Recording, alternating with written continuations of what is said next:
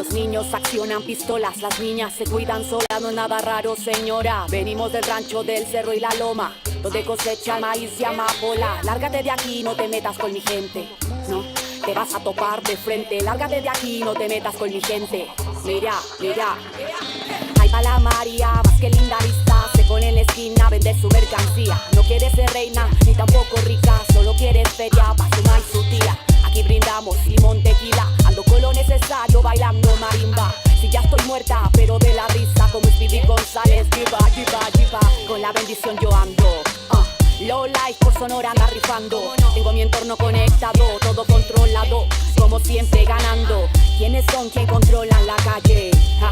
Corre que no te atrapen, más bombas tal vez ilegales. Yeah, con la lata negro mate. Súbele, wey, ponte la cumbia chalino, cadetes, allá la que truene. Súbele, wey, que hoy me duele el corazón, me lo pasaré con full que si se puede. Malos tiempos, dejaré que pasen, sí, solo miro para adelante. Estas perras conmigo quieren toparse y no creo que me aguanten. Biri biri biri biri bam bam, tú no vas a acabar con mi power mexicano. Biri biri biri biri bam bam, tú no, tú no, tú no, tú no. Biri biri biri biri bam bam, tú no vas a acabar con mi power mexicano. Biri biri biri biri bam bam, tú no, tú no, tú no. Hey, hey. No me toques, santo chida, y te veo igual de jodida. No soy suertuda, soy bendecida, que estoy tirando pa' arriba, pa' arriba, pa' arriba. Quiero cantar desmadre mariachi, a ti te olido con mezcales, que suene fuerte los cadetes de Linares. Yeah, por acá puro González, ando tumbando la casa. Yeah, ando prendiendo con Rafa la raza. Ando haciendo la finanza, pasándome de lanza, que esta vida no me alcanza. Yo me muevo como la marea, este estilo tu culo patea. Las flores más finas crecen en mi tierra, yeah, suculentas cosechas. Si te metes tú conmigo se te va a ir toda mi gente. Estamos fuertes, bien fuertes. Si te metes tú conmigo más vale que no lo intentes. Revolución de mentes. Si te metes tú conmigo se te va a ir toda mi gente. Estamos fuertes, bien fuertes. Si te metes tú conmigo más vale que no lo intentes. Revolución de mente. Biri biri biri biri bam bam, tú no vas a acabar con mi power mexicano. Biri biri biri biri bam bam, tú no, tú no, tú no, tú no. Biri biri biri biri bam bam, tú no vas a acabar con mi power mexicano. Biri biri biri biri bam bam, tú no, tú no, tú no. Hey, hey. Rap mexicano. Lo mejor, este rollo no detendrá. México infectando desde el sur al norte. Con este ritmo. Rap, rap, rap, rap, rap, rap, rap. Rap mexicano, crema cocinando. En tu área. Copyright disclaimer. This content does not belong to Bible Chronicles or claim this intellectual property. The content provided today has and always will belong to the content owner. Bible Chronicles does not have any affiliation with the owner of this property. As mentioned, Bible Chronicles did not intend to make use of any material for the purpose of harvesting gain. However, Title 17 of United States copyright law states material in use can only be done when it's for theological or general educational purposes, and thus Bible Chronicles believes that this principal material falls under fair use, which honors protection under Section 107 of the same U.S. copyright Isaiah law. chapter 58 and verse 1. Cry aloud, spare not, lift up thy voice like a trumpet, and show my people their transgressions, and the house of Jacob their sins.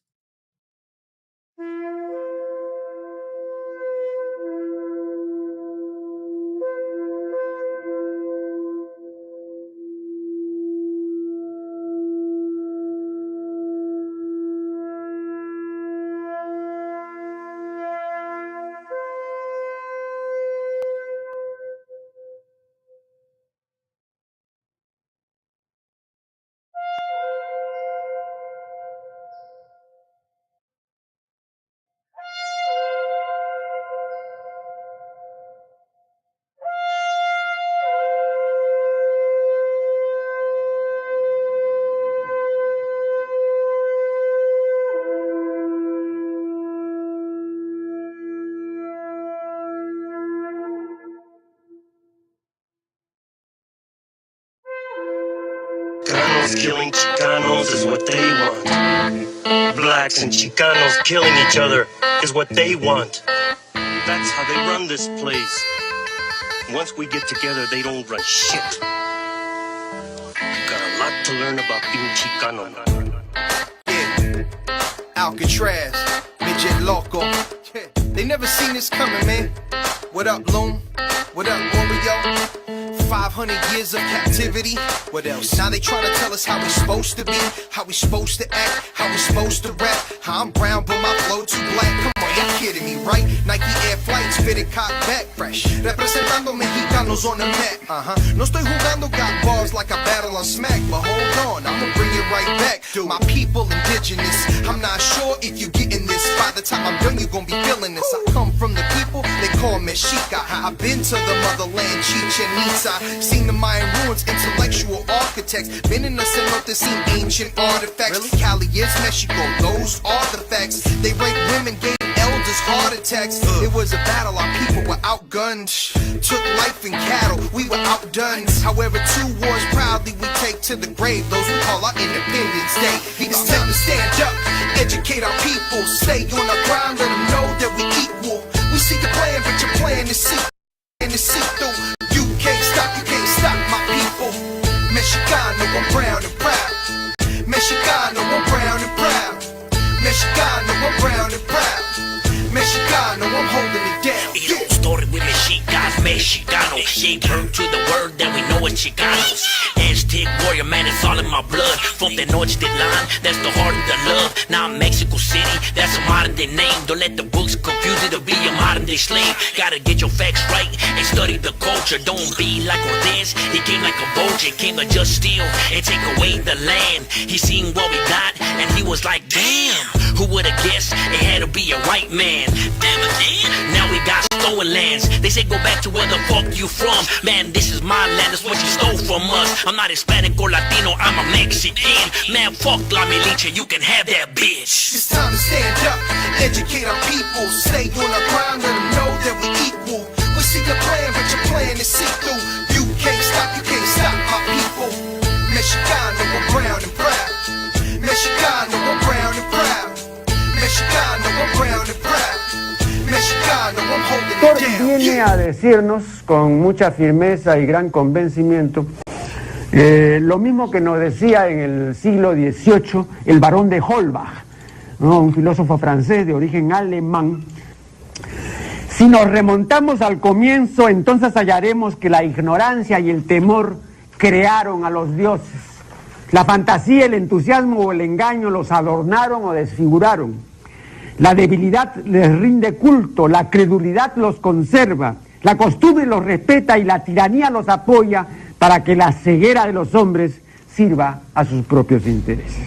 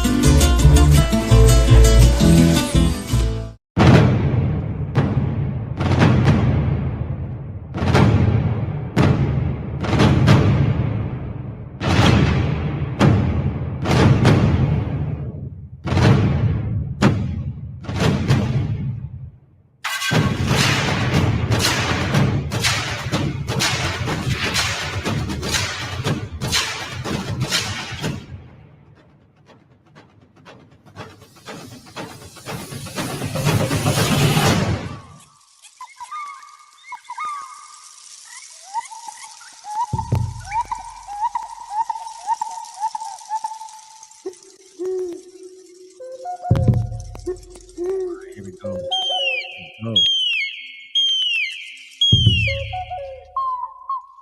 Okay. All right. Attention, everybody. The show is about to begin. I know you suckers hate me, man. That's why I don't see nobody. It's all good, bro. Just one brother or sister. It's all good. All I need is one. You guys didn't know? This channel started with 5 people, man. 2, 3, 4. For like 6, 7, 8 months, it went for like 27 people. So you should have stopped me while you were at it. Today's going to be an interesting night. Buenas noches, saludos, shalom. Al, if you're still there, what up? Julio, I don't think you're there. That was a long time ago. What's up if you're watching? Let's see. All right. History of the deceptive Negro. I know you guys feel offended by it. Yeah, whatever. Yeah, I hate that bald-headed Canaanite of yours. Yeah, that's right. And if I was a Canaanite, I'd wear it proudly, bro. I would. Shoot it. Come on. But I'm not. So it's all good. And I really mean that, man. Seriously, I really, really mean that. If I was, I'd be all for it. You can't change nothing. You can't change that shit. You know what I'm saying? I want to show you guys a picture of something I saw in one of the, I guess, like Chicloso likes to call it, show. He said, this is a show. Okay. Anyways. So this other brother, Scattered Israelite, he posted something very interesting, man. I appreciate you, man. You're not watching close from a distance. Thank you, bro. Let's read this. Let's chew on this for a second before we start this whole show. Here we go, man. It says there's this lady. I think he meant Theres, that on YouTube, her name is Lisa Cabrera. She's been very anti-migrant, anti-Hispanic lately, because she's feeding into the false narrative they're a threat. I think she got that way anti-Hispanic because I've heard her say on her channel that blacks only are the true Israelites. Oh, I see. Okay. And they are the real Native Americans. Okay. I think she got that way when some of us spoke out and said, no, that's not the case. Hispanics and natives are one of the same. So she started her anti-Hispanic rant. Also, I think she got her anti-Hispanic sentiment from Black American side of her family. Yeah. So probably because she is Hispanic dark. Darkity dark. Yep. That is the very true case, my friends. The very true case. It is very true. Very true. En la mitad del siglo XIX. Hey, shut up. Let's start up with this here real quick.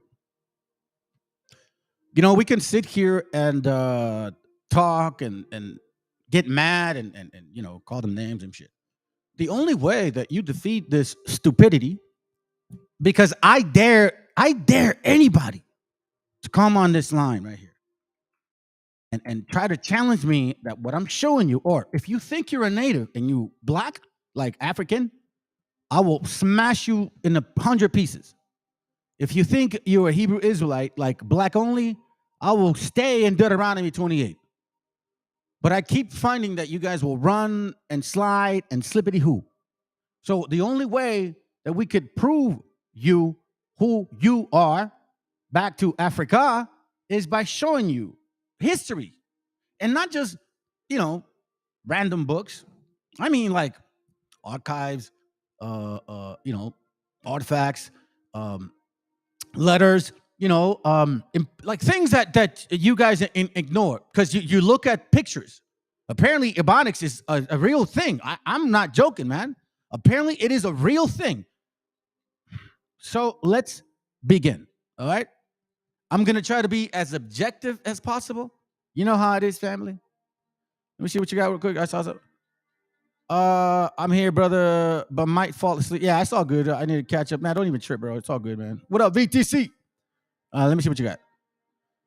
We're not the same, and blacks were never indigenous to this land, and they were sold for twice the price of a real straight-haired native. Yeah, I think I'm going to show that today. I'm going to show a few things, man. Hold on a second.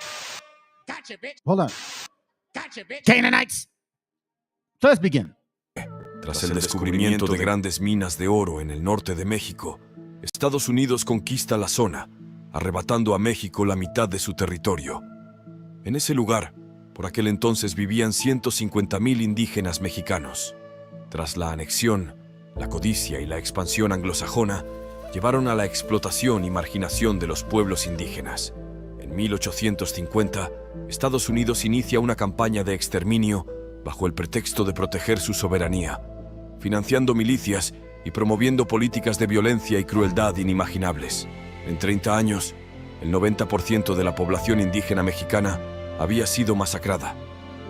Este oscuro capítulo en la historia de América refleja la lucha de los indígenas frente al imperialismo, y aunque su historia fue olvidada para enfrentar a México contra España, hoy su espíritu de resistencia y valor vuelven como un recordatorio de su inquebrantable coraje. So, in case you guys, let me remind you the topic, okay? Let me remind you. Hold on, let me see if I got it. If I did it here, maybe I did it in the other place. Let me go back to Canvas because I was supposed to do this a while ago, you know, and I just never got around it. Let me go to the actual man. What's wrong with me, bro? Well, anyways, I hope you guys been doing well throughout the week, fam. I've been busy working, as you know. We beat ourselves here. You don't go around asking moaching for money. The class is called A History of the Deceptive Negro. You 151st black men of Texas. Okay, so this is going to be an objective point of view on what happened in Texas, because you see, we have to kind of reassess again and reset our mind as to what actually occurred. Like, if you guys got to think about this. When back in the day, we thought it was just gringos and shit. You know what I'm saying? But now, when you look back at books like Bartolomé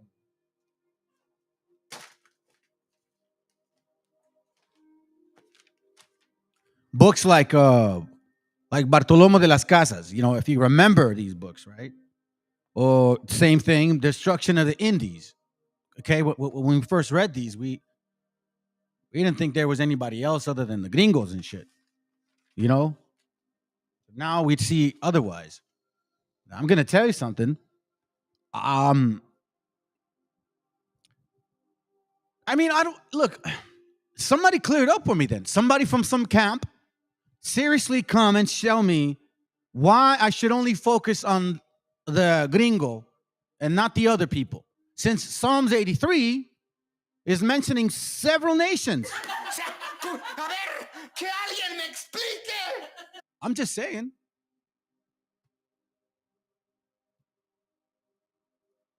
Let's not forget. En la mitad del I mean, facts are facts, you know, and quite frankly,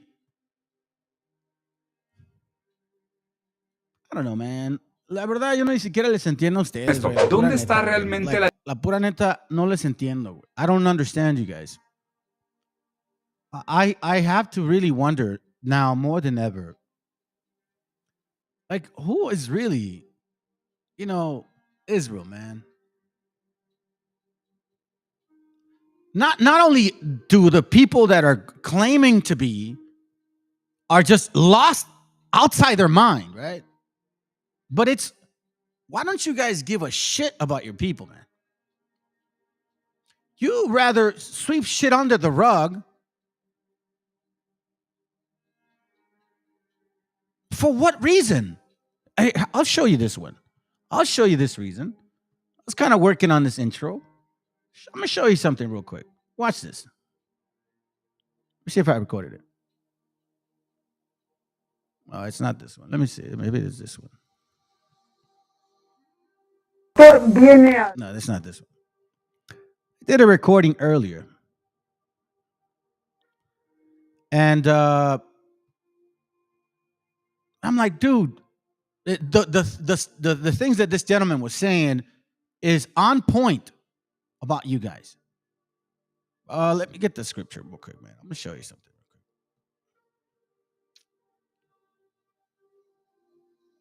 I know that, God, man, It's like we read this all the time, bro.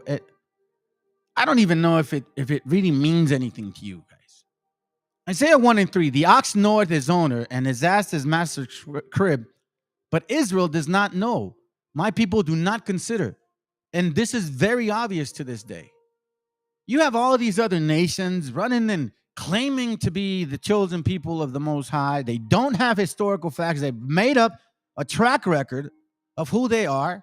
Clearly, if you're logical and not emotional and not, oh my God, I saw a dream, took a fart. No, man. If you are real about, if you're an adult, because you know what, man, this is real talk. We're almost everybody. Come on, guys, man. 30, 40, 50 years old, 60, 70 years old, and you guys are still listening to bullshit? For real? Come on, man. You still falling for that 12 tribe shit? The whole BHIism? It came from a dream? What do you mean, man? This BHI has been going on for years, since 1844. And guess what? Only up until now, they gave a shit about giving us, let's play some space. And for that matter, like, I don't even know if it's worth it. The ox knoweth his owner, and his ass his master's crib. But Israel does not know. Like, you know, it's worse than being an animal, bro. It's just like saying y'all are worse than animals like this. They're spitting in your face. I keep telling you, but no. No. You're only seeing one perspective of what I'm bringing out, but I'm going to bring several today. And it includes all of them.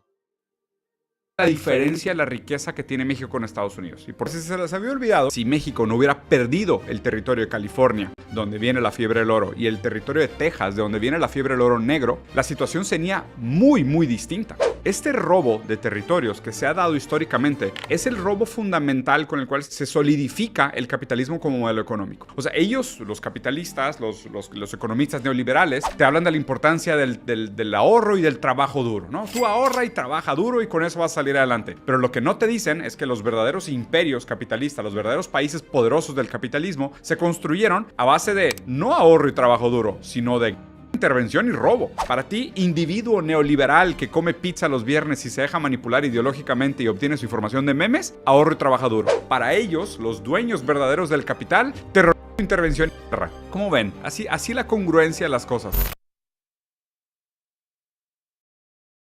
You guys understand what he's saying, right? Clearly.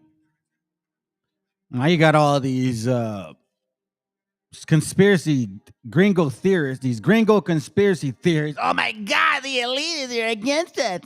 You dummies. They've been against you since the get-go. You just didn't realize it. Like this whole time, it didn't even occur to you that the majority of goods that you were buying at a very low cost was due to the suffering of other nations. Well, but no. It didn't occur to you. No, it's not me. It's God, because God loves America. They're so prosperous.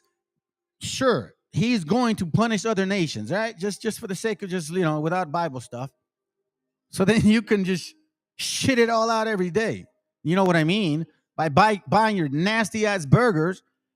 I mean, everything's processed right now, and I don't even understand. I can go on and on and on and on and on.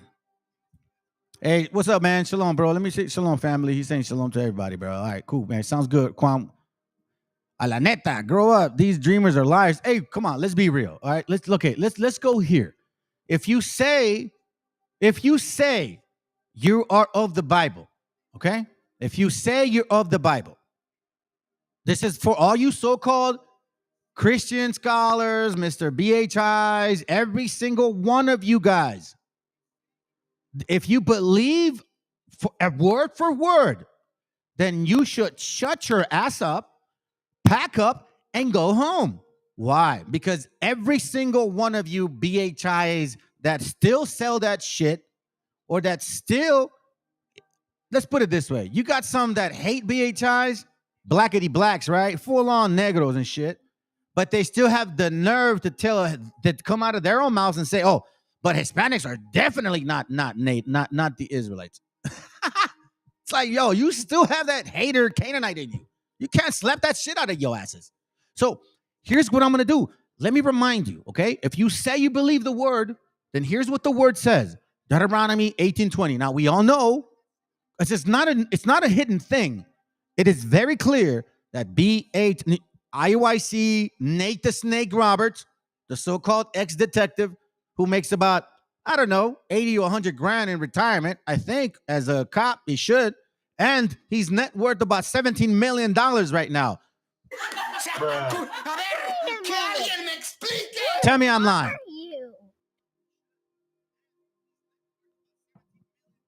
Tell me I'm lying. Now, every single camp demands you to have money, demands you to get money, demands you. So here's what every single leader of every single camp right now that teaches either black-only shit or 12-tribe crap, here's what they say, that Y2K is gonna destroy the world, and that the so-called white man, right, he is going to be in submission of the so-called black man. That is what you guys said. Don't bullshit us, because that is exactly what you taught. ISUPK taught it. Every single person that came out of those so-called leadership, they call King David, they all taught that at the end of the world was in 2000. Nate the Snake even said it in a class that I was watching live. As I told y'all, I was from that stupid camp. Hey, it is what it is. I was stupid too. But remember, when I was a child, I spoke like a child. I acted like a child. I saw and perceived things as a child. But when I became a man, I strapped my boots and I smacked my face a little bit and said, it's time to grow up. I got a family to take care of. So what is the truth? For me to show my family what is best for them. Not for me, what is best for them. You guys are too selfish, man. So when I started looking at scriptures wait a minute, hold on a second. Deuteronomy 18:20.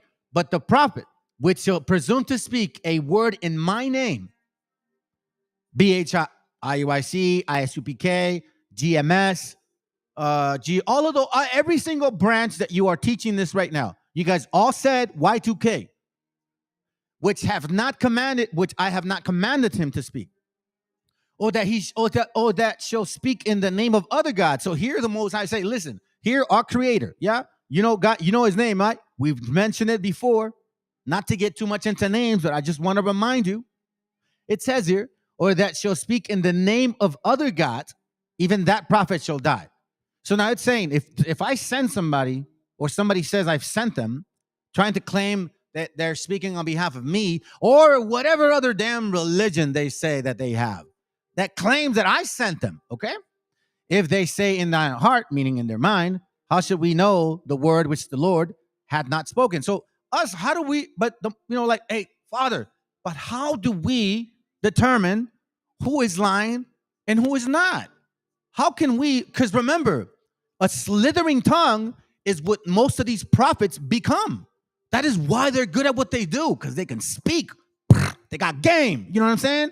Like, trust me, family.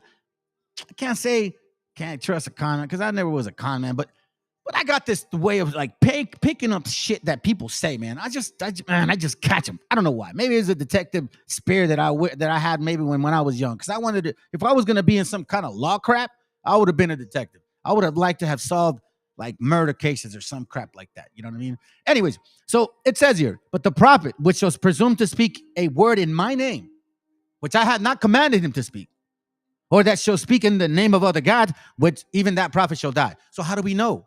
Here it goes. Y2K all day. I showed you guys the videos, these other classes. Go back into my channel and go back and say, look, they said it themselves. This gringo guy went in there and recorded them, and you see this dude dressed up like I don't how can I say it? Like a pirate, from a boat. And he's like, yeah, that picture down there. That's your Pope. He's like, all right. He goes, yeah, because in 2000, the world's going to end. We're going to rule ya.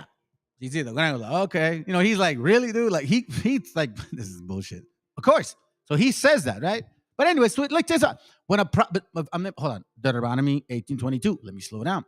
Deuteronomy 18:22. So here's my point. When a prophet speaketh in the name of the Lord, if the thing follow not, Let me go here. Let me be a little more clear. Let me go here. Let me be a little more clear. If a prophet speaks in the name of the Lord and what he says does not come true, they said the world was going to end in 2000. Then it is not the Lord's message.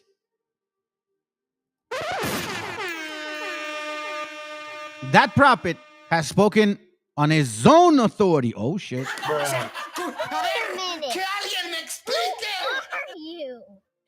And you are not to fear him. So, if you say you are about the scriptures word for word, Nate, Cornelius, Chris, I'm sorry, Captain Zap, whatever camp you guys want to mention, what does it say? Because that's the root that you came from. That's the father that seeded you, so to speak.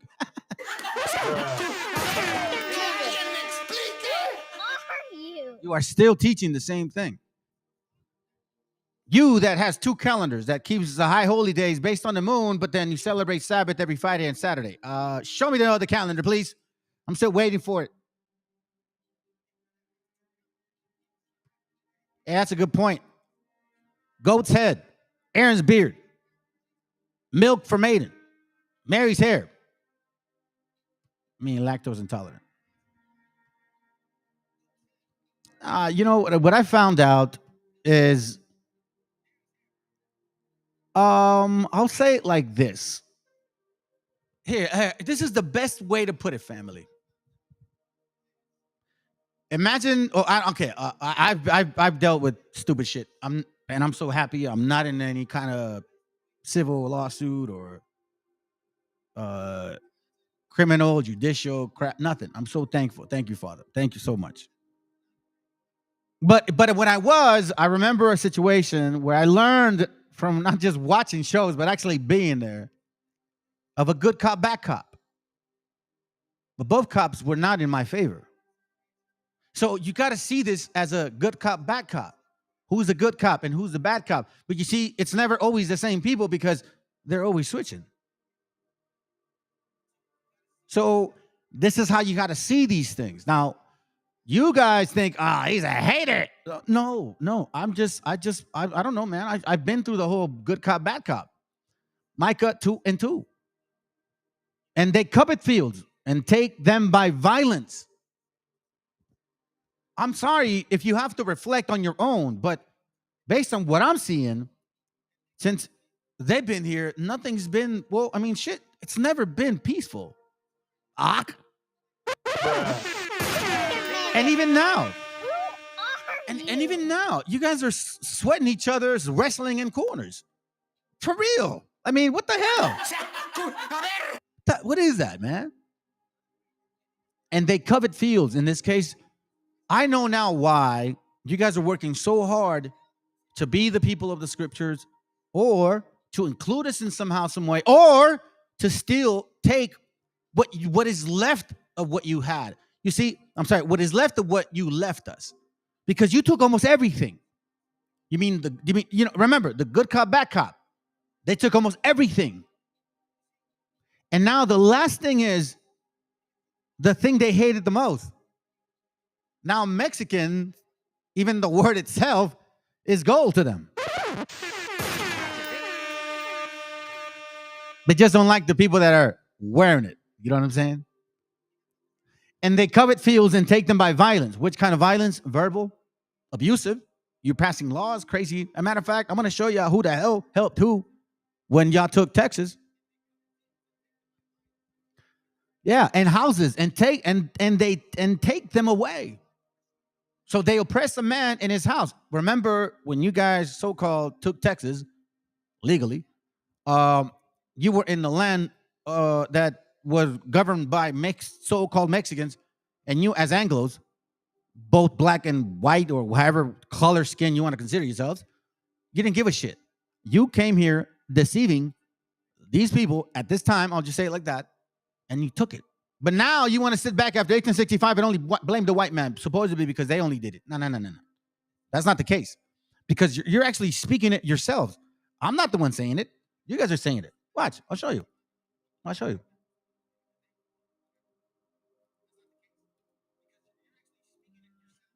was like, dude. Hold on. Where you at? Is this one? No, it's not that one. Here goes right here.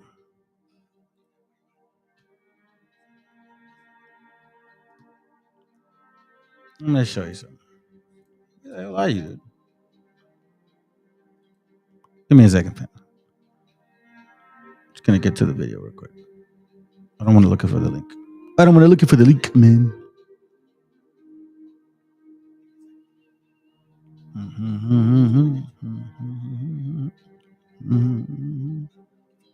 Give me a second. I'm almost there. Just want to show you things like this, okay? This means something, family. This means something. First impactful Republican strong trailblazer, right? Their mission. Now, the Republican Party of Texas was started by 150 black men, July 4th, 1867.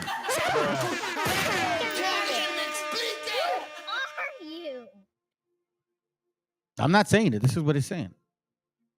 That's what it's saying. Now, how come we weren't taught this in school? How come this wasn't even mentioned to us? Remember, Texas was not sold. It was stolen by people like him. What are you going to say now, 12 tribe charters? You dumb hooligans. What are you going to say? I mean, you're very proud of this here. I'll show you right now. Here, I'm going to show you something. You're very proud of this. I mean, it's there's no denying it. You're very proud of this. You're very, very, very, very proud of this. You see, family, good cop, bad cop. You just have to determine who's a good cop and who's a bad cop at what time.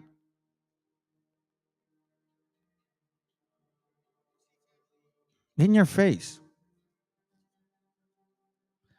This whole black Hebrew stuff was grown and nurtured by Pan-Africanists and Marcus Garvey shit. They've been trying to steal our heritage since the get-go, family. Of course, we go back to Canaan times. It's just like Canaan.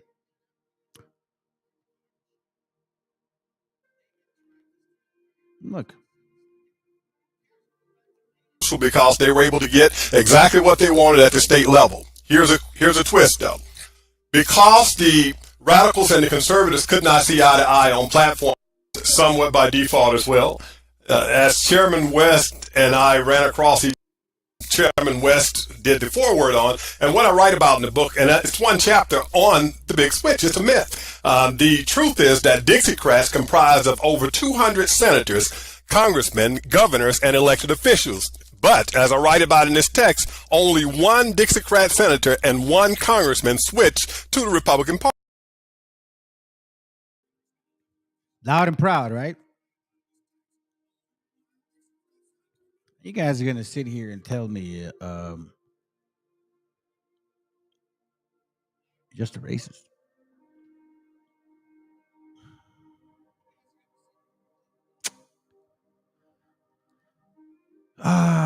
Okay, let me show you something. When did Texas become a state of Estados Unidos? Does anybody know? I'll show you right there. December 29th, 1845. Now, you realize that Mexico and the U.S. went to war in 1846, right? Finally done in 1848. I want you to be mindful of that stuff. Let me show you something. Sit here and laugh all you want. And they're sitting here laughing at you guys. So now look, American politician, Texas, 1846.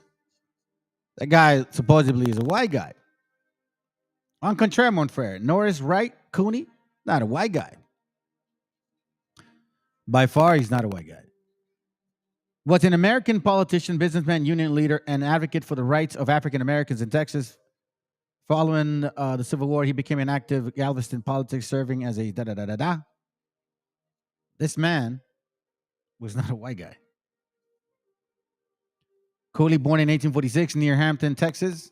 But the Brazos right, really. He was the fourth of 8 children of Adeline Stewart, a mixed-race slave of African, European, supposedly Native American. And we know this is total BS. But anyways, let's play with it. Among his mixed-race siblings, all of whom were white passing, were his older brother Joseph. White passing. You see that?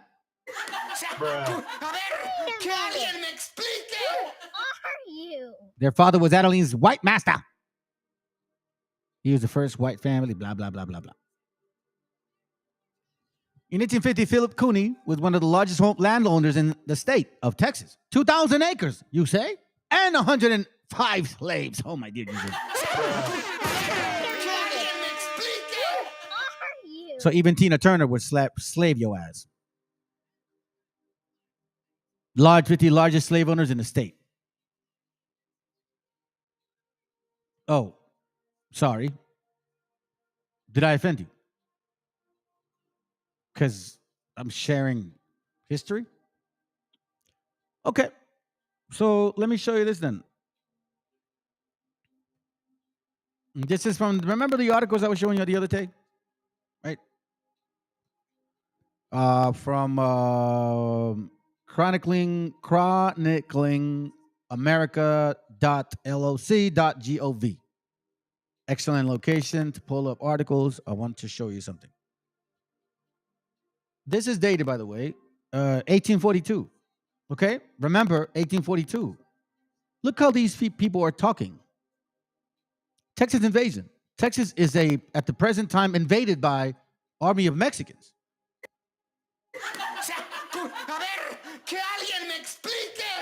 Now, you guys remember, if I did a class the other day, and I showed you how they were technically taking the land, right? I'll show you.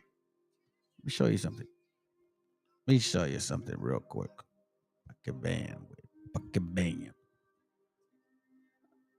We can run, but you can't hide. And then if you hide or try to hide, then you got some Mexicans protecting you.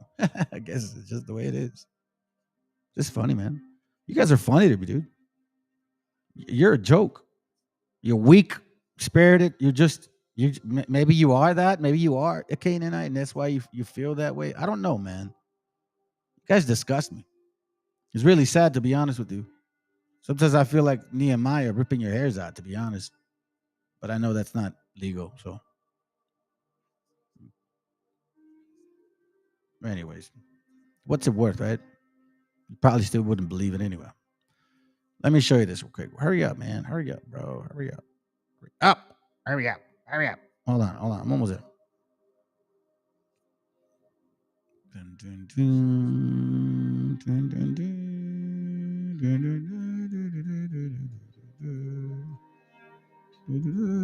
Here it goes right here. This is from Occupied America, History of Chicanos, 3rd edition. That's what it says here. Let's go to this other page.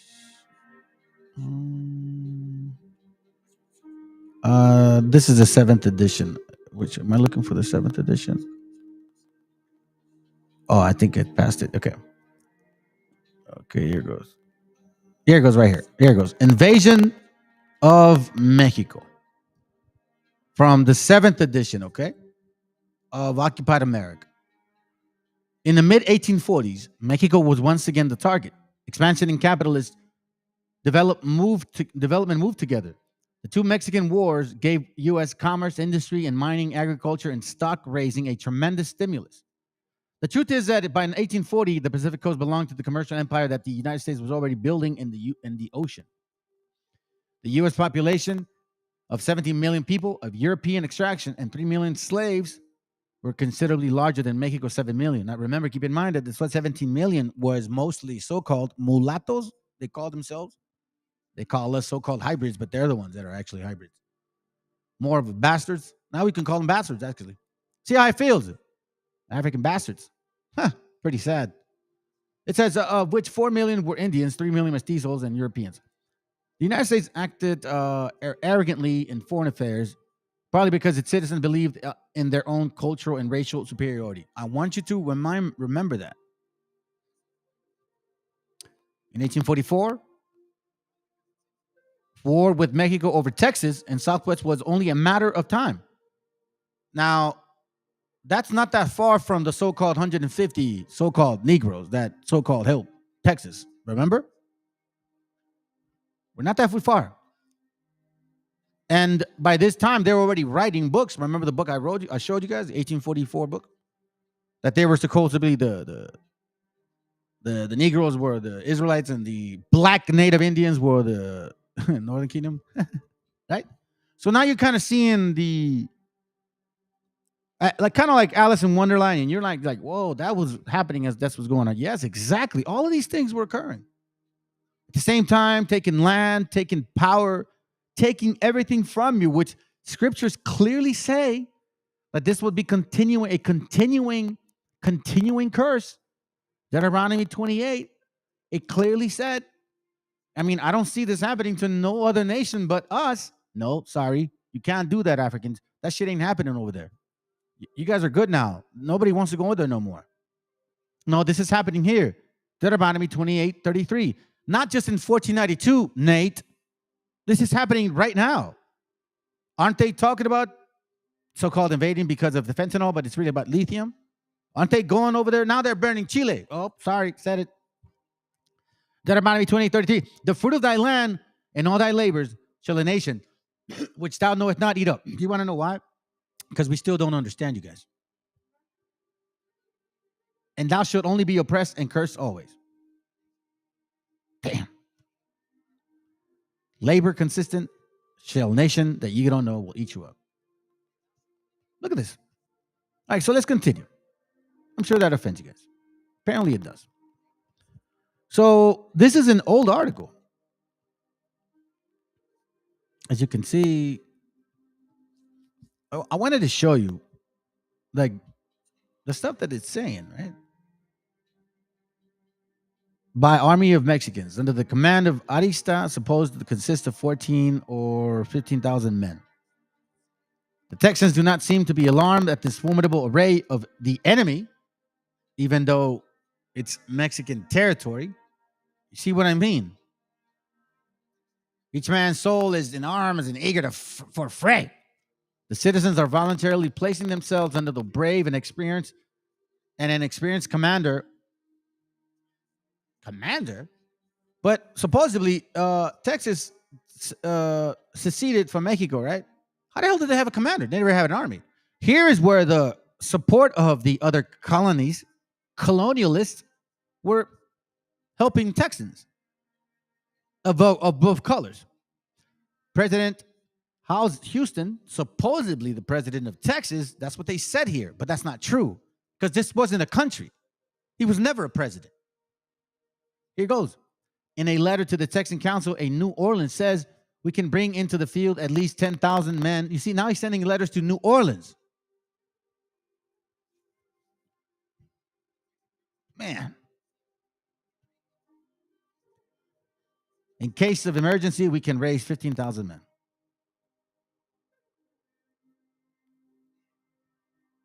The war will not be long of duration. No Mexican force can long sustain itself in a Texas. And let Mexico look out for the recompense of her iniquities. Wow. That's a heavy point right there. You want to know why? You want to know why that's a heavy point? Think about family. There's only 6 of you guys watching this right now. Let Mexico look out for the recompense of her iniquity. Y'all deserve this shit.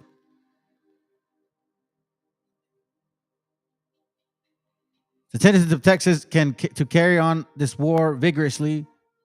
Texas is not to be trampled underfoot as possession by a mushroom existence. Keep in mind, this is still our land at this time. The stars of the Republic is destined to shine in the horizon of nations, century and century, bright and yet brighter as time elapses. It may be possible that the present invasion of Texas is but the prelude to Sam Houston's revel in the halls of the Moctezumas. At any rate, we hope so. Wow.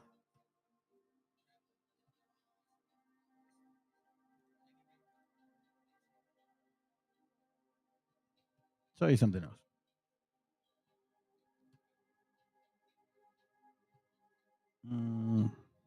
Oh, I didn't record it. Let's see. Let me see if I can find it real quick.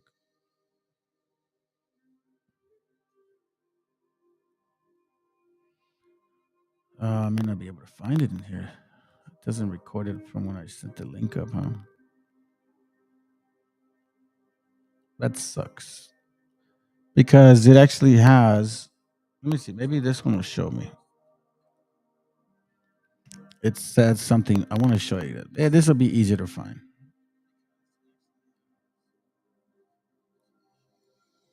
Check this out.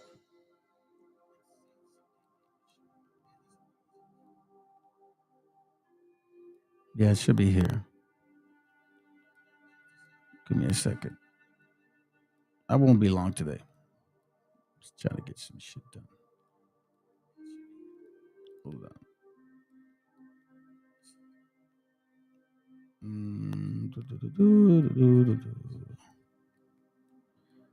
Just looking for a number real quick. It should get me to where I'm trying to get to.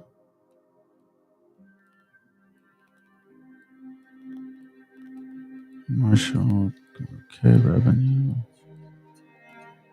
Okay, let's see. Let me see if I can find it here.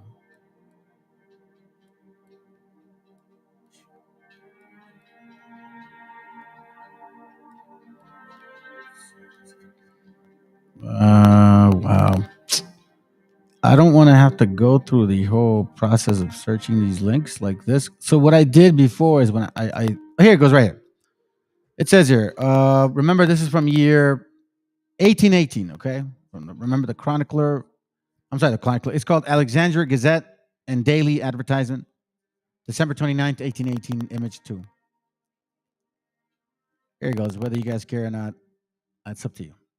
For Mr. Bland account, it would seem that Chile is a country, excluding the Magellanic tracts of New Chile, of about 1,000 miles in extent of the seacoast, that it has many excellent ports, convenient for foreign trade, that it is country fruitful in grain, wine, oil, and productivity in gold, silver, copper, and tin.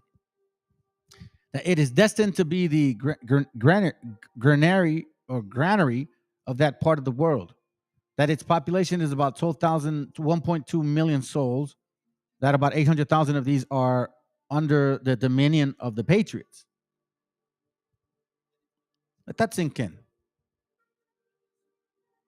Under the dominion of the patriots. 1.2 million souls, 100,000 are in slavery by the Anglos here. Yes, both. The good cop and bad cop, black and white. Okay, don't bullshit each other.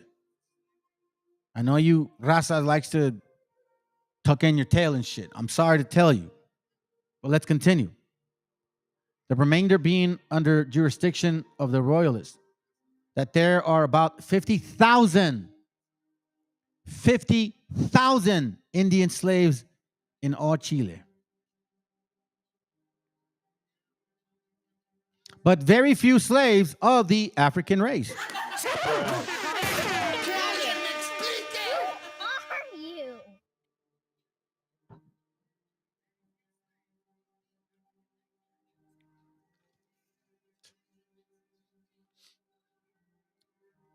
Who cares, right?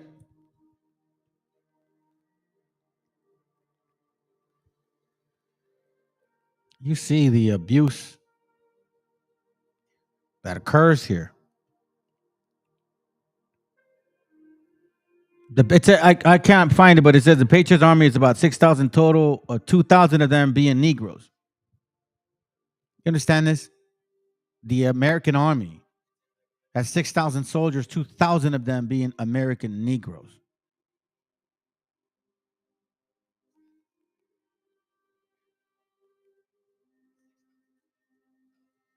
But but I'm sorry. They suffer just like us. That's what you want. That's what you want me to believe, right? It's very convenient. Here goes. The Patriot Army, at a medium for Mr. Irizarry and Mr. Bland differs in this point, is about 6,000 strong, 2,000 of which are Negroes from Buenos Aires. There are no Chilean officers in it, however. See?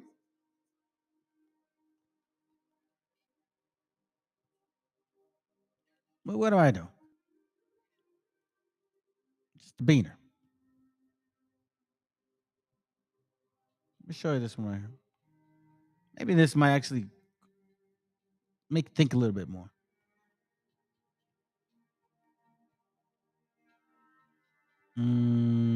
This is from the Phoenix Gazette, 1826. Let me see if I can find it real quick.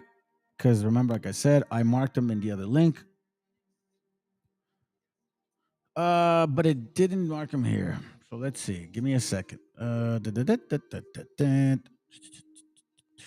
on. Let me see what I got. I should find it quicker.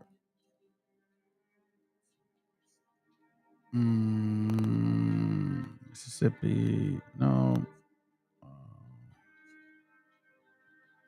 Maybe on this one here. Let me go back here. Hold on a second. It's somewhere around here. So let me start. Okay, here it goes right here. Okay, so here it goes. Let me start reading right here, okay? Pay attention. Pay attention, please. Remember, this is Phoenix Gazette, June 5th, 1826. I'm sorry, 1820. Yeah, 1826, image 3.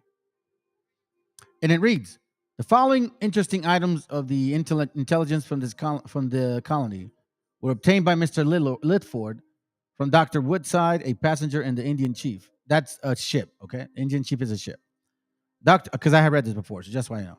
Dr. Woodside states that advices having been received by the governor Mesurado that the 2 or 3 Spanish vessels were at Trade Town, about 90 miles to the leeward of Mesurado, in the business of trading with the tree panning the natives, I guess so. Made application, chase of Colombian scooter La Jacinta to proceed thither, promising him at the same time the assistance of from 30 to 40 of the American colonists who had volunteered themselves for the purpose and endeavor of possible to defeat their plans.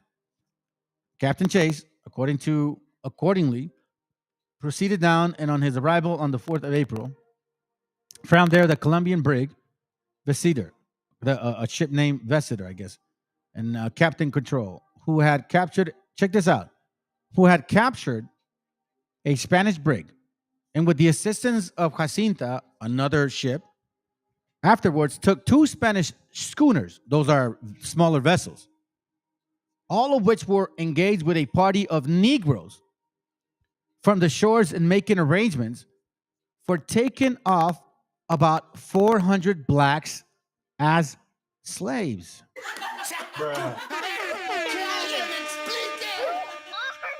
Do you understand what we just read? Several ships were together. They found 2 Spanish ships, and all of these people were engaged with a party of Negroes from the shores and making arrangements. These Negroes were making arrangements for taking off about 400 blacks as slaves. Do you see this? So there were Negroes taking blacks as slaves.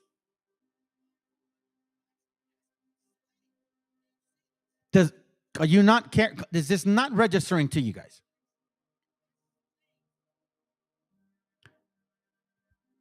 But again, what do I know, right?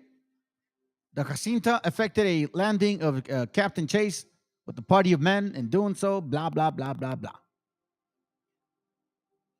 This is crazy. If you keep reading. Cash for Negroes. Which kind? Just some Negroes just found some other ones. When you purposely blur history and you don't know how to make sense of it because it takes a while to study history, and if you don't have if you have a narrative, you won't see it, and if you have a wrong spirit, the Most High won't open it to you. You won't see these things. Here it goes: proclamation of Sam Houston, president of Texas. Wait a minute. In 1842, how in the world does Texas have a president when Texas still technically belongs to Mexico?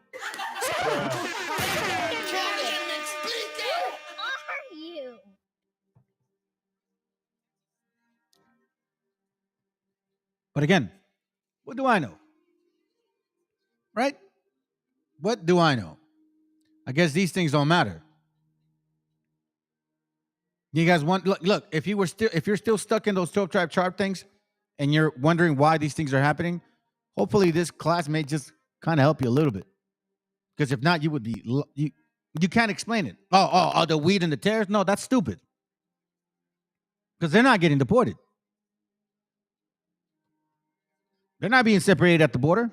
Matter of fact, they're helping the white man pass laws to make sure that you so-called Hispanics don't belong here. Look, the so-called audacity of them. Check this out. In 1850, supposedly there's hardly any Hispanics or others, right? And then non-Hispanic white, supposedly, they were the majority in 1850. You see what I mean, fam? You see what I'm saying? It's like as if, no big deal, about 28% were black slaves and the rest were Hispanics or Indians. 70% of the state were white, supposedly white standard. Remember? We talked about the topic. But again, what do I know, right? What do I know? What do I know? You guys don't give a shit anyways. You guys are at los huevos de cada uno, güey. Texas Braves. Look at this, bro. Like, come on, man. It's sad, bro. You guys are a sad case.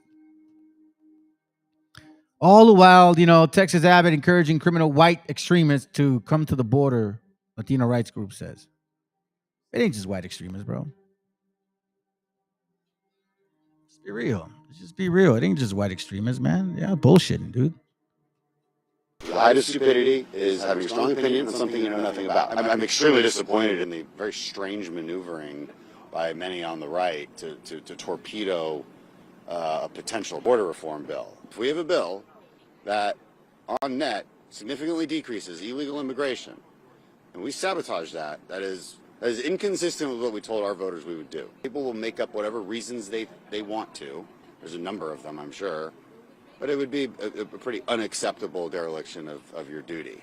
The height of stupidity. This weekend, a trio of anti-immigration rallies took place in Arizona, California, and not far from here. Hundreds of people drove for hours from across the country to take part in these, quote, take our border back convoys. And while there was talk on social media of civil war and violence, these demonstrations were peaceful demonstrations.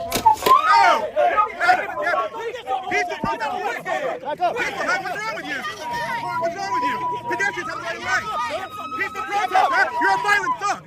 You're a violent thug. Convoys fighting each other. I mean, who'd have guessed that hundreds of disenfranchised Trump voters high on Alex Jones' boner pills would cause a scene? Not me. Hey! You want to go to jail? Don't touch us! Would you look at that? Peaceful protesters fighting each other. Border convoys, all converging. All supporters of Donald Trump or QAnon or both. Going down to the border, all right-wing media viewers, scared into a frenzy, believing that there are aggressive people coming across the borders of our nation, so they go down to the border and are aggressive towards each other. Now, in fairness, most of the protests have been peaceful, but that's mostly also because there hasn't been very much to see. Is the border a problem? Yes, there definitely is an enormous number of people coming across the border that can't be sustained for long, but is it it something to be scared of? Is it something that is necessitating people going down to the border to quickly stem this invasion, to watch it all unfold? Well, here's one person who talks about how 4 years of Trump actually went down there. It's pretty surreal. We actually made it into Eagle Pass and we went and saw Shelby Park. I was able to see some people actually trying to cross and stopped at the wire there. So I can tell you it's not as bad as what I thought. It's not what I expected, but then again, I don't know what I expected. Interesting. If this problem is so bad like Republicans say it is, and it is not good, once again, I will make clear, but if it's as bad as Republicans say it is, you think they'd want to pass some kind of comprehensive immigration bill to fix the problem, which they said they wanted to do, and threatened and said Biden won't do it though, and then Biden called their bluff and said, these people go down there. Who are these people? Some folks even making their way down to the border, many of them telling me that they were surprised. They thought that things would be worse here. So let's meet one or two of these people who believe this border crisis is so intense and see what their solutions are. You can't just walk in here at your own leisure. It doesn't matter if you're a refugee or asylum seeker or what the hell ever. I mean, we should have 50 cals and landmines lining the border and using them. That would stop the problem. But nobody has a effing spine. Nobody will do anything, so that falls back on us. I'm sorry, did you just say use landmines? Did you say you wanted to use landmines on people coming to seek asylum that are escaping violence? You want to blow them up with landmines? 50 cals and landmines lining the border and using them. Okay, I can't believe I'm saying this, but to cleanse my palate to something more rational, let's go to this QAnon lady. Who cares? What matters for me as Q Patriot is the safety. Our number one priority in the Q movement is the children. And so I'm hoping I can do my part to bring awareness. I got a great flag. It's a nice sentiment to protect the kids.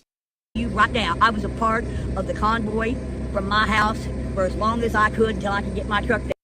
Could it be because they're seeing comments on the news like this? We're on the path to having our country taken over by savages the way Europe has done. Or maybe it's comments like this from Fox News. Foreign nationals storming the beaches of San Diego like it's Normandy. Look at this. Boatloads of strange men breaching our beaches and just disappearing into the streets. Or really humane solutions like this man at Fox News. And by the way, alligators in the Rio Grande would be safer than it would be now because they wouldn't get in the water with alligators. And now they get in the water and they are drowning every single Brilliant idea. day. Thank you. And put the alligators in the water. The people that we're talking about are human beings just like you. This is our community, and you just don't dump anything on us and expect us to accept it. And I want to say something to all of you all. Stop depending on the politicians and stop voting for the same people getting the same results. All right, so then in this one right here, we already know the situation with immigrants that's happening in what you would call sanctuary cities. Good. I believe that's something that Hillary Clinton put out there. Our mayor. He is our... My issue is you want to put a Band-Aid on a leaking faucet, and that is not going to work. You have no right to take the taxpayer park district and tell us and jam it down our throats like gangsters what you want to do. This is our park district, and we have a right to have a say-so. But we don't have a say-so. You all called our alderman and told him what he's going to do. This is war. How disrespectful. You so-called Hispanics like to tell the white man, you stole our land, but you don't tell these Negroes the same shit, do you? Or is that why you believe in the tripartite chart? Because you think they're going to protect you? Is that what it is? Or you don't got huevos cabrones? Is that what it is? You don't want to play fair. You just want to point the finger at somebody that's easier to yell at. Y'all are bullies, man. Y'all are fucking bullies. That's what it is. Look at this shit right here. You think this is even right in the first place? Let me just say this to you guys here that are watching of this nation. Work. The only reason they're letting these people actually come in is because you guys don't work. You don't produce. You only absorbing. You are the 80% of your crowd. You are the 80, 90%. There's only a few of y'all that are producing. Those are facts. Try to tell you. I mean, look, let's put it this way. Let's continue. We don't care about what the mayor said down there. We ain't concerned about that. We're concerned about our park, our safety, our kids having a place to go and show up our city because I'm one of them. So my thing is, I don't need my taxes going up. I pay my taxes to come to this park, and you all have no right to just make a blank decision to take it. But you voted for it. I'm sorry. We're gonna punch you in the face at the polling places. We won't stand for this. Amen. She said to Accept it. That's right. Okay? That is not what we pay our taxes for. That's right. There's too many places. There's empty schools, empty buildings that you can take them to. We don't have a problem with them coming. Good luck to them. But this is not the place for them. Not in this particular park. One sane person, maybe?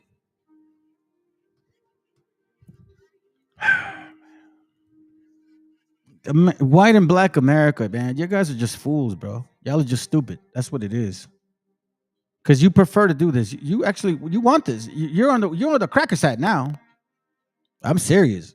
Hey, listen, I'll be real with you, man. I know there's not many people watching right now, dude. There's only like 3 people. That's what I see, which is really sad, to be honest with you. I'm like, fuck, man. Shit, even we're doing this channel. I ain't getting paid for this shit. You guys really make me think about that stuff, man. Is it even worth it anymore? I don't know. Time will tell. Let's continue. Trump is a dictator, or 4 years of Biden as a president? Trump is a dictator. He's not going to sell us out. We want Biden to hang for treason. 50%. Trump's got an excellent chance if they don't get it by with cheating again. You think the 2020 election was stolen? Yes, they did. In what way? Dead people voting, illegals voting. We're giving money to Ukraine and Israel. They're asking for more. How do you feel about that? Our country's hurting right now with all the cost of living and everything. They shouldn't be giving our money away to foreign countries. I want to ask you about Hunter Biden. He's be in jail too. Would you rather have 4 years of Trump as a dictator or 4 years of Biden as a president? Trump.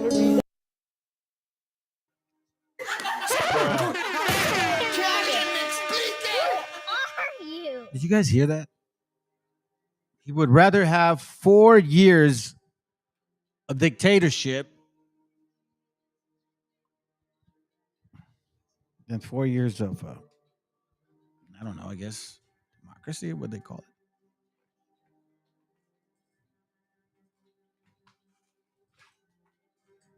Isn't that the same talk that you see with IUIC and all them dudes and shit?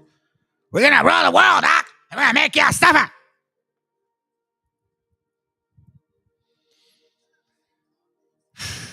Fuck, dude.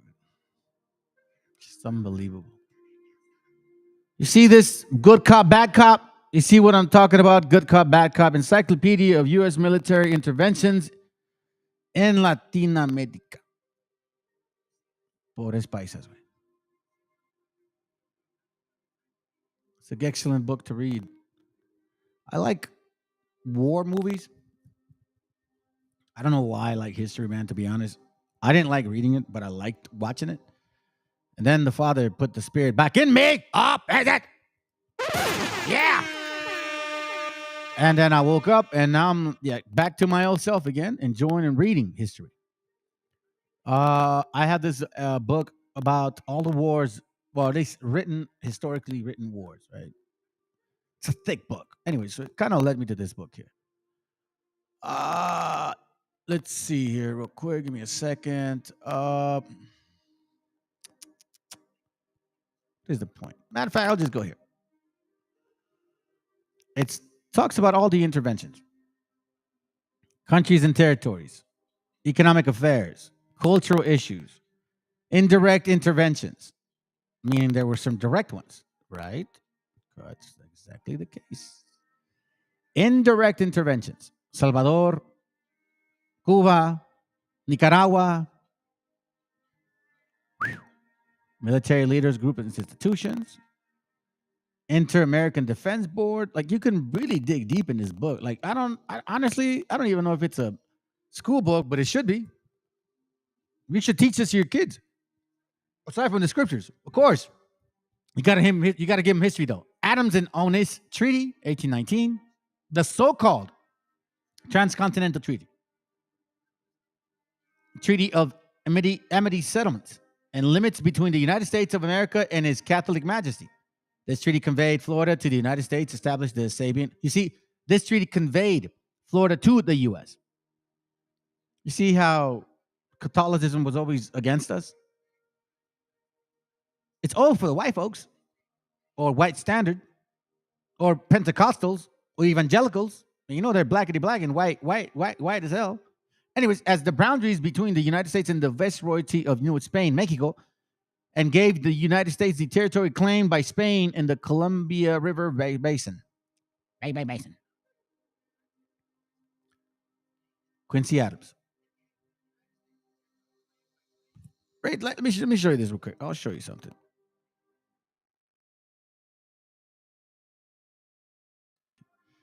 Let's read this.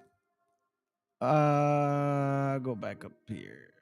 In 1810, after supporting convert operations that resulted in the creation of the independent West Florida. You see this here. In 1810, after supporting convert operations. What does convert mean? What does what does convert operations mean?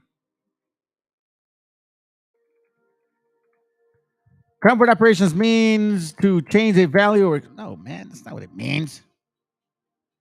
A military or police operation involving a covert agent or troops acting under an assumed cover to conceal the identity of the party responsible.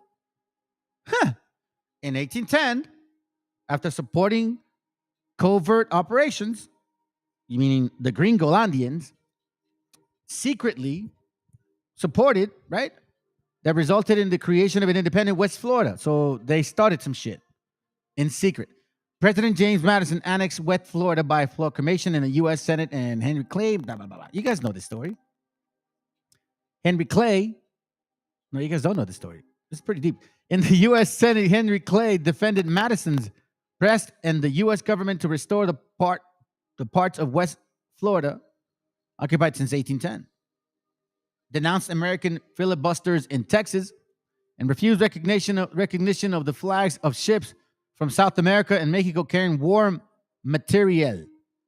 And the U.S. government agreed to none of these demands. In late 1817, occupied Amelia Islands off the Florida coast, claiming that since Spain could not maintain its authority over pirates, smugglers, insurgents, runaway slaves, and others, it ceased to hold any jurisdiction. Isn't that what they're saying about the fentanyl? You can't control these fentanyl drug pushers, so we're going to have to invade Mexico. Why can't you control your fucking people to stop using drugs? Just say no. You guys told us the same thing. You told so-called black folks, so-called black, brown, Hispanic folks, you told us, just say no. Remember Ronald Reagan? Remember the skinny wife of his, the funky lady? She said to us, just say no. And then you got stupid commercials. This is your brain. This is your brain on drugs. You guys remember that? You forgot now. So you seized Florida because you made an excuse, created a war, justified a war, supposedly because they couldn't handle pirates, smugglers, and insurgents, yet you were the pirates, the smugglers, and insurgents. Oh, I'm sorry, and runaway slaves. That's not their business. This is amazing to me, man. And now you Gringolandians are wondering like, oh, the elites. Shut your asses up. The elite. You guys you're going to get what you deserve. You are going to experience what we've experienced, but you're going to feel it so much worse because you don't have the cojones for this shit. Listen, the Most High built us a certain way because he knew we could handle it. Oh, man, that's good. I'm glad, bro. Mark 4:22. For there is nothing hid which shall not be manifested, neither was anything kept secret, but that it should be revealed. This is not, oh, I'm sorry. I have an agenda here, and I really hate the white man, so I feel bad for the Negro. I'm sorry. So I'm not going to say nothing about him. No, shut up. Aguántense, cabrones. I want you guys now to understand. You're not Hebrews. You're not natives. You are Africans. You are Canaanites. And I'm going to show you tonight, because I keep having people come to this channel every now and then, not keep having, but when they come up and they go, read Ezekiel 37. Shut up. Read Ezekiel 37. Is that the only chapter you read in Ezekiel? You guys even know what Ezekiel's saying? I'm going to show you what he's saying. Well, anyways, let's continue. During treaty negotiations, Adams claimed that the Louisiana Purchase included West Florida and Texas to the Rio Grande. In the 2 years previous of 1819, American troops led by General Andrew Jackson invaded Spanish Florida to retaliate against bands of Seminole Indians and quote free blacks who had attacked an American ship and killed approximately 30 American citizens. I wonder who killed them. In the same name of immutable laws of self-defense, Quincy Adams justified Jackson's control. But then again, why would that happen? You see what I'm saying, family? I don't trust you guys anymore. I don't trust you guys anymore at all. In the name of all of a sudden, 30 of you guys attack an American ship.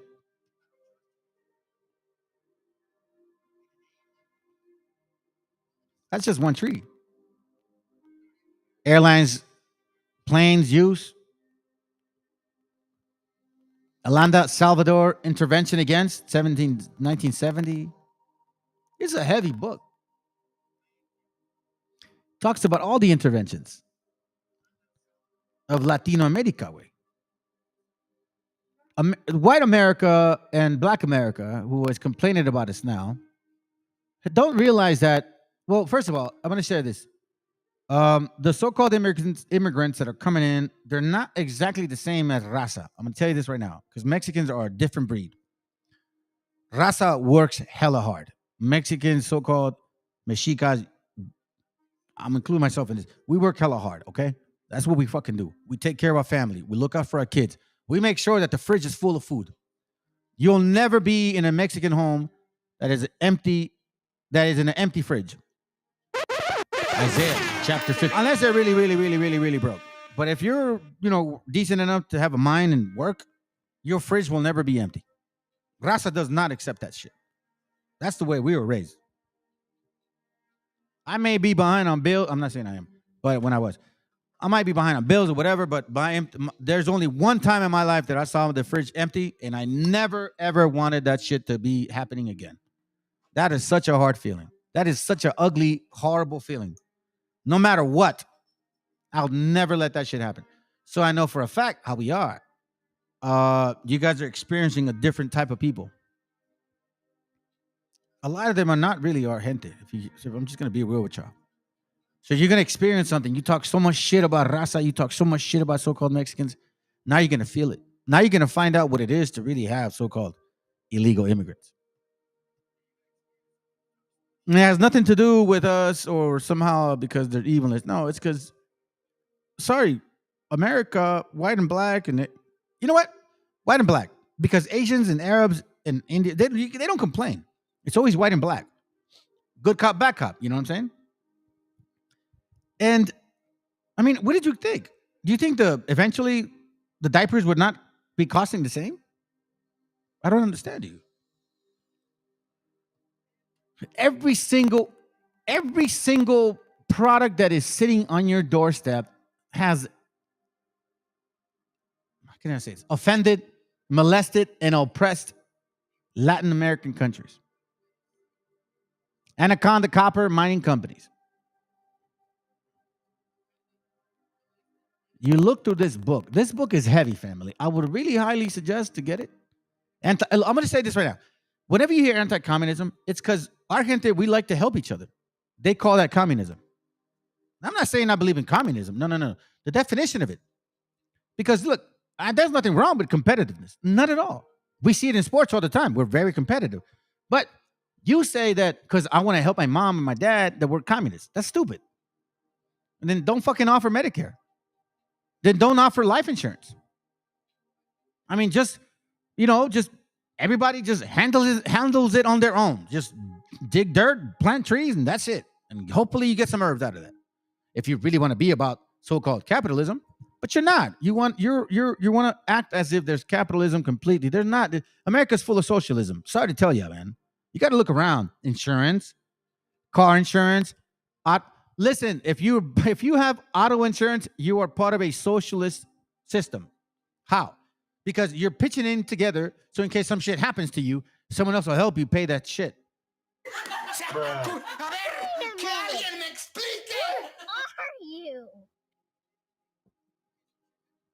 called socialism, communism, whatever. Everybody's equal. You all pay the same. Well, technically not. So it's socialism because it's based on your driving driving rating. So they say. Anyhow, so whenever you see communism, it's always a excuse. This is what I've learned. This is what I've read. Based on what I read, this is my logic. Why? Because look at this. Anti-communism provided a prism through which here, let me read this. Sorry. Let me magnify this. Anti-communism, right? Provided a prism through which US policymakers viewed Latin America politics, frequently simplifying complex Latin American dynamics. You see this? Simplifying the dynamics of who we are. Because like I said, we're very competitive. There's nothing wrong with working hard, but at the same time, I'm going to take care of my mom. My mom's 85 years old. I'm going to take care of my mom. She ain't living, freaking half elderly home or whatever. Hell no, man. When she's ready, my mom's walking, man. She's like 65. She's 45. That lady don't stop walking. So when she's ready, she's coming with me. But I'm not asking for nothing. That's what they said, the complexities and enabling policy decisions that frequently resulted in direct and indirect military interventions, particularly during the Cold War. Interventions. It doesn't stop. What do you think? Where do you think your avocados come from? Avocados de Mexico. Did you know that the It's funny to me, man. Let's continue. Let's listen to this. USA is begging Mexico for help to stop migration at its southern border? AMLO has said that he will only help if the USA offers to deploy $20 billion to Latin American countries, suspend the US blockade of Cuba, remove all sanctions against Venezuela, and grant at least 10 million Hispanics living in the US the right to remain and work legally. I believe AMLO has the right idea to play hardball, as the USA has made it clear it is desperate for Mexico's help. By the way, let's not pretend the USA doesn't have a major hand in why Latin America is in such an economic and political mess. For centuries, the USA has been covertly supporting coups, assassinations, propping up dictatorships friendly to US interests, and so much more that has destabilized the area for its own gain. In turn, many Latin Americans who are now struggling due to American interventionism see no other option than to leave the nations the USA ruined. Though I believe Mexico should do nothing to stop Latino migrants from coming to the USA, as most of them have partially indigenous ancestry, thus making all the Western Hemisphere our birthright, I do agree that if Mexico sees no choice but to assist, then at least broker a deal that will develop Latin America towards. So because he's playing hardball, check this out. Now they're saying that they're saying that reports of drug money in Mexican politics takes up relationships with the U.S. The USA. So now we're talking about dirty politics, like CIA shit. They like to do this stuff, man. Hey, it is what it is. That's what I learned. I read. It is what it is. Es una Listen. calumnia. Están, desde luego, muy molestos y lamentablemente la prensa, como hemos visto, no solo en México, en el mundo, está muy subordinada al poder. A ver, pruebas. ¿Dónde están las pruebas? Vil calumniadores. They're accusing a president of being a smuggler. You understand that, right? Profunda, con todo respeto, en Estados Unidos. ¿Que no lo sabían sus agencias? ¿Son ajenas sus agencias? Tiene que decir la DEA, ¿sí? Si es DEA. cierto, no es cierto, cuáles son sus pruebas, pero no la DEA, el Departamento de Estado. State Department. No denuncio a los medios, denuncio al gobierno de Estados Unidos. Damn. Tengo estas prácticas inmorales y contrarias a la ética política que debe de prevalecer en todos los gobiernos del mundo. ¿Está claro o no está claro? Now, let me tell you something, fam. I don't know if you guys know this, man, but I've been the only channel that has been bringing you guys not just so-called Gringolandia shit, you know, but like some kind of international stuff, whether it's across the world or in Mexico. I've been doing this for quite some time now, showing you guys things of politics in Mexico. Now, in case you guys don't know this, politics in Mexico is a pretty heavy deal. The reason why I'm saying this is because you have people that are in power and they're running to become a president. And these people are coming to America asking them to help them win the election. Oh, you damn right it is. Yo, no bullshit. I don't care. Look, listen, you could put a strike on my channel. I don't give a shit because this is true. Every time that I've been watching this for several years now, and all of a sudden, this PRI and PAN, they call them Prianards, which means like Prianistas, and like, but I think that they're saying Prianistas, meaning like they're relatives of Spaniards, so Prianards, which I think it's a great way to put it. Finally, our gente is understanding that they may smell and look like you, but they ain't you, bro. So anyways, now we're seeing like this lady here running for politics, right? This is a stupid lady. I'm sorry to offend a woman. I am sorry, but I'm telling you, family, she doesn't give a shit about our gente. She said it herself, which is horrible. I shouldn't have erased that link that I had. If I still have it, maybe I'll play it. But it's just I don't know, man. I'm glad that the Most High, our Father, has led me to this route, because it had allowed me to open up my mind and my eyes to other things, and I've been able to see now with a little more clarity who the enemy is, what exactly they're doing to you guys, or doing to us, I should say. And what my job is, it makes it easier. It's less painful because it's not easy. All right? So let's listen in. This stuff matters now. You raza, you so-called raza, my indigenous brothers and sisters, this matters now because we're seeing the oppression that has been occurring over there for quite some time, and why we're here. The only reason I'm here in America is because my father and my mom thought it would be a better opportunity. We're hella hard workers, but over there, even if like we weren't broke, poor, but they didn't care. It's the rich get rich and the poor get poor, man. That's how it was. And that's why they have a problem, because it's changing now. Damn, bro. Look at this. Look, this. I'm gonna tell you this right now. There's only 3 of you guys watching, but I tell you what. Thank you for watching, bro. Because I'll just keep my mouth shut. There's gonna be some changes. Xochitl Gálvez se fue a Estados Unidos. Acaba de llegar a Nueva York. Miren qué cosas. Va a ser recibida en Washington, no por el presidente Biden, el 5 de febrero. El día del aniversario de la Constitución. Les digo que el Frente Guango de derecha es legítimo heredero de los que fueron a pedir un príncipe extranjero a Napoleón III. You listening to this? This is historic. I'm going to play it twice.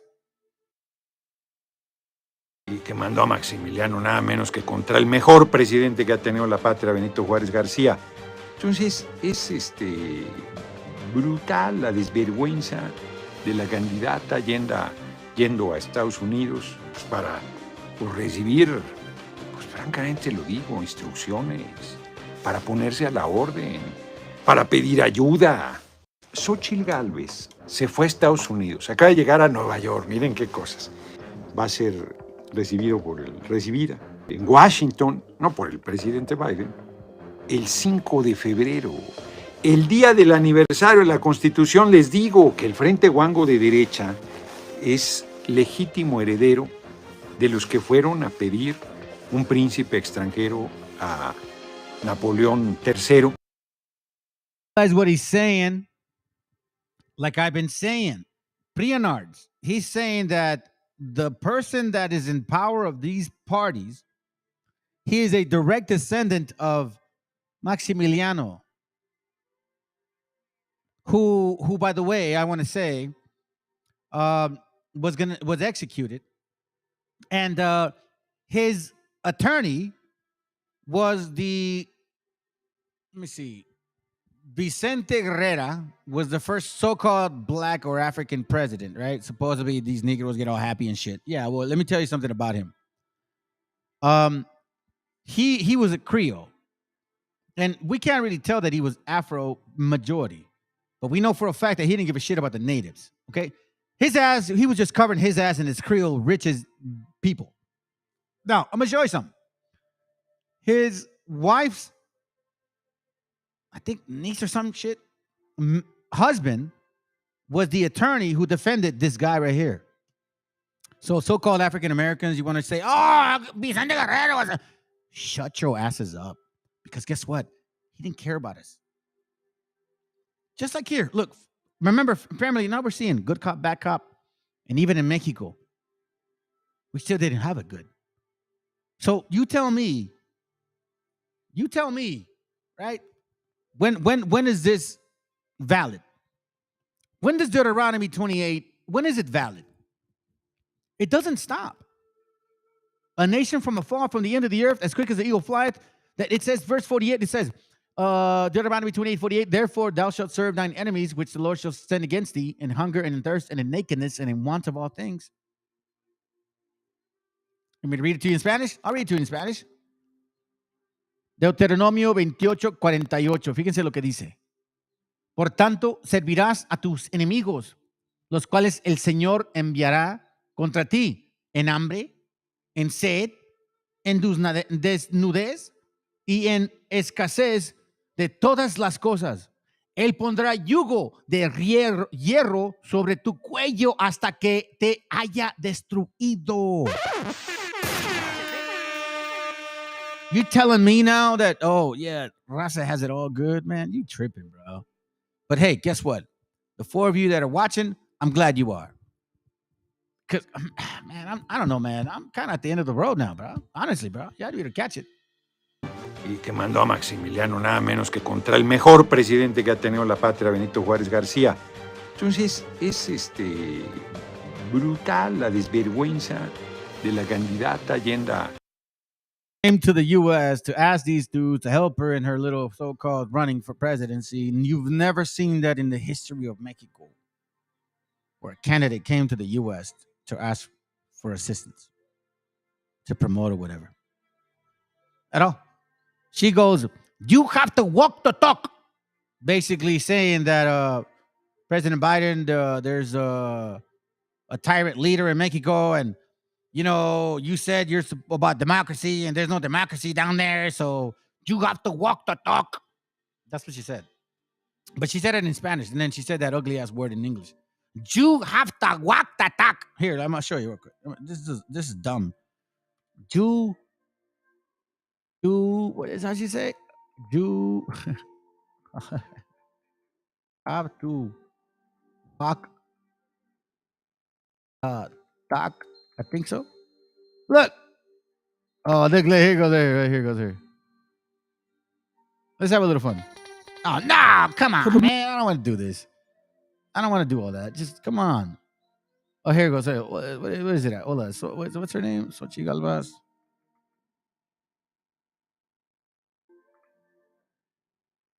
Oh, here goes right here. Hold on. Is it this one? Here goes. Por cierto, Alejandro, andabas, no nos... En el Wilson Center, Álvaro. Manuel López Obrador. Hey, watch it. Here goes. Nice, listen.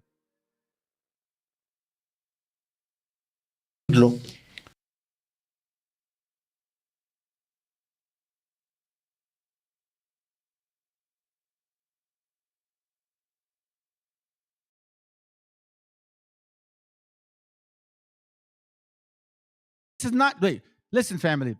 The most I put it in my spirit to bring this stuff to you guys, because this is not just about New York or Florida or Texas or California or your stupid little schools or your debates on your channels or your smoke rooms or, hey, who wants to smoke? This is fucking worldwide. Okay? And we're in a continent way beyond your little stupid ass New York 125th Street. Or IUIC's dumbass little schools over there where they wear purple and gold and look like Prince and shit. Because you guys don't even dress like that throughout the week. Because this is real stuff. This is real stuff here. And that's the problem, fam. The reason they're in Africa is because they have nothing, they have no clue what's going on here. But they're in Africa. Nothing's going on in Africa. Just a bunch of people pissing on their heads trying to make it yellow. De sus supuestos vínculos, porque es un discurso que pega mucho en ciertos sectores. Es que en eso están, Alejandro. En eso, sí. Y a eso fue también Xóchitl Gálvez a Estados Unidos. Destruyó las instituciones civiles de seguridad y abandonó a las policías locales, sin que la Guardia Nacional, creada por su gobierno, dé resultados. Porque es un discurso.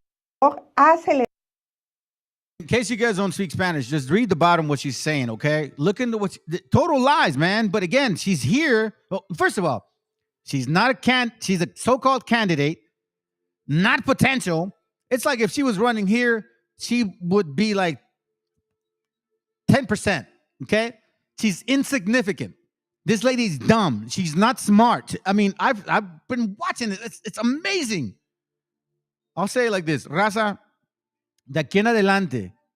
Mira, te voy a decir una cosa. I'm going to say it in Spanish. ¿Sabes por qué nosotros estamos aquí, pendejos? Porque ustedes rateros, hicieron la vida muy difícil para nuestros padres, güey. Pero no sabían que nosotros teníamos un gran talento, cabrón. Y se les olvidó porque nos vieron la cara de indios o pendejos o como de ustedes dicen, huevones, cabrones, ¿a poco no ganan mucho? ¿Sabes por qué, güey? Esa es la realidad. Por eso estamos aquí.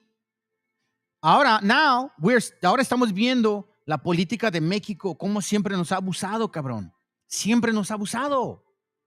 Y estamos viendo como estamos aquí en Estados Unidos, nos están abusando también.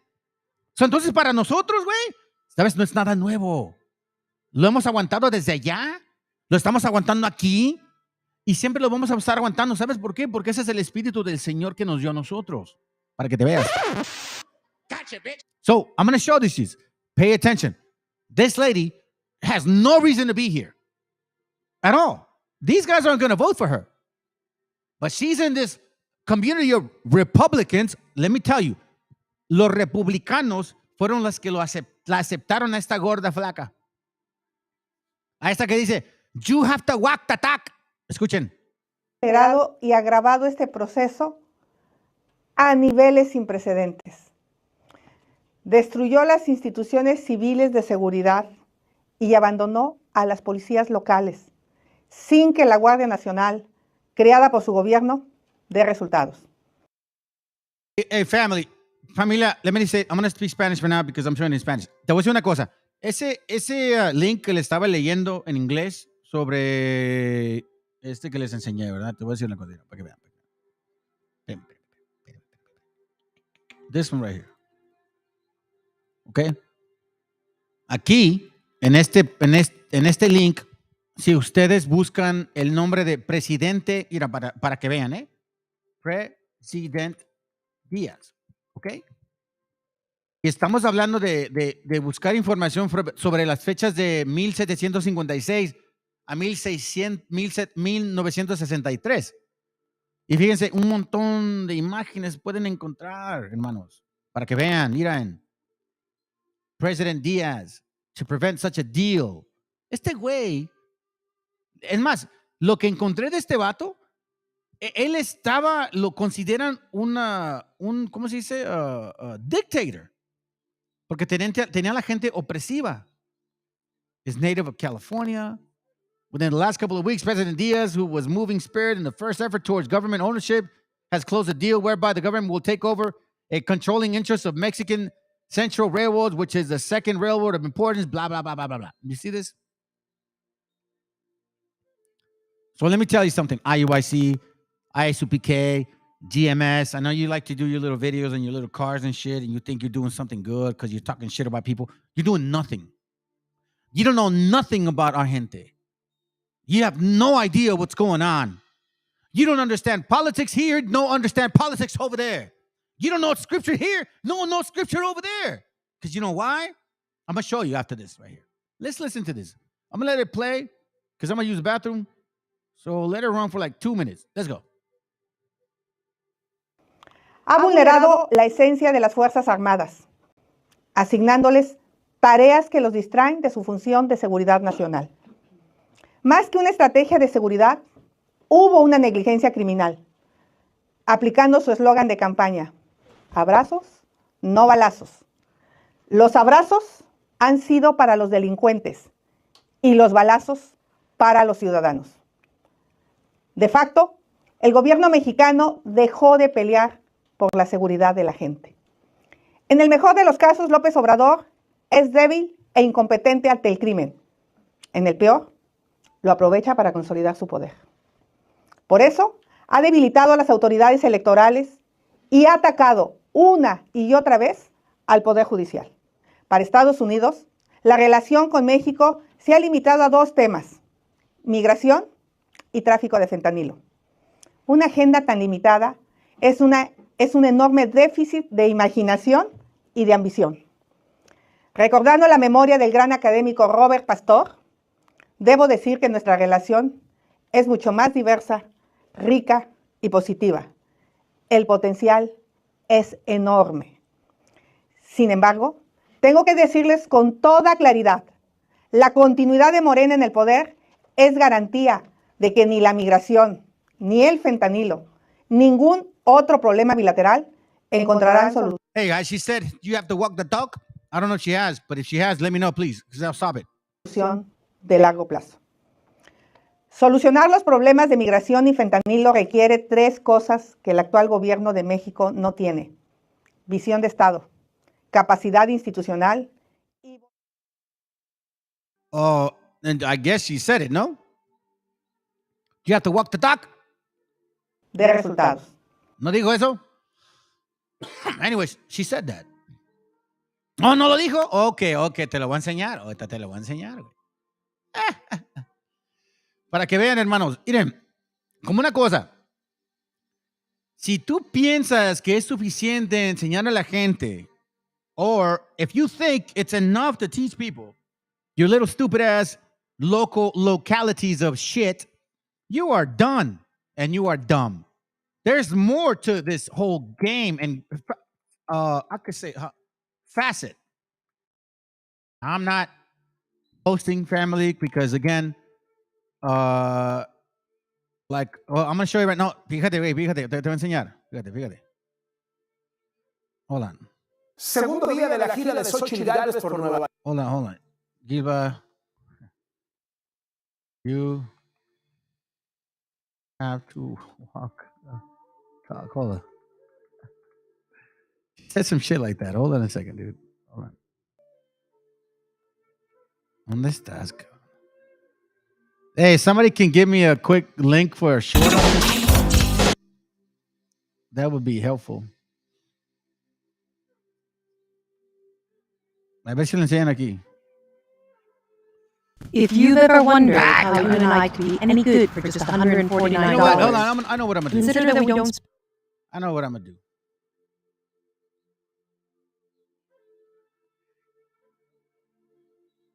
Let me see. Batiamigas y batiamigos, es muy importante. Okay. ¿Sabes qué? Matter of fact, you know what? None of that shit matters. Whether she says you have to walk the talk, it doesn't matter. Listen to what she says.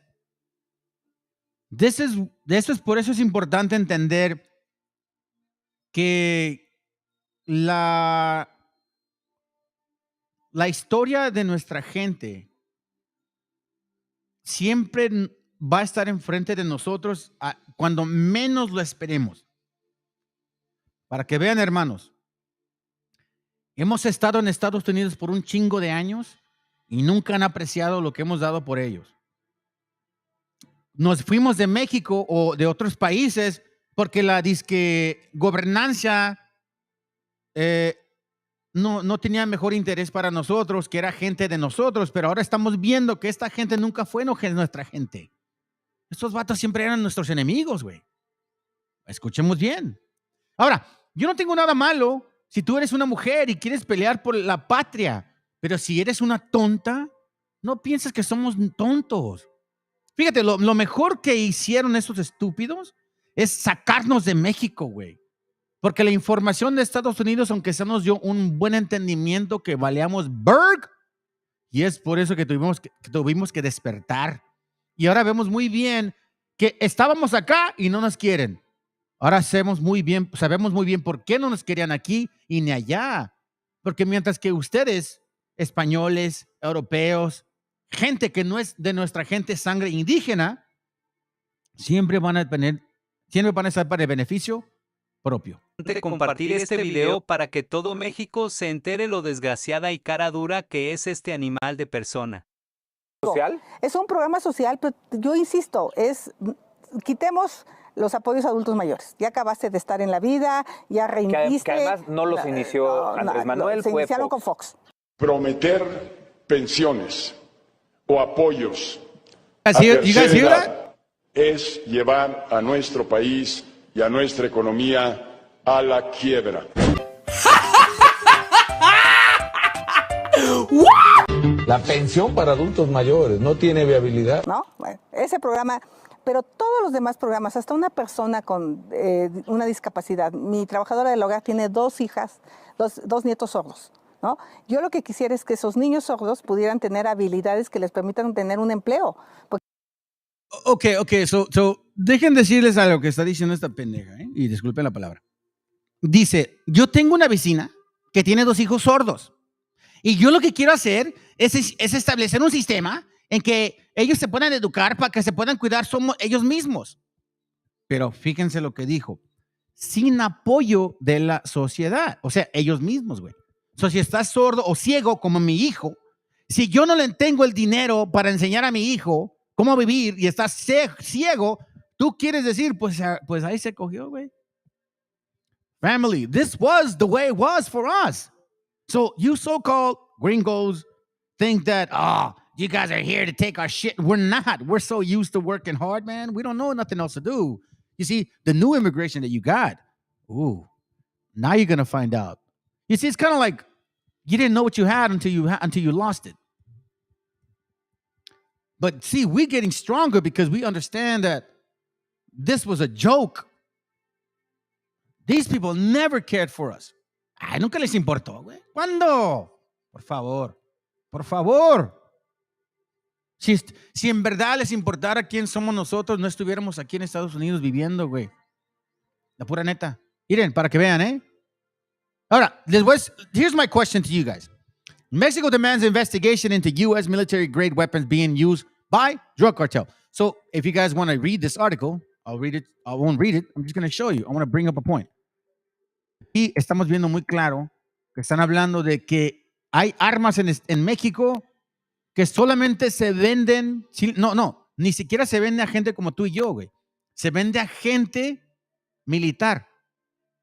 Military grade weapons is what they actually have in Mexico. What are they doing over there?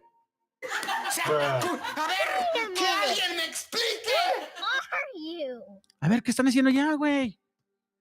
It says here, Mexico wants an urgent investigation into how U.S. military-grade weapons, let me magnify this, okay?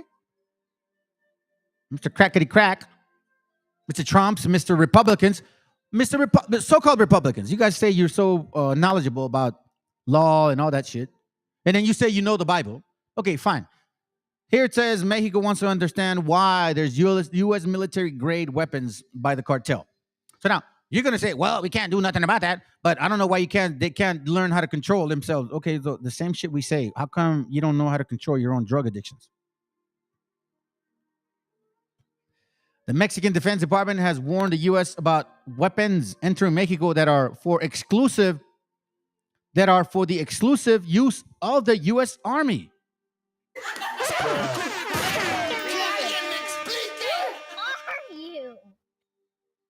I mean, I don't understand, man.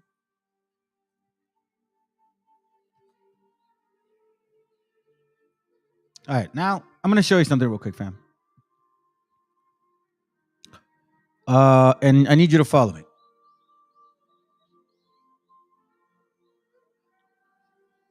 I'm gonna show this video real quick.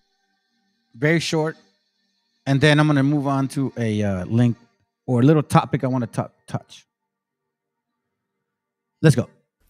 You do very interesting work. So I want to get to the Mexican slavery piece because I don't think in North America we think of slavery beyond much about what we did or what happened in the islands before liberation, and yet there's a sadness to the story in Mexico that's just as profound as ours. Oh yeah, well there's a curious difference between the two slaveries, that the two systems of slavery. The Spaniards, when Cortez conquered Mexico, they had a very hip attitude toward slavery. That they didn't buy slaves from Africa or anything. They would just enslave the native population. They even did that in Europe when they conquered a European country. And so when they conquered Mexico, there were over 30 million indigenous people living in Mexico, and a lot of them, the Spaniards killed a lot of them inadvertently through the diseases, smallpox, measles, whatever. But they also, in 1565, the Spaniards had a silver strike called El Rufo, and they discovered almost overnight that Mexico was one gigantic mountain of silver. And as soon as they discovered that, the days were numbered for the native population, and they just enslaved them. They had no rights. They just enslaved them promiscuously into the silver mines, the gold mines, in the different haciendas, and worked them to death in the fields. And within about less than 100 years from that moment, they had reduced the indigenous population from over 30 million down to less than 1 million. And all right, so do you guys understand that historically it's nothing new for us? Okay. But one thing that we kind of forgot about, or at least we didn't really know about, was this.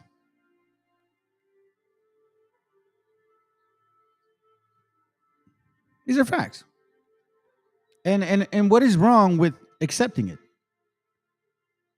Some of you so-called Hispanics, I think you're more offended by the fact that negros actually could kick your ass than embracing the fact that they kicked your ass. You'd rather be them because it's too offensive for you. Like, no. I'd rather believe that the white man did it because, like, I think inside you probably hate them more than I dislike them. Because I don't hate Negro people or black folks or Africans. I just know who they are, man. That is the difference. Because I know what this is about. See, they're very proud of who they are. But you're not proud of who you are. You're afraid to be who you are. You'd rather be who they are. I don't understand why. I mean, it is what it is, man. You guys saw the article I showed you. Negroes enslaving 400 black slaves. Why is this offensive to you? Look at what they say themselves. You are correct. The CS never imported one slave to America. The war was actually industrial because these guys think they're natives. Slavery was a propaganda used by northern aggressors. When the war was over, they burned every black-owned plantation to the ground. You see this? Every black-owned plantation to the ground. To hide the fact that black plantation owners had found a very cozy life with their families in the South, which they were willing to fight and die for. The battle flag and the way the South was established goes back to the 13 tribes of Israel. See, it's funny, in the same breath, they enslaved themselves and called them, they're the enslaver and the slave. Which I don't mind reading this. I don't know why you guys have a pain when you read stuff like this. Let them talk, man. If you have the spirit of the Most High, it doesn't offend you. Matter of fact, it empowers you more because you understand how weak their argument is. Take me in front of any of them. and I will prove them wrong. If there's 10 people watching right now, and I thank you for watching, and if you guys are of any other camp and you think that I'm wrong, if you want to talk, I'll put the link, hit the link, and we'll prove how I'm not wrong and how that 12 tribe chart is as fake as it can be. Every single one of them. Also, why they yelled in battle the same Gideon, blah, blah, blah, blah, Midianites. Look, Gideon led his unarmed men to do against the Midianites in the Bible.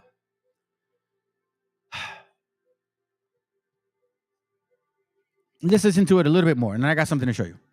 They were in the process of going extinct. And the Catholic Church, which had been relatively cruel in their attitude toward colonization, they actually intervened. And they said these people that, we may not think much of them, but they've got souls to be saved for Jesus. Therefore, there was no penalty for killing Indians. And they said you're not allowed to kill Indians for no reason at all anymore. And you cannot work them to death in your fields and your mines. So that but at that point, the Spaniards had basically raped anything that stood still long enough, and they had a very large mestizo population. Well, let's hold on to that thought right there, and we'll come right back, because you're... You see, the Spaniards raped anybody they could.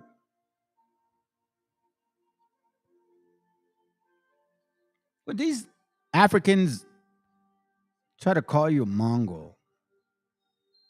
They're making it seem as if your mom, great grandma, or whatever, your sister, they didn't get raped. They didn't get slaughtered and slobbered by these fucking foreigners, these black and white foreigners. Yeah, these Patrick Mahone type. You know what I'm saying? There were several of them. That's not a new thing.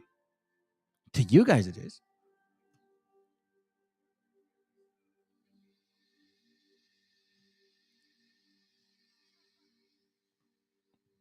I remind you, because I'm going to show you something right now.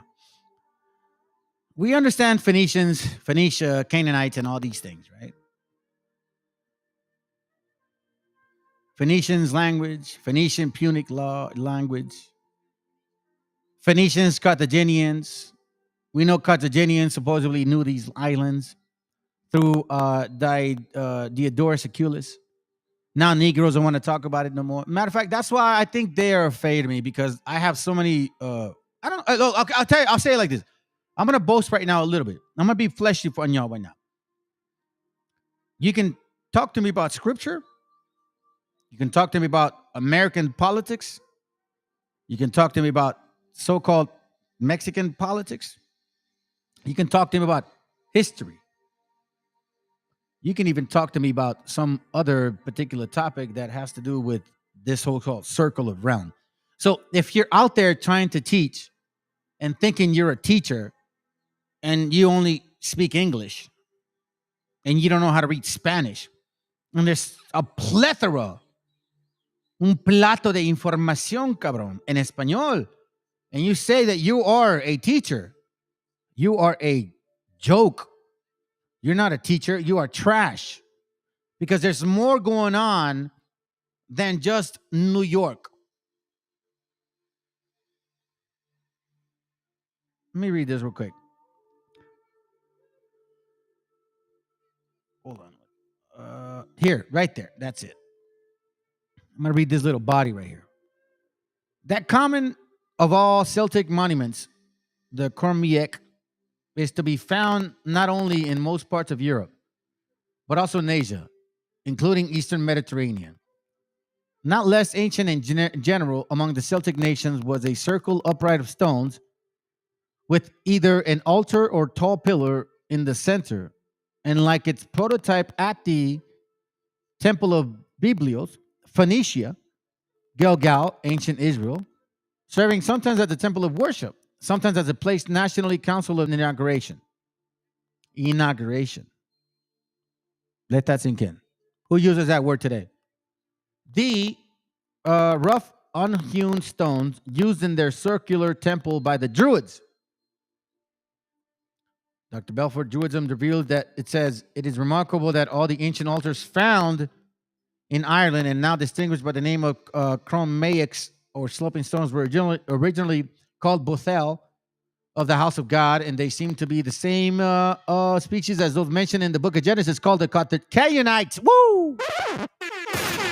Copyright disclaimer. This content. Shut up, man.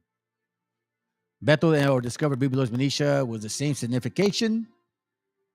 Is Irish Bethel. Judges 9:6, 2 Kings 11:14, 2 Chronicles 23:13 indicates that Phoenician kings were crowned either standing upon or next to a pillar of stones. The practice of seating the new king upon a stone at his initiation was the practice of many of the countries in Europe. The monarchs of Sweden sat upon a stone placed in the 12 lessers, blah, blah, blah, blah, blah. As you can see, it's not me, it's them. Druidism, Phoenicians, Canaanites, Philistines. Let's listen to 30 more seconds, and then I'm going to show you something. The story you're already telling intersects with some other popular movies which tell at least part of that story too. But I want to get to the full story of the lingering part of Mexican slavery too next on Coast to Coast AM. This is Ian Punnett.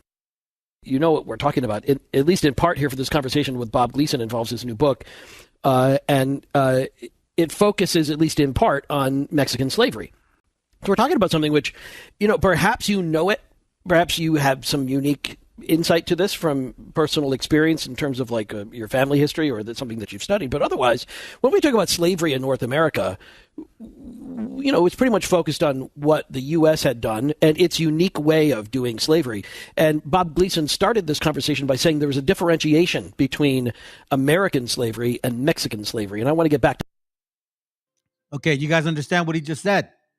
There's a difference between American slavery and Mexican slavery. Okay, so let's listen in. It's about another minute and a half. My bad.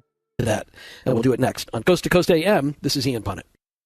Talking with Robert Gleason and the new book, Dead Men Don't Tell Lies.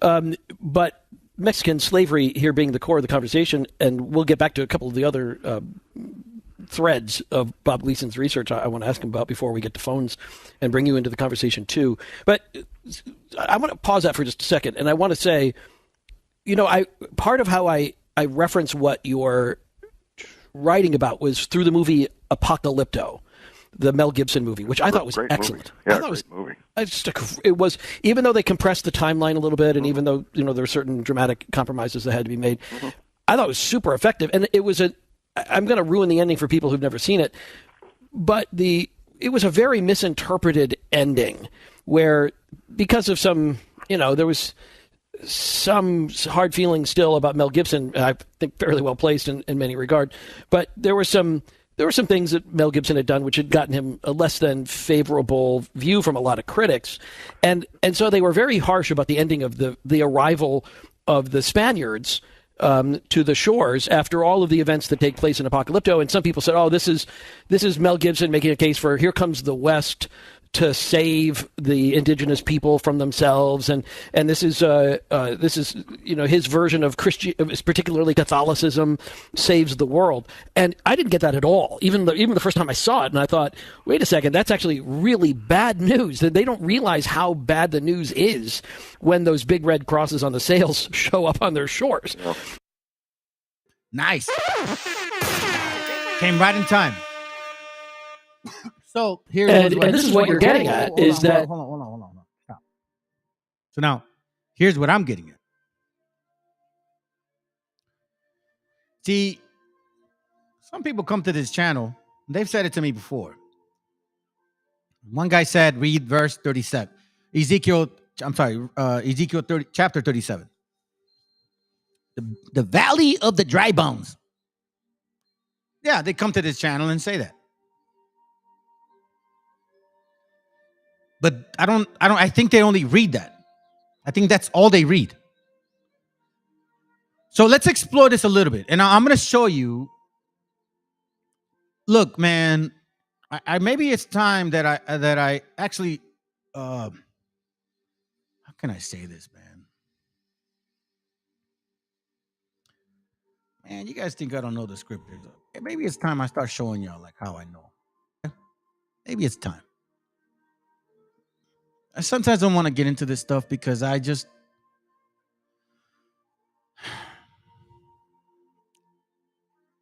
I don't consider myself a prophet. You know what I'm saying? Like I don't consider myself that. I'm not arrogant like that, man. I didn't see no. Well, I saw some stuff. You know what I'm saying? Like it just. I don't have that Canaanite spirit. I'm too on that, man, repenting spirit. Like, bro, I don't deserve it to know these things. That's how I feel. I don't deserve to know these things. Let's show you something real quick. Started off with this.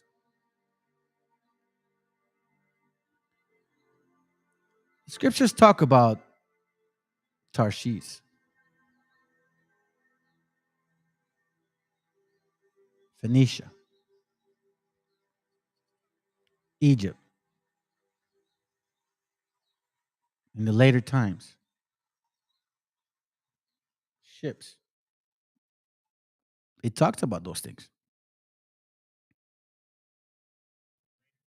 in other books. Look how far Spain is from Africa. It's not that far. Let's use logic, not hate. Let's use logic. It says here, Deuteronomy 28. Sorry, family. Camera's trying to turn on. Hold on.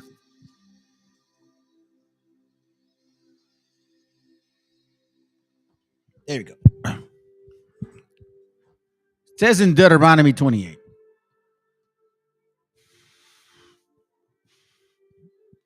Okay, we're going to read Ezekiel 37, but I want to show you this real quick. Because it's all connected. It's all connected. I'm going to show you right now.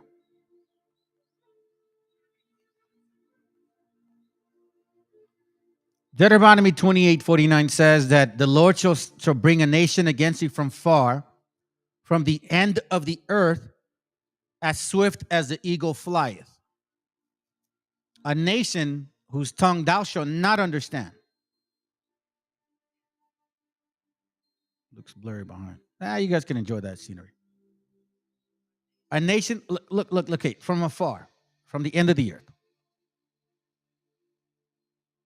That's not far. That's here. IUIC, ISUPK, all those guys, GMS, say that they ruled Europe. That's not far, family. That's a skip and a hop. That's the pillars of Gibraltar, or Gibraltar, I'm sorry. And that's Tarshish. Supposedly Tarshish is up there, but Tarshish is a region.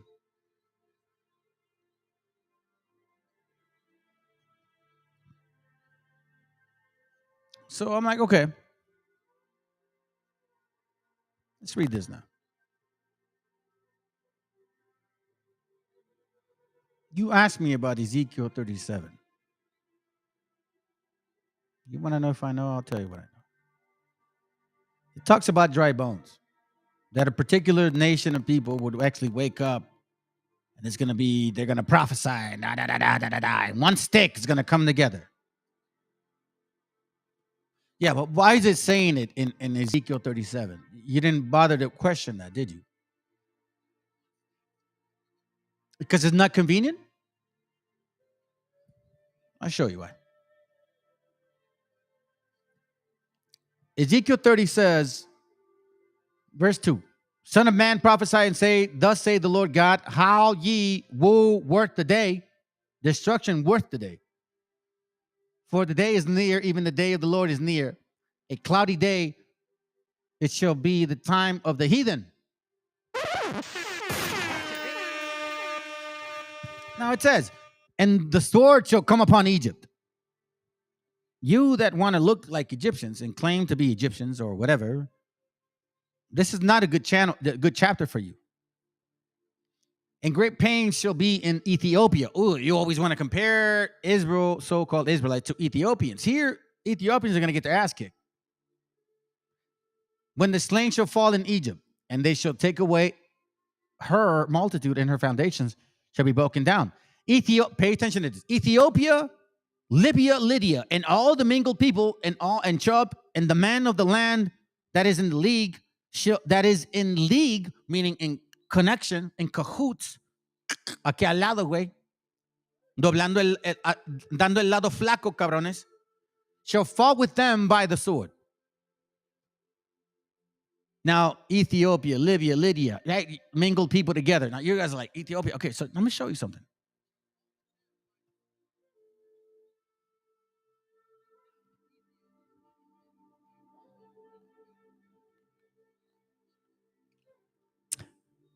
When IUIC, ISUPK, and all them say that they ruled Europe, these are the people that ruled Europe, and they ruled all of this right here.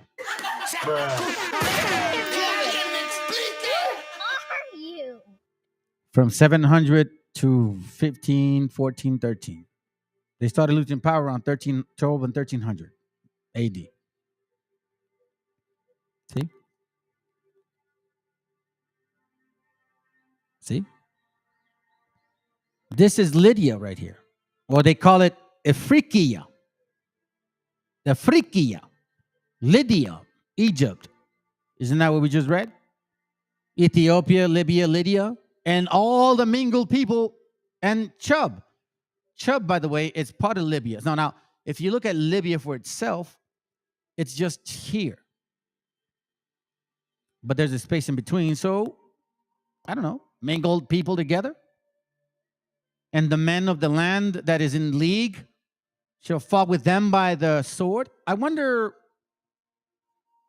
did that have to do with the fall of Granada?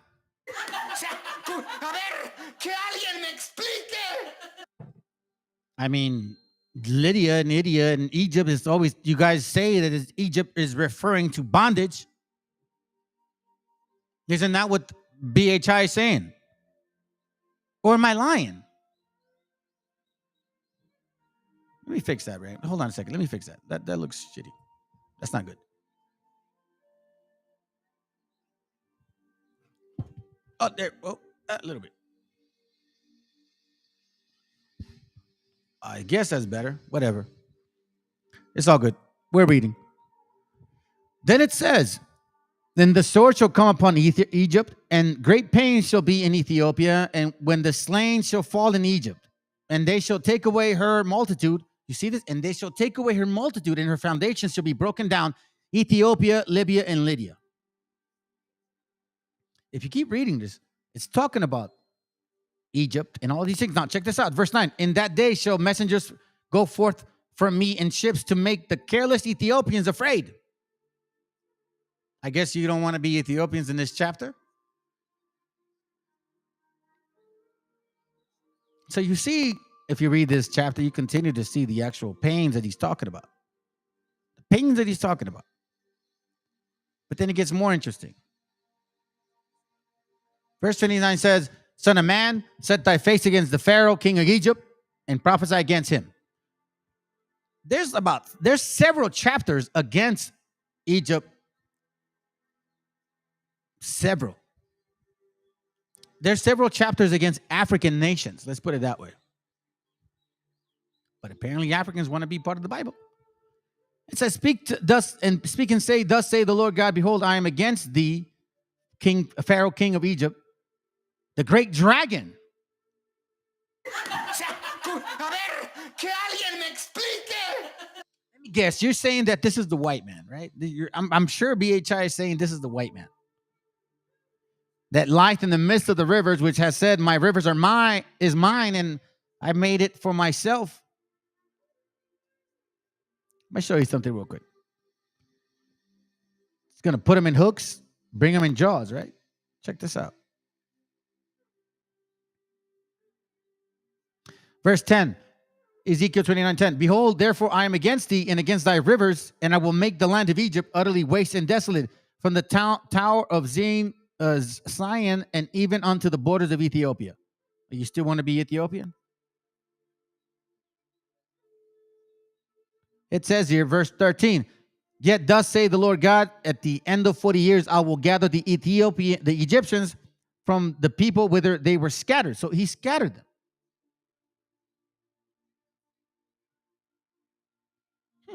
Interesting, right?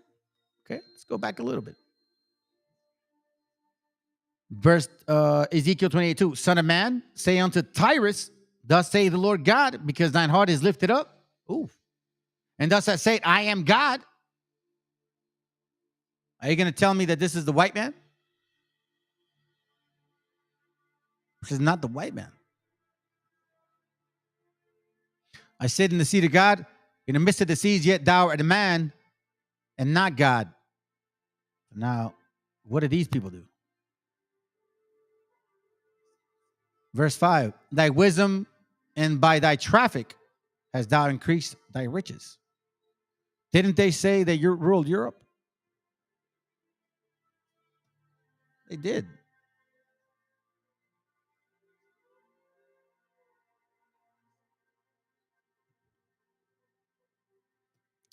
Verse 20, Ezekiel 27:12. Let me read this to you. Well, actually, first, verse 3. And say unto Tyrus, O thou that art situate in the entry of the sea, in the pillars of Gibraltar,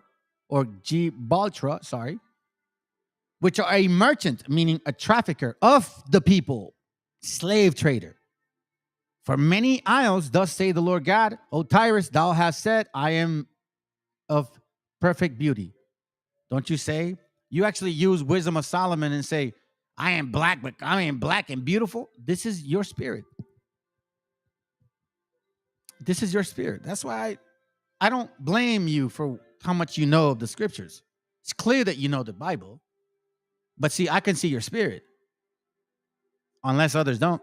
Thy borders are in the midst of the seas. Thy builders have perfected thy beauty. Oh, shit. Verse 12, watch this. Tarshish was thy merchant by the reason of multitude of all kings and riches. With silver, iron, tin, lead, they traded in thy fairs. Javan, Tubal, and Meshech. They were thy merchants. They traded with the persons of men, vessels of brass in thy markets. Here, when I read this, it really triggered me, family. Because I read that before.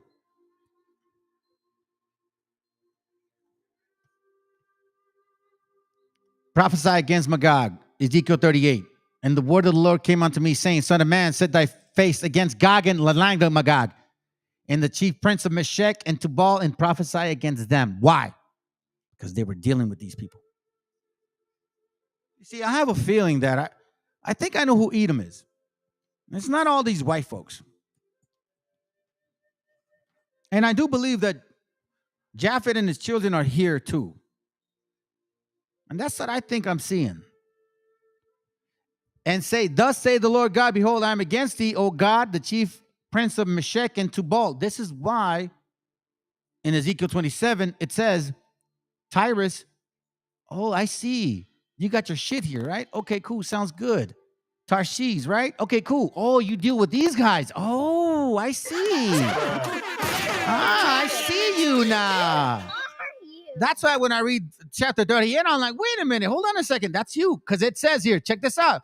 Ezekiel 38:4, and I will turn thee back and put hooks in thy jaws, and I will bring thee forth in all thine armies, horses and horsemen, all of them clothed with all sorts of armor. We know what that's like, because when you showed up, that's what you were about. Even a great company with bucklers and shields, and all of them handling swords. Who were these people?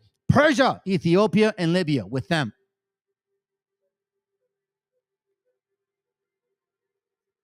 Persia, remember, Muslims, Ethiopia, Egypt, and all of with them.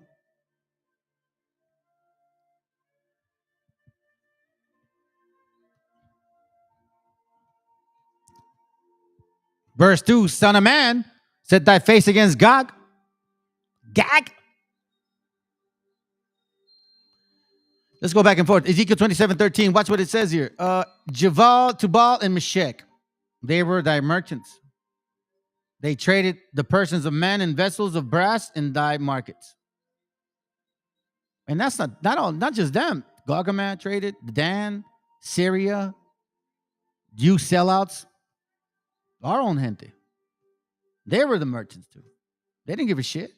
Dan, Javon, all of that. They been telling me, look, Arabia, like, listen, it's right there. It shows you right there. It's like literally right there, man. Like right there. Right there.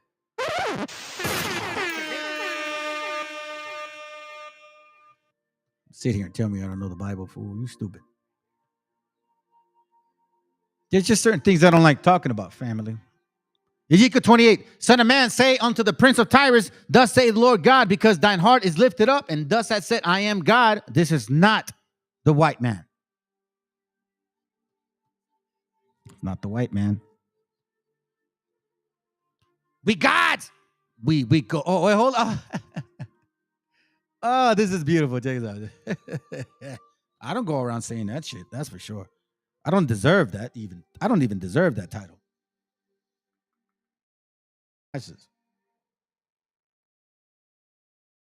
Oh, no. That's not it. That was a fight. I got it. Hold on.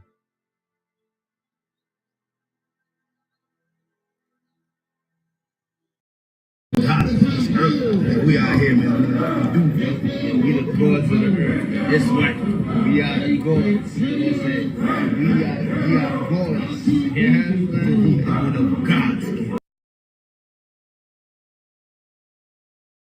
We are gods. Son of man, say unto the prince of Tyrus, thus say the Lord God, because thine heart is lifted up, and thou hast said, I am a God.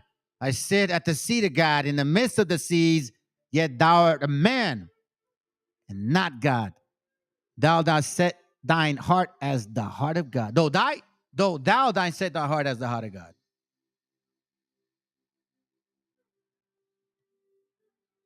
There, I didn't say it. They said it. We out here, man. We the gods of the earth. That's right. We are the gods. You know what I'm saying? We are gods. Yeah? We are the goods. We are the goods. Oh, short, dumbass fool. Yeah, I would call you out, but I think we're about the same age. It's all good. Anyways, Ezekiel 29:3. Speak and say, thus say the Lord God, behold, I am against thee, Pharaoh, king of Egypt, the great dragon. Who is this great dragon? Who speaks in wonderful words? Verse 10, behold, therefore I am against thee and against thy rivers, and I will make the land of Egypt utterly waste and desolate from the towers of Sion even unto the borders of Ethiopia. You guys don't want to be Ethiopians no more?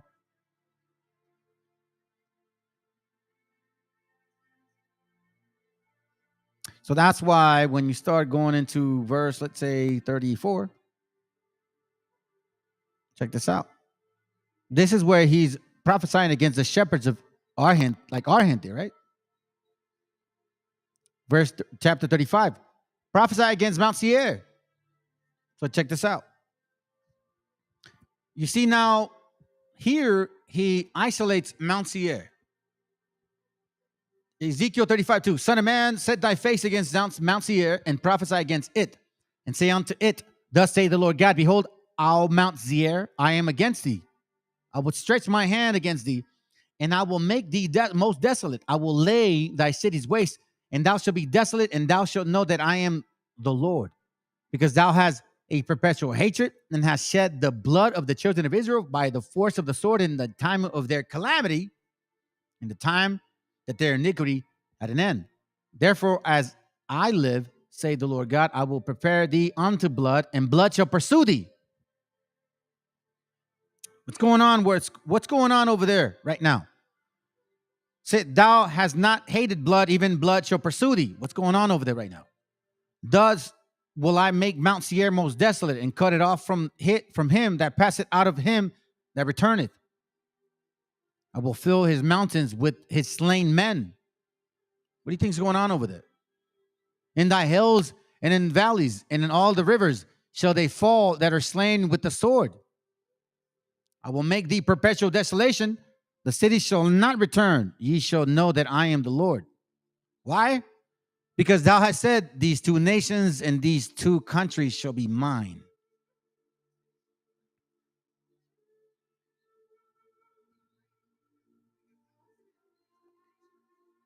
Why are they there?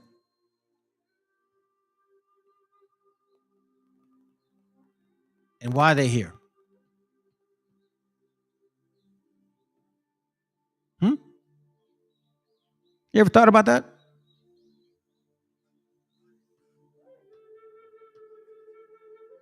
Check this out.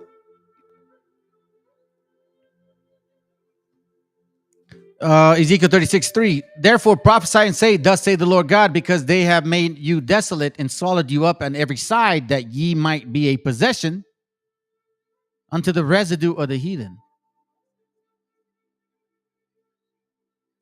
This is the fake Jews. And ye are taken up in the lips of talkers, and are in infamy of the people. Infamy. Look up the word real quick. I'll show you why. In a state of being well known for some bad quality or deed. Do you want me to show you some videos about what's going on and over there in Palestine? And are in infamy of the people. I know who you are, Khazars. Not all white people are Edom family. The Negro wants you to think that. It's convenient for them. Triggery. Remember, good cop, bad cop. Got to be smart. Therefore, you mountains of Israel, hear the word of the Lord God. Thus say the Lord God to the mountains and to the hills, to the rivers and to the valleys, to the desolate waste in your mindset, meaning you dumbasses, you're lost in the sauce. You that are worse than an ass and an ox. To the cities that are forsaken, which became a prey and derision, to the residue of the heathen that are round about. Remember who came? Who financed 1492? You guys forgot already? Who's financing the war over there? You're stupid if you think that is the gringo always. Listen, Kesar's got the gringo in control. Therefore, thus say the Lord God, surely in the fire of my jealousy I have spoken against the residue of the heathen and against all Idumea. That's the Khazars, which have appointed my land in their possession with the joy of all their hearts, with despiteful minds to cast it out for a prey. Meaning, what are they doing over there right now? You guys don't realize what's going on over there? Listen, man, it's a sad story, bro, that I don't know, man.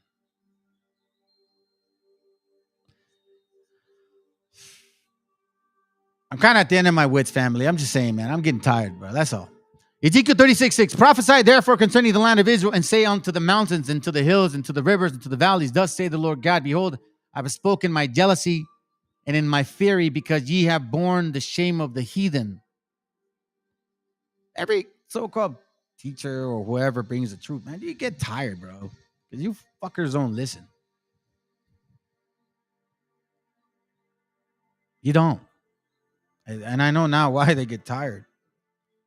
Therefore, thus, because they have to work, they have to take care of their families, man. You know what I mean? Like, we got a life, dude. Shit. Therefore, thus say the Lord God, I have lifted up my hand. Surely the heathen that are about you, they shall bear their shame. Well, I don't think a lot of you understand what that means.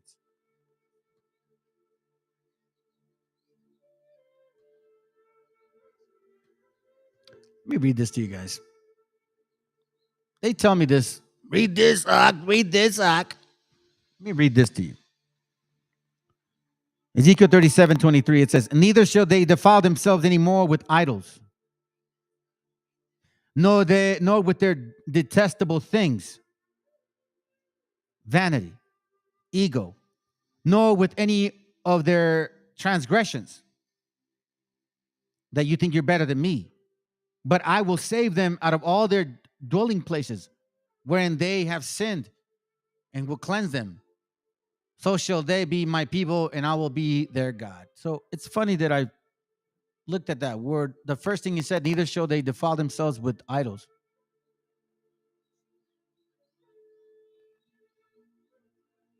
It's an idol.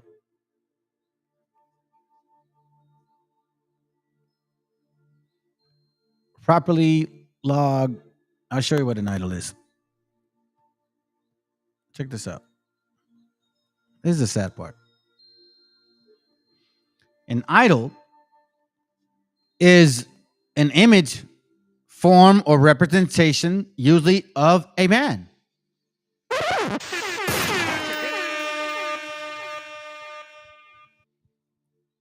Consecrated as object of worship, a pagan deity, idols, usually statue, whatever, this and that, blah, blah, blah. They're like, oh, well, we don't do that to Bishop Nathaniel. A person loved and honored to adoration. The prince has the idols of people.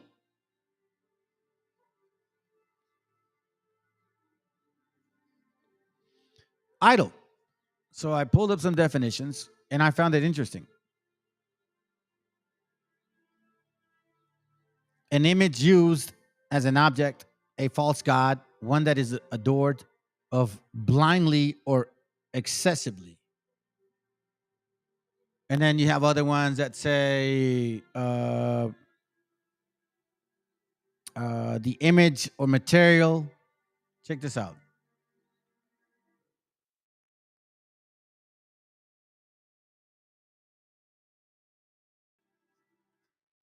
So, let me show you something.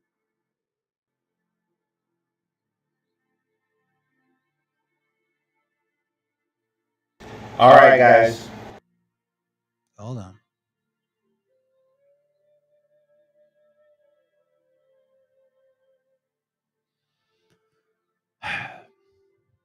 Y'all are a sad case, bro.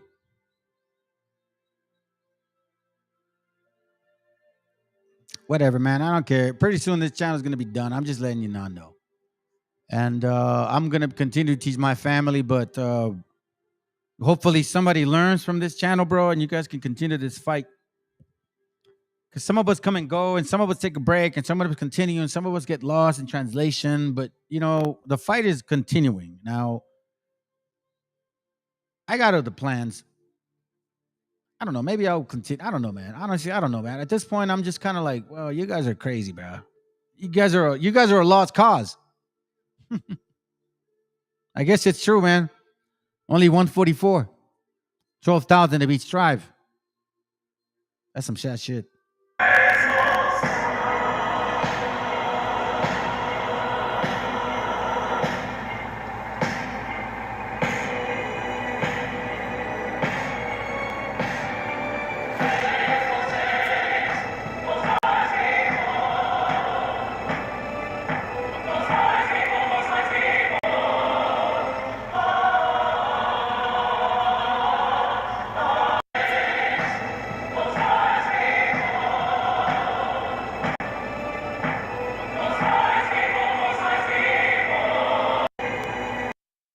Sorry, but I gotta say that shit sounds like they're chanting for some weird shit.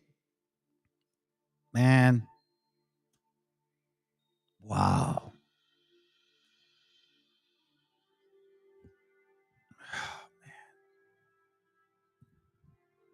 I don't know what to tell you, family. This is really painful. Man, that shit looks whack. Hold on. I don't like that. Sorry, man. I can try to be a perfectionist at times, you know what I'm saying, dude? Anyways, hopefully that looks better. But anyhow, this is just nuts.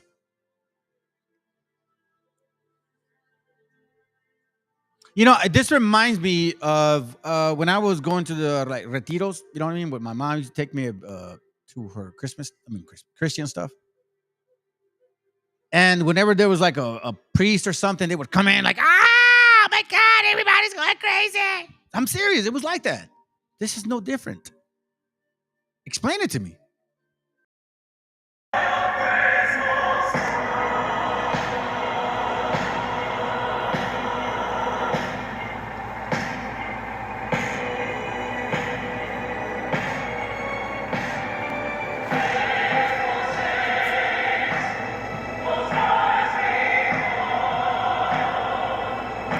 Sounds like Conan the Barbarian.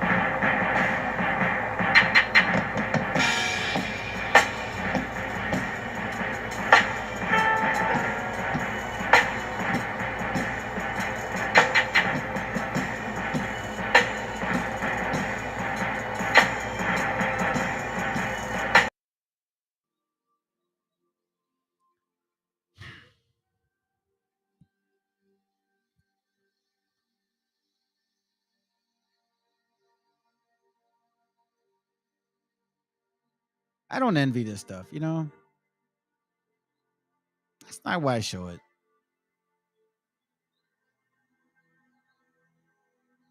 Just don't understand how you guys can't see that you're worshiping a man. I noticed that when I first was there, you know, they were trying to force me to take a picture with this guy, and I was like, bro, I'm not that interested. You know, it's cool, man. He's a teacher. I'm glad, you know, but I don't see people like that.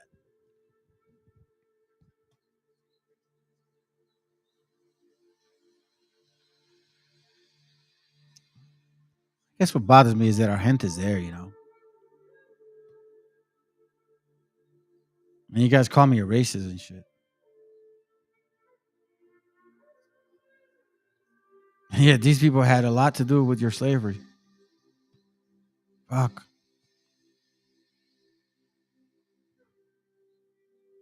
Yeah, I can see why people get tired.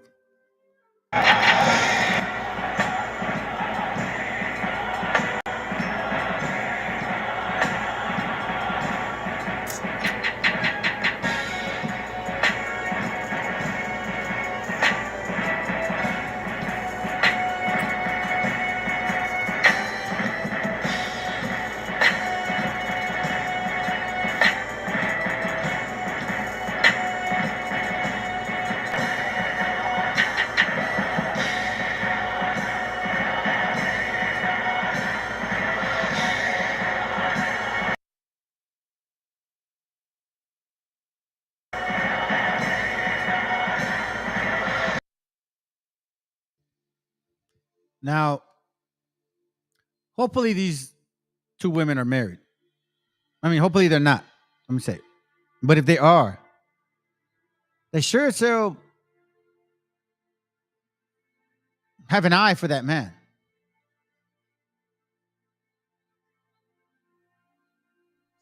What is this becoming? I mean, let's just be real. Like, whatever. Maybe it's proper teaching. Let's just say it's proper teaching, right? I don't think the Messiah ever walked like this or ever got honored like this. The dude came in a burro way.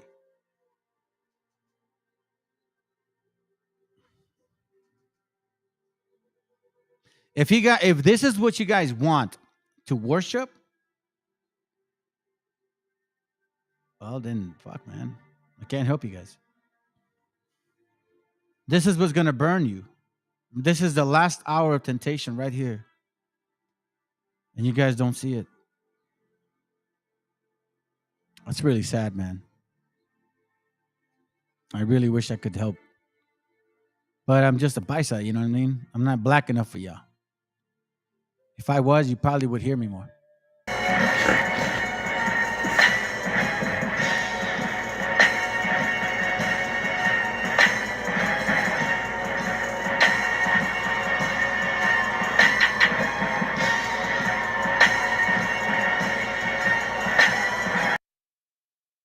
By the way, if you guys are new to this channel, you know how you put up his hand right there? You see those arm bracers? I'm the original designer of IOIC's arm bracers. You could tell them that shit. Yeah, I'll show you. Let me show you. Not that I give a fuck. I mean, I guess I do. Maybe else I wouldn't be saying it. You know what I'm saying? So shut up. Stop playing games, dude. Of course it matters. Let me show you something real quick.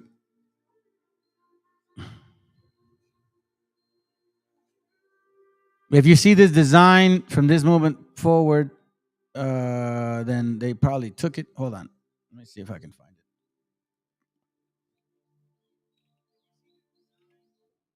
Let me see. Do I still have it? Arm bracer. I don't have the arm bracer.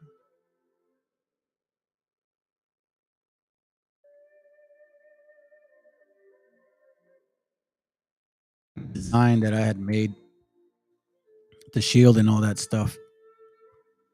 I think I might have saved it somewhere else, but it doesn't really matter. Actually, it doesn't matter. Who cares? At this point, it's like, dude, I don't know, man. I don't understand this shit, man. I don't understand this. You guys, this guy's worshiping himself. I don't get it. I just don't understand. Why are you guys wanting to worship a man? It's not even about me, man. Fuck. I'm not saying listen to my channel. I'm just saying, like, study the scriptures, study history.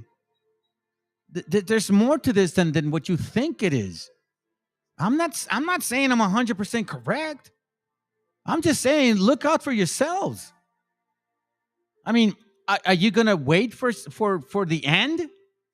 Oh, well, the wheat and the tares. Is that your excuse? You're gonna tell that to him? Well, I mean, the scripture said, dude, listen, I'm gonna tell you guys something. You cannot sit here and argue with him about scripture. I mean, you're gonna sit here and try to bring up a scripture and say, well, it was the wheat and the tares, They ain't no, there's no chance. You can't sit there and try to tell them, well, I read the Bible like this, and because I think you guys are actually doing it. I think you guys are actually like, well, like this, I understood it.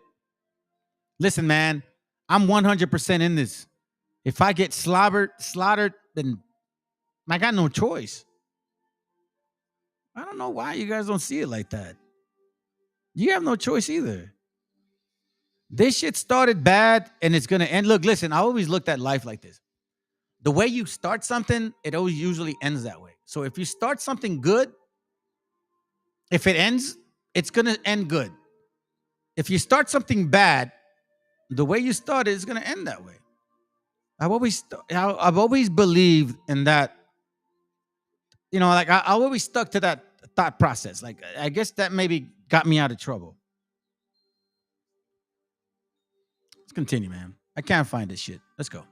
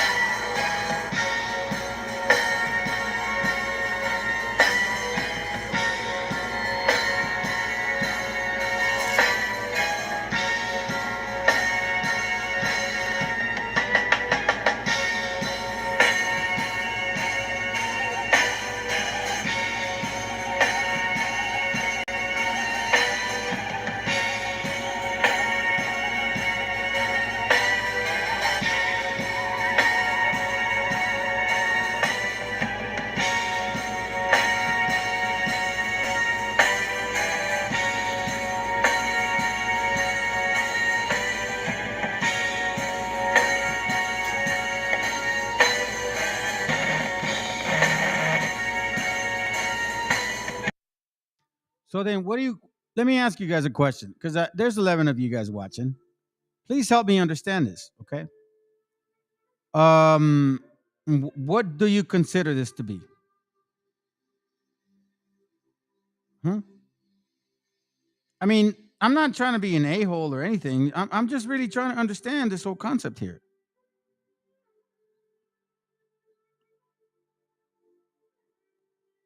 I'm not trying to hate on people, bro. I really want to know if I'm wrong. If I'm wrong, I don't want to show you guys that I'm wrong. So let me show you something real quick. IUIC can't take this shit from me, man. Because look, that was my design right there. I was about to make that shit for the whole school right there. That design right there, I was going to make this. So now if anybody wants to use this design right now that I'm using, guess what? I'm going to come after you because this is my shit. So I made this design. So anything that IUIC says, their whole little fucking bracer, they think they're Billy Badass, Raza made it for him. This was my next design for IUIC before I left them. You know how much money they would have made with my shit right here? And you can't take that, IUIC, because it's coming out of this channel right here. It's called intellectual property right here. You see, that's how it was going to be. With gold designs on the bottom like that. That was my final design before I left right there. You see, what these guys do is they buy this this little leather, fake leather from China for like $3, and then they use a bunch of little material, let's just say, which doesn't cost you more than $8. Every bracer that I made probably cost me about $12. You know how much they sell each bracer for? $150. From my design. This is my shit. My shit. I created this shit. IUIC, shut your asses up. Talk about culture vulture. You took Wakanda from us. Then you take my braces and shit, and you think you're Billy Badasses. Listen, Matt, I was gonna make this for you guys. And this was gonna be trim and gold right here. You see all that gold shit that they're putting? It's because I showed them how to do that. They had no concept of this stuff. This ain't hate, man. This is real talk. Do you know why I'm showing you this? Because they say that they're the salt of the earth. Supposedly they're the flavor. Let me tell you something, man. You guys are stale compared to me. So if you guys see anybody's using these arm bracers over here, you know, do you see these things right here? You see that little arm bracer? Lo and behold, they got it from this brother right here. At that time, they knew me as so-called Emmanuel. See this? So if anybody takes this design right here, I'm coming after you. But just to prove to you, IUIC didn't do shit, family. I fed these people that. And I'm going to tell you, these dumbasses that buy these bracers, it probably cost them about $20, and they sell it to you for about $150.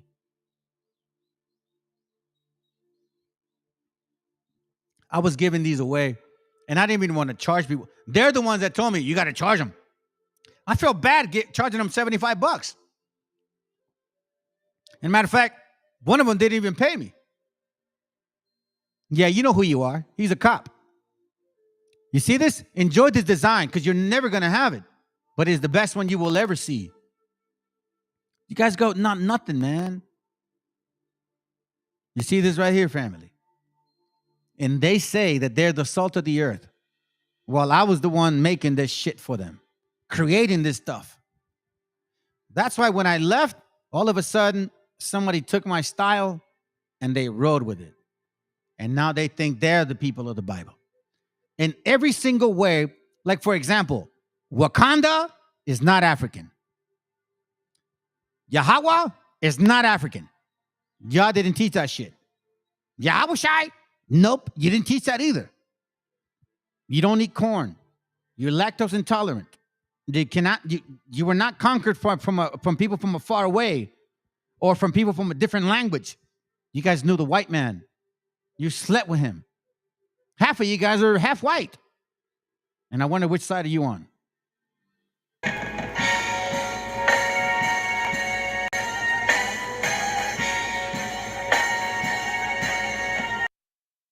The arm bracers, you see that style? I'm telling you, family, don't let it get twisted, bro. And you can come here and try to challenge me on that shit. You can send anybody from IUIC to try to tell me that I'm lying. Let the Most High right now strike me. Let the Most High strike me if I'm not the creator of that shit right there. Enjoy, Negro.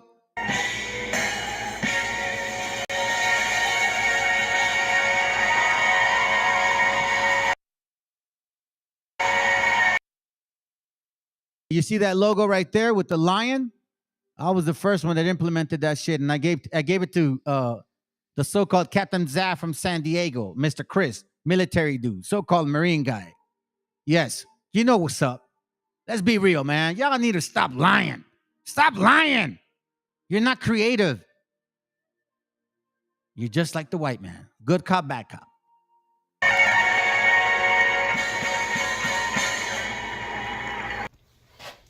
Matthew chapter 23 and verse 6.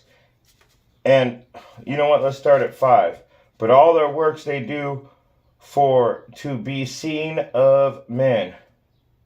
You know, yeah. But all their works they do for to be seen of men. They make borders they make broad their felicitories. They make borders their phylacteries. I don't know who this guy is, man. But oh, this is funny, dude. I'm glad I caught him. Anyways, listen, family. I'm not trying to hate on these fools, man. I'm just trying to like put them in check because they're not special. You're not special. I'm just saying, man. You're not special. You're not. You're not. You're not special. You're not special. Because you want to know something? I kind of just expressed a little bit about who you are.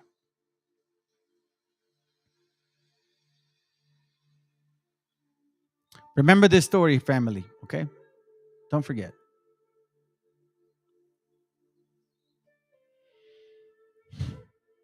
Y'all have a good night. After this, I'm done. Let's go. Wait, hold up. Stop. En la mitad del siglo XIX, tras el descubrimiento de grandes minas de oro en el norte de México, Estados Unidos conquista la zona, arrebatando a México la mitad de su territorio. En ese lugar, por aquel entonces vivían 150,000 indígenas mexicanos. Tras la anexión, la codicia y la expansión anglosajona llevaron a la explotación y marginación de los pueblos indígenas. En 1850, Estados Unidos... All right, what you got? The black Hebrew Israelites are the ones that put Mexicans on a lost tribe list. Before that, you never heard. Okay, so here, do me a favor. So you waited till the last and you thought I was going to leave, huh? Okay, hit the link. Show me that shit. If you're that proud of your little comment, go on. Tell me how that happened. And I'm going to show you how that's a fucking lie. Mexicans are whites. And I'm going to show you how Negroes are whites too.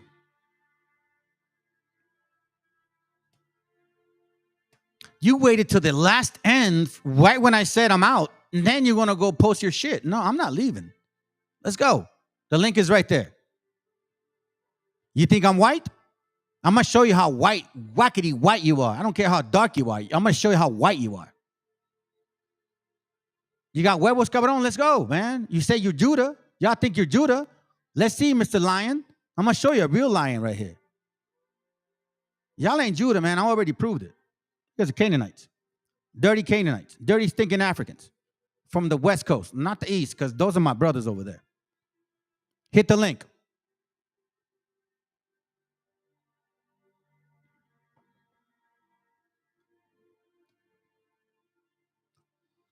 I don't like it when people come here and say shit and then they don't hit the link.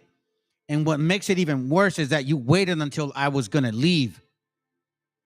I was just going to leave because I really didn't have nothing to do. But guess what? I'll stick around. Let's go. Estados Unidos inicia una campaña de exterminio bajo el pretexto de proteger su soberanía, financiando milicias y promoviendo políticas de violencia y crueldad inimaginables. En 30 años, el 90% de la población indígena mexicana había sido masacrada. Este oscuro capítulo en la historia de América refleja la lucha de los indígenas frente al imperialismo, y aunque su historia fue olvidada para enfrentar a México contra España, hoy su espíritu de resistencia y valor vuelven como un recordatorio de su inquebrantable coraje. En la mitad del siglo XIX, tras el descubrimiento de... Hey, you know what, family? Matter of fact, I love it, man. You know what you guys do? You guys actually make it worse for you. You really do. I'm going to show you how you make it worse for you. I'm going to show you how.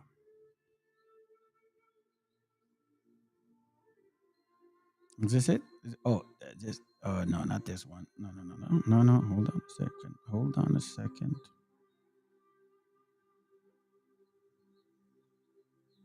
Here it goes right here. Yeah. Okay.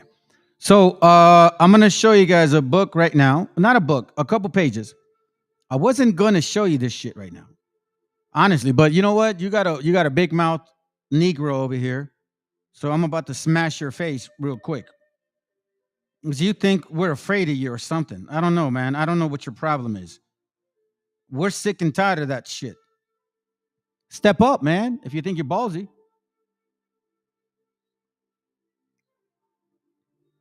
You call me a white guy. Mexicans are white. Okay, then step up. You shouldn't be afraid of me because I'm white. I'm a cracker. Remember, crackety crack, Jack. I'm a cracker. So let's step up. Come on. I mean, since I guess you're black, so black people aren't afraid of white people. So hit the link if you think I'm white. Matter of fact, I'm gonna be back right now. I'm gonna play a little song because I'm gonna use the bathroom again, and then I'll be back because we're about to read some shit.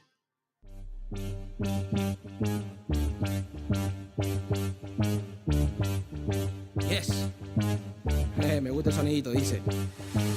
Vamos ahí, vamos allá, vamos ahí, vamos allá. Hey, ¿para qué te digo quién soy si tú sabes que nada más y nada menos que el faga la chimaya? Desplazada de king, ya todo está por venir. Money pa' mi family, music para repartir al doble como Gemini. Si es que andamos bien chiviri, mi black y par de chiquilín, zombito como Tribilín. Sí que sí, Riquitín no me molesta. Somos dangerous, aquí no te metas. Tú eres un Guns N' Roses, solo aparenta. Ellos articulan troyando en pimienta. Ey, ellos me preguntaron que cómo lo hacemos. Que te voy a contar, papito, si es que estoy enfermo. Tan bajo para esta carrera, cuando rima en ritmo lo parto cualquiera. Camino tranquilo, casi sin problema, caminos al filo de la carretera. Los niños tienen que esperarnos afuera. Malandro madrugan en la madriguera. Voy desde pequeño, siguiente te sueño, lo voy a lograr de todita manguera. Ando con los Malvin Benz y del bloque, que corre el cheque, mejor que choque. La chimemo, joder, no estaba muerto, andaba batallando un toque. Yes, yeah, oye, no estaba muerto, andaba batallando un toque. Blacksmente. Me llega la punta del nepe. Si no saben para qué se meten, vaya por la sombra que el sol está muy caliente. Ustedes no cantan ni con micro de juguete, tampoco me alcanzan por más que con trampa trepen. Me pondré la bata para atender a mis pacientes. De falta de flow es que usted está muy padecente. Vamos a inyectar la dosis de carácter urgente, pero ya no sirve, que pase el siguiente. Probemos la cura en la bebida que está ardiente, cumpliendo un horario a las 4:20, sacando el antídoto de la misma serpiente. En pocas palabras hago cosas sorprendentes. Okay, here we go. Hispanics with straight hair are white Europeans. Okay, so can you explain why David had goat hair? Negro? Stealing the black man's rap music just like your white people. No, actually, we created rap before you guys did. It just wasn't called rap. Dumbass negra. I think you're a black woman. I think you're the same person. Anyways, let's read. Here we go right here. I saw you disappear with my own eyes. Hidden transcripts of New York Black Israelite Bragg College. So let me tell you what Bragg College means. You see, I've done a class on like how Negro mentality works, right? And I'll be very offensive to you right now. Okay? So you better hang on. Because what you're doing right now is you're being very offensive to us. So I'm going to be very offensive to you. Okay? Bragg College, because I know that in Bonics, they don't teach that shit. Meaning, here we go. Right here. Check it out. It means construction or creation from a diverse range of available things. Black Israelite Dry College, meaning Kool-Aid. To better summarize it for you, Ebonics. Dry College is like Kool-Aid.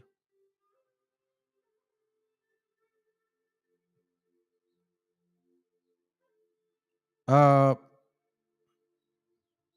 didn't do that, but if I did, so what? I didn't call you, but if I did, so what? What is your point? You see, family, attack. Oh, poor me attitude right here. You see this? Attack me. Oh, I'm black. I can say what I want. Attack me. I'm black. I can say what I want. Attack me again. And then, oh, you offended me. And then she goes, cool taco head. You see that? Your Negroes are funny, dude. You West Africans. And I'm going to show you how you are. Here, and just stick around, because I'm going to embarrass you with your Black Israelite shit. Here it goes right here. And hit the link. To date, scholars have tended to view Black Israelites as mercenary, derivative, or imitative. However, This micro-historical reading of public and partial and hidden transcripts of New York Rabbi Wentworth Arthur Matthews' beliefs and ritual practices demonstrates that black Israelites did not simply imitate Jews, but rather they were bricolier who constructed a pilocultural religion that creatively reworked threads from religious faith, secret societies, and magical magical grimoires. I didn't know how to say that. Black Israelite religious identity was imagined and performed in sidewalk lectures in a Marcus Garvey Liberty Hall.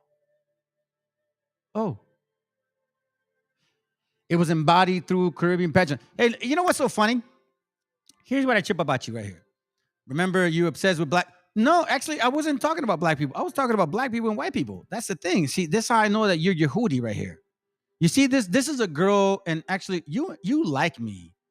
Yehudi, you know what? I can tell that you like Hispanics.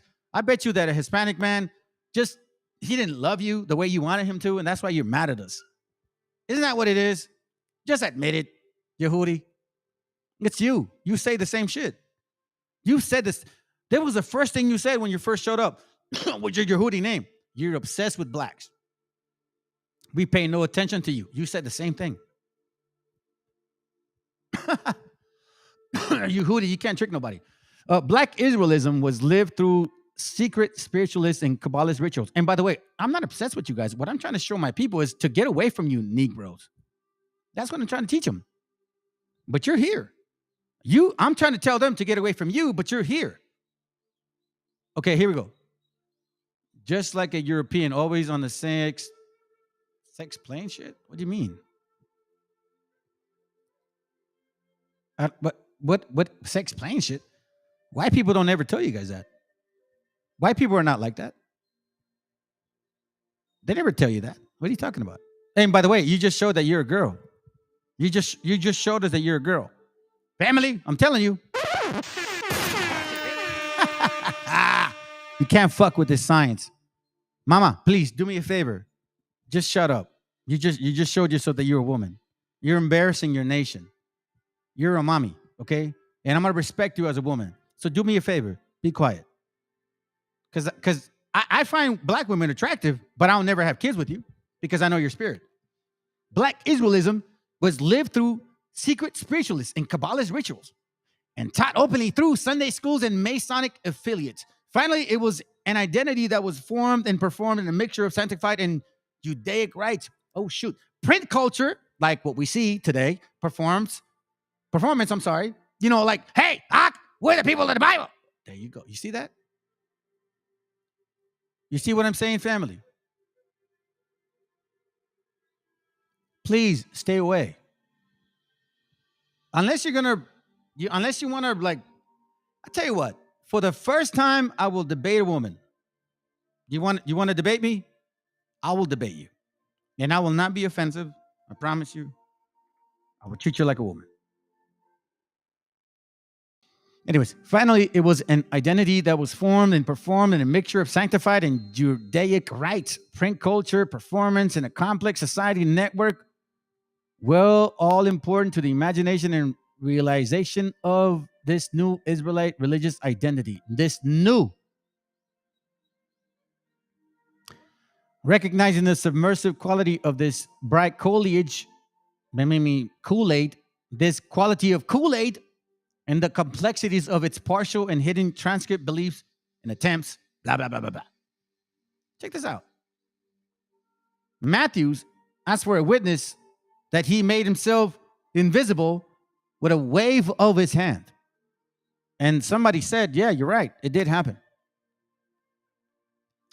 Black Judaism successfully hid both its origins in Pentecostal churches and its secret knowledge drawn from Freemasonry, Kabbalah, and African American conjuring. Holy shit.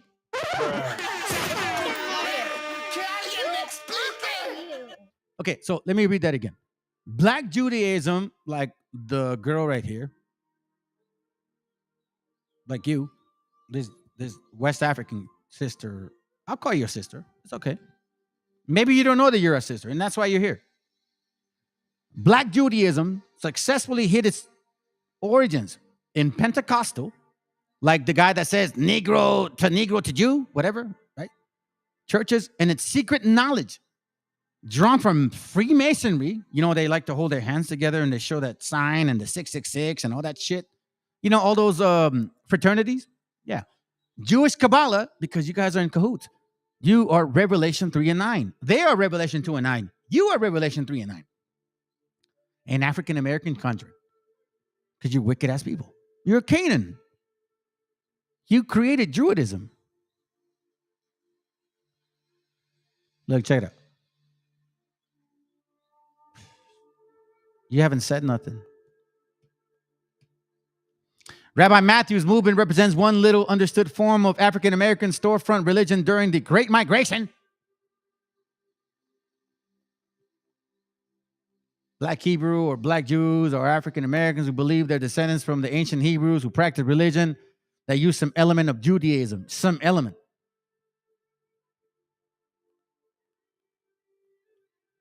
This dweebs right here. These idiots right here. These confused Africans. These Africans right here are the ones that are trying to steal your heritage, family.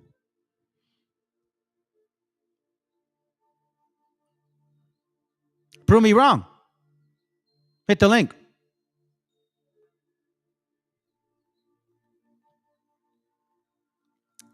This micro history of development of Rabbi Matthew theology reveals how the Jewish ritual that he presented to the world was guided by holiness, Pentecostal Christianity, and magical. Hold on, let me read that again. This micro history of the development of Rabbi Matthew's theology reveals how Jewish rituals, Nate to Snake, IUIC, this broad right here too, that he represented to the world was guided by holiness, Pentecostal Christianity, and magical practices, borrowed from popular esoteric sources. You have an angry spirit. You have anger in you because you know all black men, boys are your... No, actually, no. I know they're not. I don't know why you think that that would offend me. I'm not. Actually, you guys are coming out of my nutsack. That's a fact.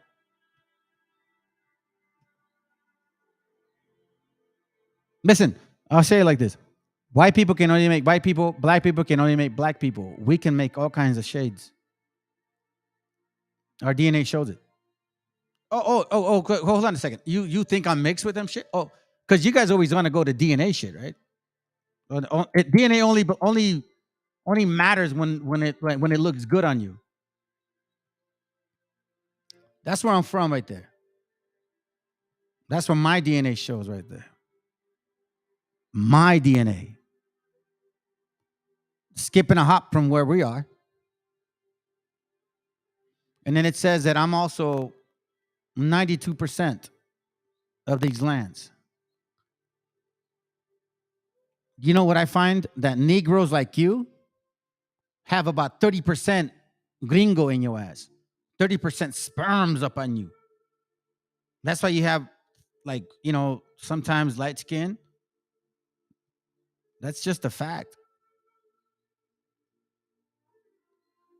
Are you trying to say, why are you trying to say the words of a black man? A black man? I'm not black. You're stupid. Family, I tell you, man, this girl likes me a lot. Sorry, I'm taken. See, I know you envy that because you can never show that. If you did your DNA, it would show up somewhere like over here in Africa and shit, in that dirty ass town. But you envy this right here. Listen, I can go scriptural on you. I can go history on you. I can go white people DNA on you. And look, it puts me right there. In case you don't know the scriptures, it says here that I traveled from here that way and it came this way. That sounds like Abraham.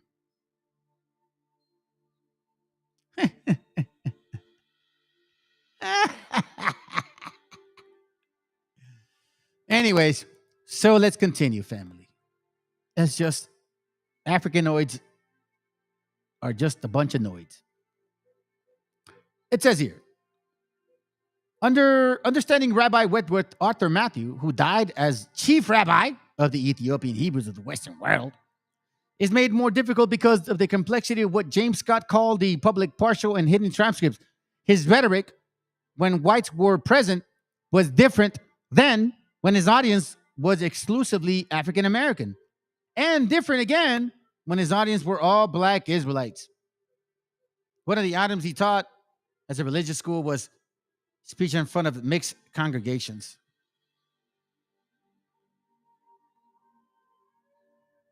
Now, you guys got mad at him because he wasn't actually from Africa.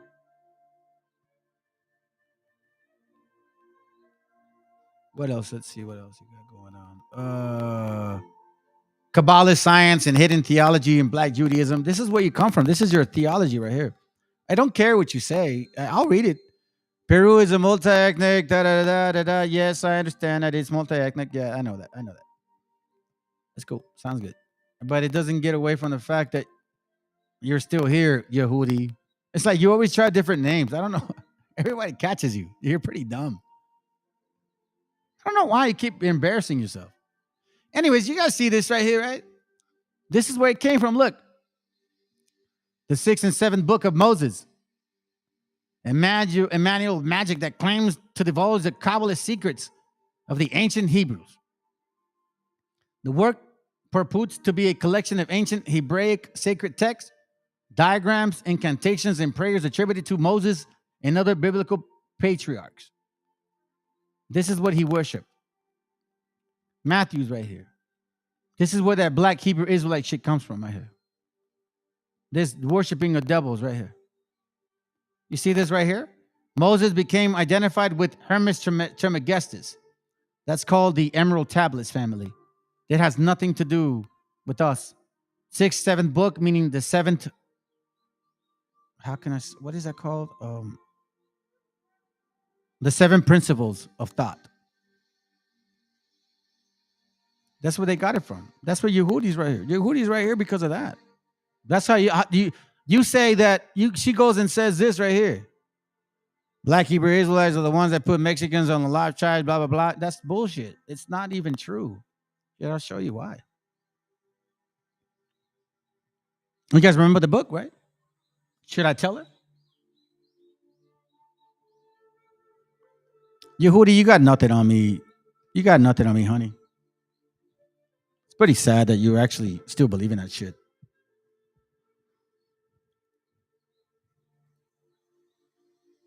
Yeah. Yeah, I'm going to show you something. I myself had experienced. You say that we're the racist ones.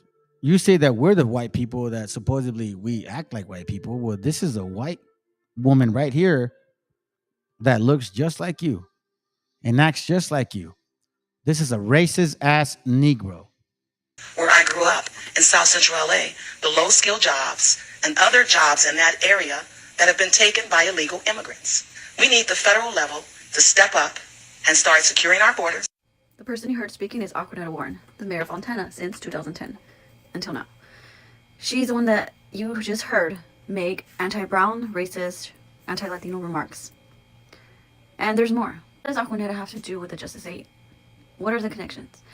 Aquanetta is friends with the Victorville judge that ruled against bail for the Justice 8. This is a person who has been saying Donald Trump racist type of remarks since before Donald Trump said them. We need to protect our borders. We must safeguard against terrorists, criminals, and drug pushers. And yes, about jobs, you bet it's about jobs and taxes. The state is out of money and taxpayers are tired. They should not be on the hook to pay. They should not be on the hook to pay for your hair. For those who are here illegally. Or your nails. And you get here illegally, you need to learn how to speak English. Edwin Enamorado was airing out a lot of Mayor Aquanetta's business. in Fontana.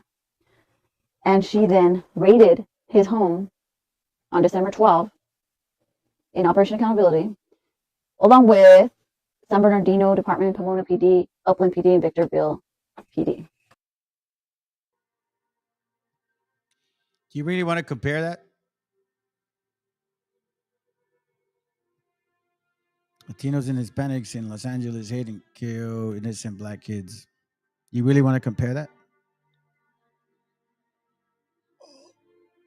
Here, I'm gonna show you guys something real quick.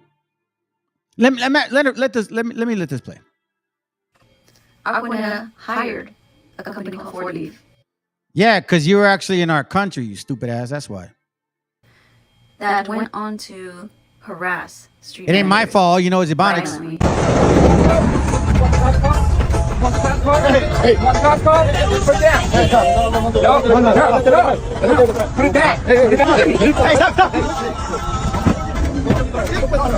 So basically, men come out of a truck and start roughing you up without any marked vehicle, without any identifying clothes. That's who she hired to crack down on street vendors. And she spent over $500,000 to get this done. Oh, so you're a wobble now? You're funny. Do you get the picture? I mean, I don't have to spell it out. That video was from 2010. So every day, your job is to work for brown people. You're not particularly a fan of migrant families. How do you deal with that uncomfortability and that resentment? And here, in the lawsuit, Attorney General Bonta argues that the city's limited environmental review of the project and its failure to properly analyze, disclose, and mitigate projects' environmental impacts violates CEQA. State Attorney General Bonta sued the city of Fontana for corruption, plain and simple. Those projects were approved by Mayor Aquanetta. Interesting because Edine Enamorado mentioned this. He went to the city council where Mayor Aquanetta was holding city council meetings, and he brought up all kinds of lawsuits and citizen concerns with Mayor Aquanetta, and brought up this corruption case and just aired out a lot. Hey, you know how stupid you are? You know how stupid you are? My daughter looks just like her. That's a real Chicana. She ain't a Hispanic. You dumb, dude. I kind of have fun with you Negroes, man, from Africa, man. You guys are really funny. Let me show you what she's talking about. She's actually saying about your negrita sister and shit, you know, the thief. There, so you know, Hispanic need to learn how to speak English. No, it's just the Negros don't want to study. That's the problem. You guys are lazy bums. That's why. Anyways, here we see the warrant arranges 1.1 million severance to silence Hunt about her bribe taking. You're not from America. You are an African. You're not from America. Anyways, here's your African sister here bribing from the white people. That's why he called her out on this shit. Here, if you guys see this link, here, read it. I'll show you. This link right here. It actually speaks about the corruption. She actually paid this other person 2 years after he quit, which you're not supposed to give people that quit severance pay. But they paid them so then they don't have to say shit about the fact that she was getting money under the table for giving contracts.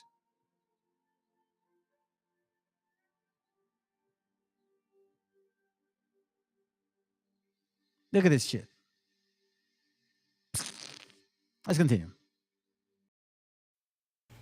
Right before the Justice 8 were arrested. I don't have to spell it out. It is what it is. The sad part to all this is that brown people have to pay for her crimes. By bypassing these environmental impacts, she harms the health of those residents, those brown residents. Because these developers, their projects were not approved or tested for pollution, noise pollution, air pollution, water pollution, traffic pollution, nothing. So when she calls negros out, all of a sudden negros go and cry to the white man. The white man gets mad because, oh, that's right, we're good cop, bad cop. Wait a minute. Who are you? We're just a bunch of Mexicans that don't give a shit about this.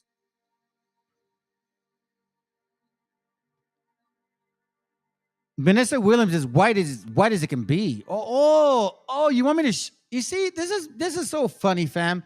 These Negroes have been mixing with white folks' miscegenation forever, and now somehow, some way, they're majority black. Shut your black ass up, man. Vanessa Williams is not black at all. She's a white woman. White. She just happens to have a little bit of nappy ass hair and some thick lips. Stop lying. If you want to see purity, this is purity right here. This is our gente. And then by you saying like, oh, that's a real Chicana, well, guess what? My daughter looks like her. Stupid ass. Nothing. Because she was approving them. And she was motivated by something to do that. How did developers convince Mayor Aquanetta to waive the environmental impact reviews on their... Yeah, because Ice Cube is white. Shut your ass up. $1 million profits projects? What incentive could they have given her? Her nickname is Warehouse Warren, by the way, because of how many warehouses she has opened up in her term. And the sad part is brown people have to pay for her crimes. Each of the Justice 8 are facing about 14 felonies each. With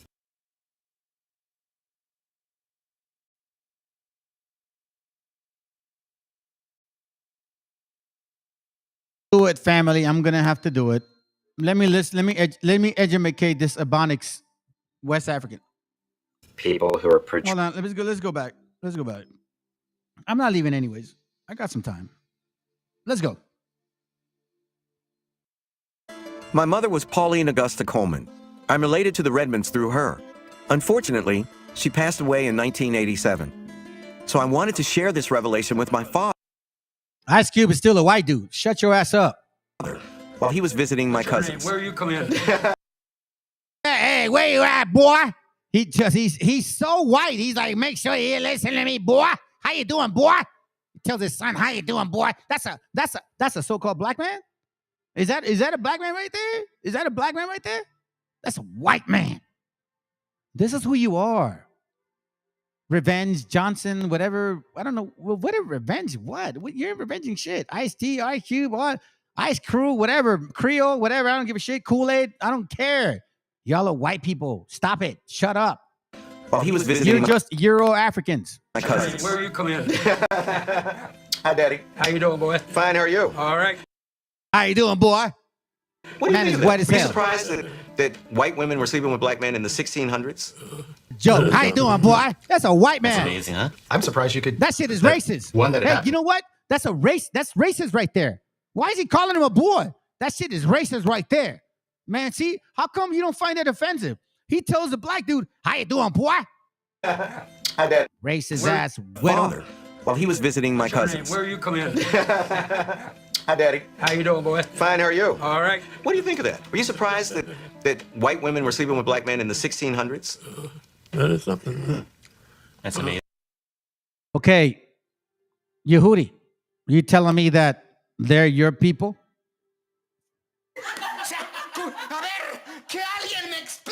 You telling me those guys are Israelites like you? These white folks that have nappy hair? You sure you're still sticking around, but you don't hit the link. Huh? I'm surprised you could. That one that.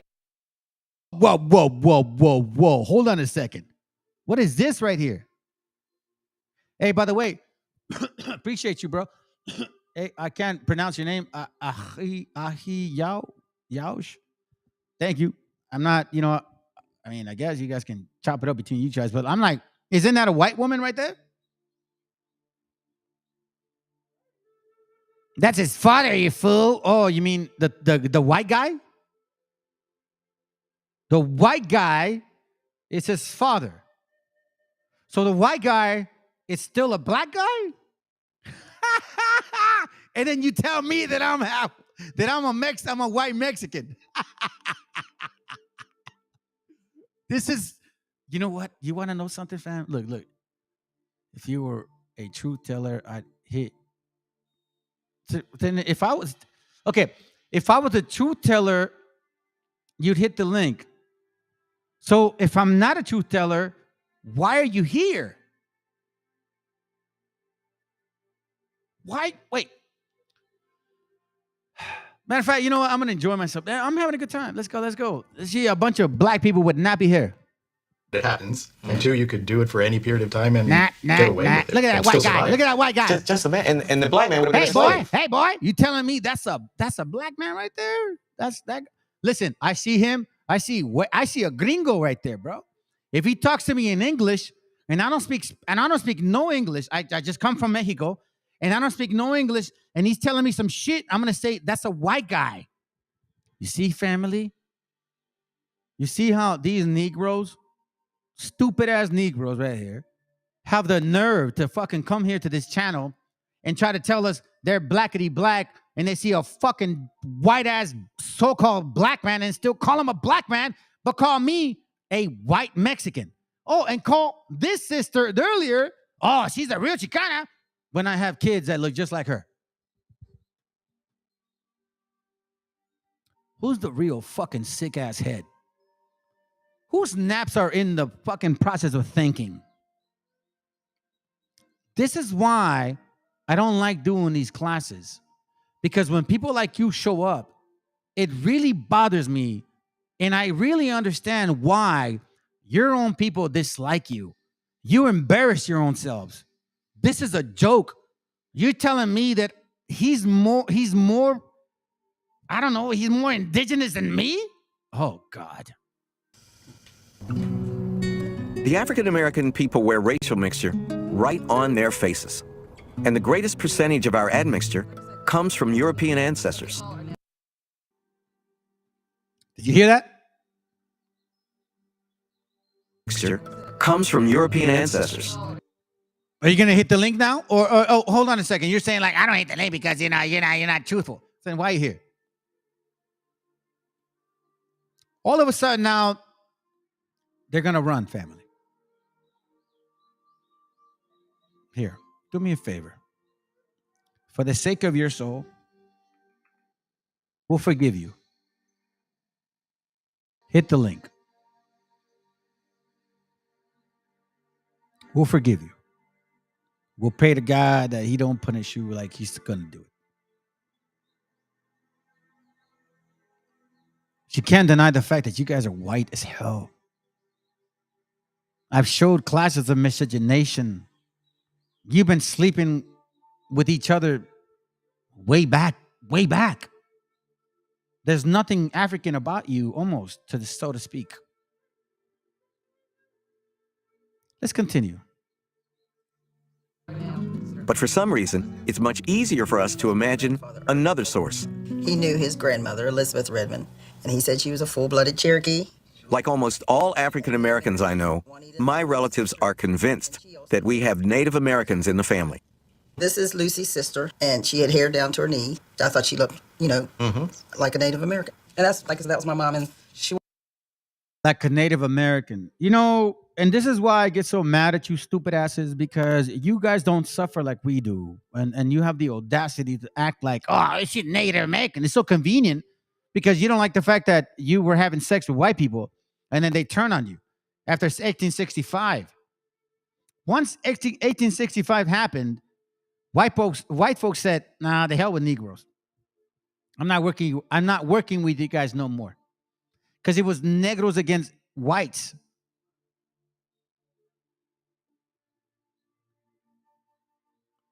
Wore 70s headbands. Oh, she was 70s. She looked like cool. I thought she was Native American. I have. See, there you go right there. You see, there you go right there. There you go. That's Donna Drake right there. That's Donna Drake right there. Look up Donna Drake. You're gonna find out.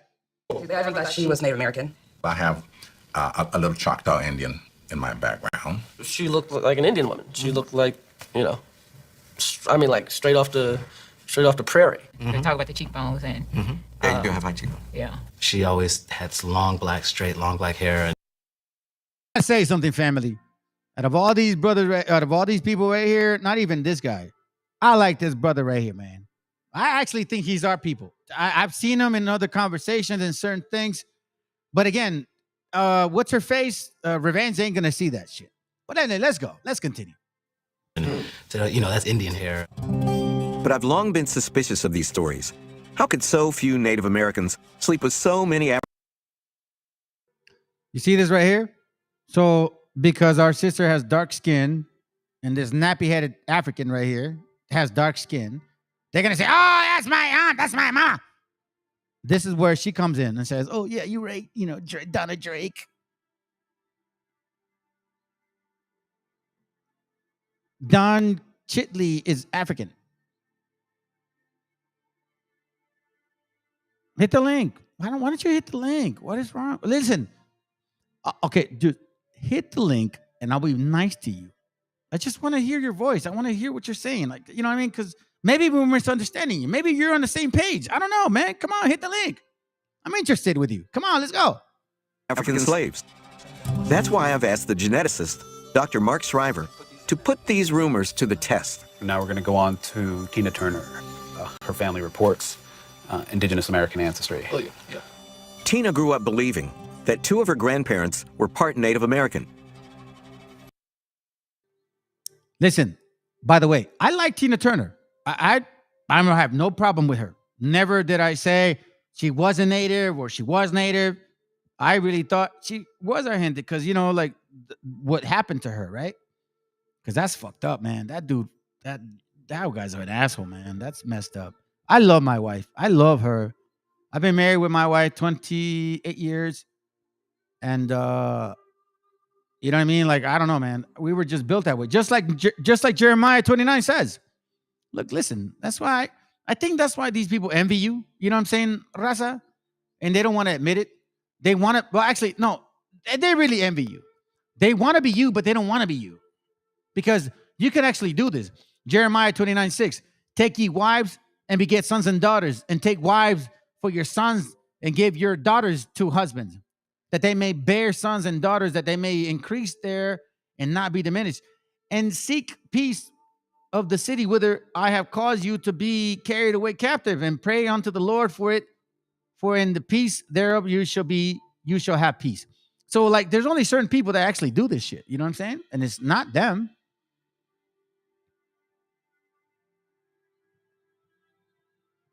I love your wife too. I don't even know how to take that. Do you love her because I'm like doing the right thing, or I don't understand that. That's weird. You really confused me now, Revenge. But you're only 1% Native American. You know how your family has always thought that you had all this Native American heritage? Yes. It was white heritage that you had. All this time, I've been thinking Indian. I was dying to find out what tribe it was. You're from the tribe of Europe. You too are from the tribe of Europe. And I know it hurt you. But I tell you what. If you have kids with a so-called Hispanic man, you may just actually have your kids to make it.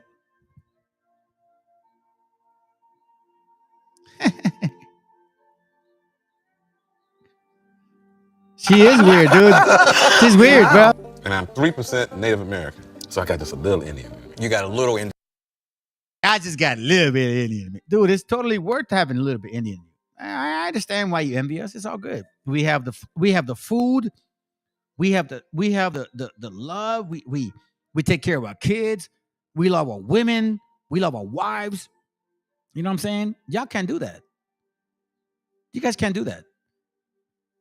And I think that's why this is what's going on. It's very clear now. It's very clear now. You guys can't do that. The real people of the Bible do not spring up like, remember, wheat and tares? They don't spring up like tares. They spring up like wheat, slowly and surely. Because they have They're well rooted. They have a good thought process. And I'm going to tell you something right now. I have a really good household. And the brothers that I talk to, they have a pretty good household. I wish I'd known more about them. But I understand now that I'm raising good children. My baby girl, who's 3 years old, she understands the scriptures. She knows what's up, man. We are raising children that believe in the Most High. We keep the seventh-day rest. We are looking forward to Passover. Like, we don't celebrate none of that. It's been 6 years, family. So while these people here, they come out here and say, yada, yada, yada, it don't matter to me. I don't care. Look, listen, you can say what you want, but we're actually living it. No, we don't focus on black people. Honey, listen, we don't focus on you. What I'm trying to do is I'm trying to separate my people from you. That's what you're missing. I'm trying to tell my gente to stay away from your dirty black ass. Nobody focuses on you. They focus on your dirt. You brought smallpox. You think we're going to submit ourselves to the mental smallpox? We got the physical one. We're not getting the spiritual one no more. You see what I'm saying, mama? So you're here right now. Listen, I'm talking to you like a woman. So this is how I know that you're a woman. And you said you're a man. So that's how we can prove you that you're a woman. I'm talking to you like a woman. So please understand that you're embarrassing your own gente. You say all this shit. You came aggressive. You came like a man, but now you're like submissive to my words. You're not understanding this? Or are you gay? Because if you're gay, you better get the fuck off. Because now that's some weird shit. All I said was, listen, I'm trying to teach my people who they are according to the Bible. I didn't say we're black people. I didn't say we're Egyptians. I said I'm teaching them who they are according to the Bible. That's it. And I didn't say, oh, y'all better believe me. I said, listen, man, whoever believes me, believe me. Whoever don't. That's it. I'm not here to prove nothing to nobody. I love my family. I love my children. I got 4 kids, and I got 1 blind that's autistic. And I bet you anything that none of you guys, or especially you have no clue what that is. You don't have no autistic son, and especially you don't have no autistic son that lost his eyesight later on in his life and then became blind. And through scriptures, I'm able to save his life. It don't matter if you did years in prison. The majority of Sudanese were fucking faggots and all that. Listen, I don't see that. That's how I know that you're. Listen, I know you're not a man because you've been listening to me the whole time, and I've been talking to you like a girl. So you're not a man. So no matter what you say, I did years in prison. No, you can't fake it, honey. You're not. You're a fucking girl. Stop it. Just stop it. Okay. Everybody knows you're a girl. You're not tough. Just stop it. No, it's not a he, bro. It's a girl, bro. It's a girl, dude. It's a girl, dude. It's a girl. Look. He goes, you have an autistic son. Son, you're living off is no. Nah, I run my own business. I run my own business. SSI? What do you mean SSI? What is SSI? Yeah, he gets like $800 for he's being SSA. He's 23 now. He gets $800. Yeah, live off of that shit. Sure, buddy. You see, family? And then Let him talk. 0% Native American. And 0% Native American. And 0% who were Native American. We're gonna have to tell the Choctaw Nation in Oklahoma now. I misrepresented myself. I'm not Choctaw at all, you know. And you'll see there's no figure for Native American because you ain't got no Native American. Set the record straight. Even Don Cheadle, who we would expect to have some Native American ancestry because of the connection to the Chickasaw members of your family. Wait a minute. Hold on a second. Hold on. Wait a minute right here, family. I just thought about something right now. This girl said to me, you have an autistic son? Son, you're living off of in his SSI check, right? And I was like, nah, like, no. That's what they all say. I have my own business. They use their own business. You see, so I think I know what she's talking about. You see, my son, he gets several hours per month, right? So they can watch him because that people that actually like understand this stuff. So she thinks that we use that money to live off of him. And you see, the only way that this Negro would know this is if she actually had families that did this shit. Because you want to know something, fam? 2 months ago, we went to see this whole, ISSI stuff, right? And they told us, they said that there's families that actually go out there and attempt to fake autism, specifically Negroes. That's what she said. They always fake that shit. That's why they show up to these houses. Because most of the time they're fake ass cases. How do you know this? How do you know this? Do you realize that my son actually does suffer? He almost killed himself 2 years ago. We almost lost him. You right here, you Negro right here.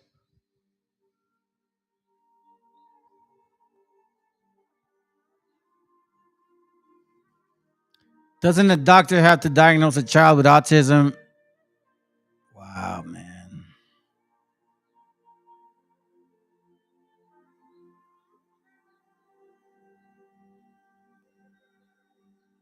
I never talk about my kids in his channel. You know that? I don't ever bring them up. I don't ever talk about my son, about his autism.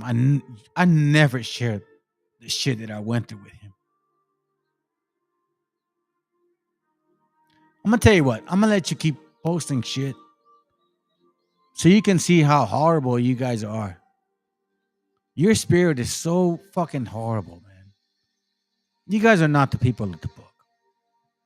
You're proving it right here. You're attacking my family. You have no idea what I went through with him.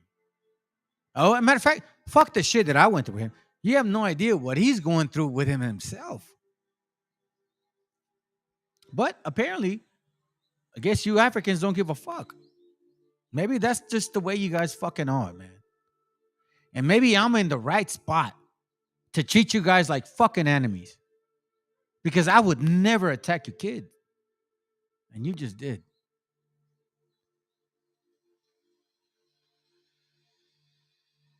There are people in this channel that know my child. Look at it. Look, here he goes. Check it out. What the fuck? I'm attacking your family. Why would you lie like that? No. Sorry. No, listen.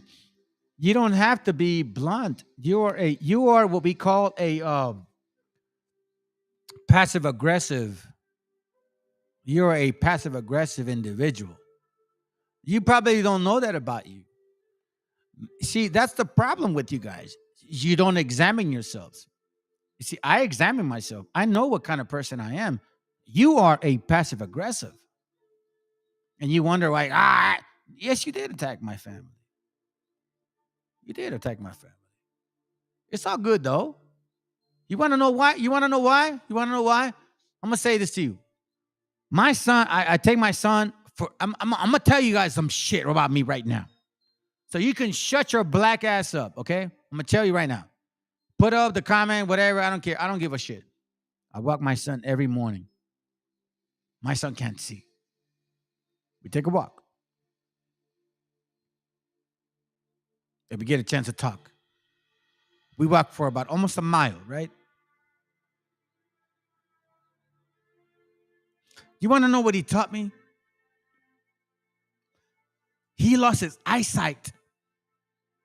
He was born with eyes. He was born to see. He was born. But at 16, 17, 18, spirits started attacking him. And he lost his eyesight. He started hurting himself. He started hating himself. It was crazy, man. I didn't know what the fuck to do. So now he can't see. But you want to know what man, I'm going to tell you something right now, man. I don't deserve to be his father. That young man taught me how to be a man. He said, I fucked up, Father. I'm sorry. He embraced it. And he's living every life. And he thinks about God and he prays to him. And we're going to buy him a Bible that teaches him how to like read with his fingers and shit. So I don't care what you say. Yeah, I can say all this shit, all this Negro hater stuff. It don't matter, man. Y'all don't understand the life that I see myself. And nobody taught me these things. You Negroes didn't teach me nothing.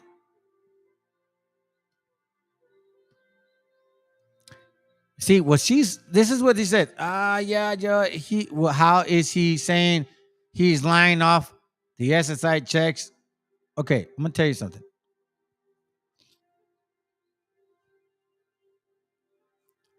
Black people think that I live off SSI checks because black people don't like to work. But if I tell you what company business I owned, then you're going to expose me and make me look bad. So I'm not going to do that. But I'll give you a hint. I've been in the insurance industry for 10 years. I'll share it like this. I've been in the property and casualty for 7 years. I've been selling workers' compensation insurance for 5 years. And I'm a master at that shit. Do you guys understand how workers' compensation works? I will break it down to you, negrita, revenge of yourself, saying that supposedly I don't know what the fuck I'm doing. I'm a specialist in my business. I sell workers' compensation insurance to big businesses. You think this is new to me? What do you think is wrong with you? You think Raza's stupid? I don't need my son's money. You know what I do with his shit every year? I put it away in investments because I know I'm going to die. And I don't want him to suffer when I lie in my fucking hole. But shit, you Negros don't think like that. You Negros are like all about, hey, I'm going to take advantage of his money because I deserve it because I gave him life. No, I don't think like that. I'm glad you said what you said. Because you express the fucking knowledge that you Negros do every single fucking day. You expose yourself right there. Because I was like, what are you saying? Like, what are you talking about? And I remember the conversation that I had. One person that came to our little, they do the interview with my son and to check to see if he's really blind and shit, you know what I mean? And I asked, like, why do you guys do this? She goes, because there's people that really lie. So you know that family. So if you know people like that, how come you don't fucking accuse them? Where you at, Mrs. fucking Bible shit? All of a sudden now you forget?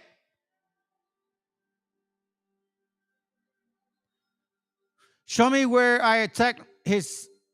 No. Listen, you done fucked up, negrita. You done fucked up. Because see, people on this channel, they know what's going on because they actually talk to me. But you didn't know what the fuck you were talking about. I don't live off my son's shit. I'll say it like this, honey. I'll say it like this. I make more than 10K a month. And you want to know why? I've never made that much money ever in my life. But I started making that when I started working hard, when the Most High sobered my mind up. Because I was a drunk piece of shit alcoholic. And then he said, Let me take that spirit from you. I'm a hermit. Guess what? You're right. I am a hermit. I'm a man of the tent. I love being with my family. When I come to work, I put my shit in the plow. When I go home, I love my wife and I love my kids. And when I'm at work, I think about my kids and my family. And when I help my people, my so-called quote-unquote employees that you think I talk down to them, no, I don't talk like that to them. We're a family. You have no idea what the fuck you're getting into. You see, we're not like you Negroes. I actually like this guy. I don't even think he's your gente. Because he's like, fuck, man, I wish I was a native. Choctaw at all, you know. And you'll see there's no figure for Native Because he realizes how horrible you guys are. Americans. You ain't got no Native Americans. Set the record straight. Even Don Cheadle, who we would expect to have some Native American ancestry because of the connection to the Chickasaw. He's like, my background. You know what? I like this brother, man. You know why, man? Because this brother works hard. I actually did my homework on him. I looked at his expression and I said, why did he feel that way? And I know why. Because he's not like you. He's not like you. He's not a hater like you. He's not angry or fucking hateful. Nah, man.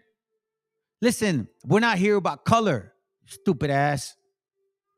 We're looking for our brothers and sisters that you're not. Members of your family owned by Native Americans. But we don't find any. Wow. And you're not alone in not having any measurable Native American ancestry. 1 in about every 20 African Americans only 1 in 20 has any significant amount of Native American ancestry. So apocryphal. Yeah. No. Turns out they didn't really dig you that much. To get to the bottom of this contradiction, for once and for all, I've invited an expert on Native American history to meet me at Harvard, Dr. Claudio Sant. Claudio, one common belief among African Americans is that the slave... I never called you a nigger, bro, or sis, black, etc., whatever. I never did. Because if I called you a nigger, that means that I would be against my own family that's black, like dark skin. You know what I mean? And you guys are not the only dark skinned ones. Matter of fact, tomorrow I'm gonna go visit my family, and I'm gonna show you how fucking dark skin or light skin you Negroes are, and how dark skin my family is. I'm the lightest one in my family. You guys are stupid. Slaves managed to escape from plantations and find refuge with their Native American brothers and sisters. They'd sit around the campfire, slapping five and smoking a peace pipe with Cochise. Did this happen? In some cases it happened, but just as often these fugitive slaves were captured by Indians and returned to the planters. And in fact, the colonies had policies they implemented. Hey, you know what? Let me read that, man. I guarantee they already know what it is and what's going on to be with this channel. Just another agent. Yeah, bro. You're right, man. I was listening. He didn't say harder. What? He just said the urban way of saying it. I didn't say it. Don't listen to her. Dude, listen. I didn't say nigger shit. Man. Hey, listen. If I want to say nigger, I'll say nigger or nigga. I said it right now. I didn't call nobody nigga or nigger. Shut your ass up. Policies of rewarding Indians who returned fugitive slaves. They might be given 2 guns and a kettle if they brought back a live slave, and half as much if they brought back a dead slave, or rather the 2 ears of a dead slave, which is what they required. According to Claudio, substantial social contact only occurred in the early colonial era when settlers enslaved Native Americans and African Americans together, and between the Revolution and the Civil War when a small number of black people were enslaved by the 5 civilized tribes. If this is true, why does every African American I know believe that their grandmother had high cheekbones and straight black hair? I think it's probably a desire to be associated with people who are portrayed in popular culture as fierce warriors and who resisted the United States. And if you're a slave or an African American living in Jim Crow America, who wouldn't want to be associated with someone like Crazy Horse or Geronimo?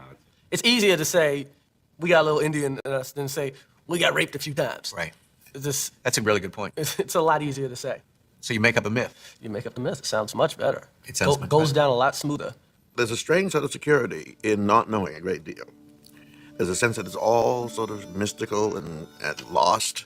Nobody ever found it, so you could sort of invent any past you wanted to. Well, you can't do that now. DNA is finally shedding light on one of my family's greatest mysteries. Remember my second great-grandmother, Jane Gates, the woman whose house my cousin just bought? Jane, a slave, had 5 children with an Irishman. Yet she never told anyone his identity. But not even Jane's discretion, or perhaps her shame, could protect her children's father from modern science.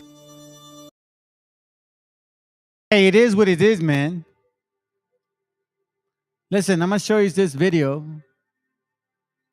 that I did a year and a half ago, and only 35 people watched it. And I actually went through some shit right here. I'm telling you, man, I only had like 27 watchers and shit for like a year.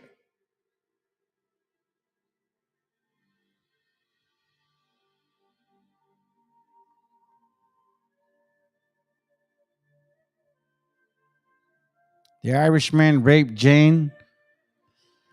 Negroes were raping Irishmen, okay? You know that buck breaking wasn't by white people. It was by Negroes doing it on white folks. Stop lying, man. White people were never bigger than you, stupid ass.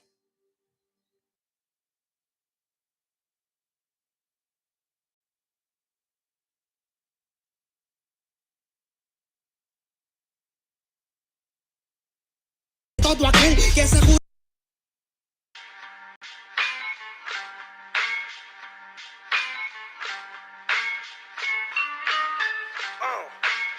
En la Plaza de Reyes, Black 50, soplón. Yeah. ¿Qué vas a saber?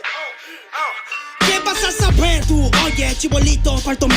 Pulpín de los pulpines, batería de Rapunzel, de rapeos, de raptos, de lagartos en cuartel. Cualquier la pega de cruel con un viejo coronel. Soy flojo, se me antojó dormirme en el laurel. Elevé mi level con un label y un Faber Castell. Ya un papel, lo empape con sangre de todo aquel que se jura Nobel y no ve mis trenes en la riel. What's so man? ¿Por qué no sacan la tablet? Juro por mis abuelos que no te hablo por las powers. Soy chinchado neto, búscame por pico sour y te voy a meter al centro loco como Beckenbauer. Escúchame atento mi pro, que estamos rompiéndole en pro. El negro de Plaza de Reyes como siempre rompe de este micrófono. Que quiere meterle como yo pero no puede meterle tacoprón. Si te pensabas que solo era un gallo, déjame decirle que se equivocó. Real motherfucker feeling on the street.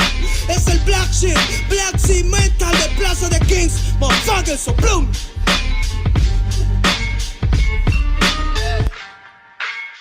Nero Luigi, man, desempeño en la victoria para que sepa. Incas Mo, Money Gang Gang, yeah, yeah, Yo también he llorado, gente. También me han desplazado por mi rasgo afrodescendiente. Sí, un perro no habla pero siente. Cuento historias callejeras pa' barrios de delincuentes. Soy un perro que te ladra, que te muerde y que te huele, nene. Soy más que Lele, ustedes para mí son pelele. Con mi jauría todo el día en busca de los cheles. Tengo un perro en fiscalía que nos mueve los papeles. Y otro en la comisaría para evitar el susto.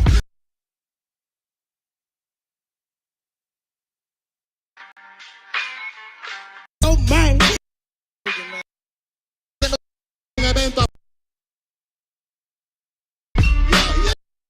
Inexorable que rompe el...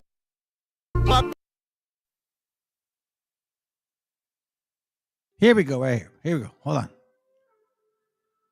Try to find this shit. Wait a second, man.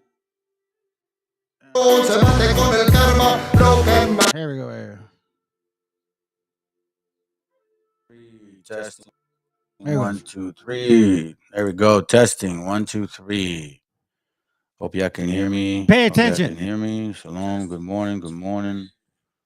Good to have you guys here. Who's here? I see some people. Lishiva. Good morning. Bon dia. I believe that's how you say it.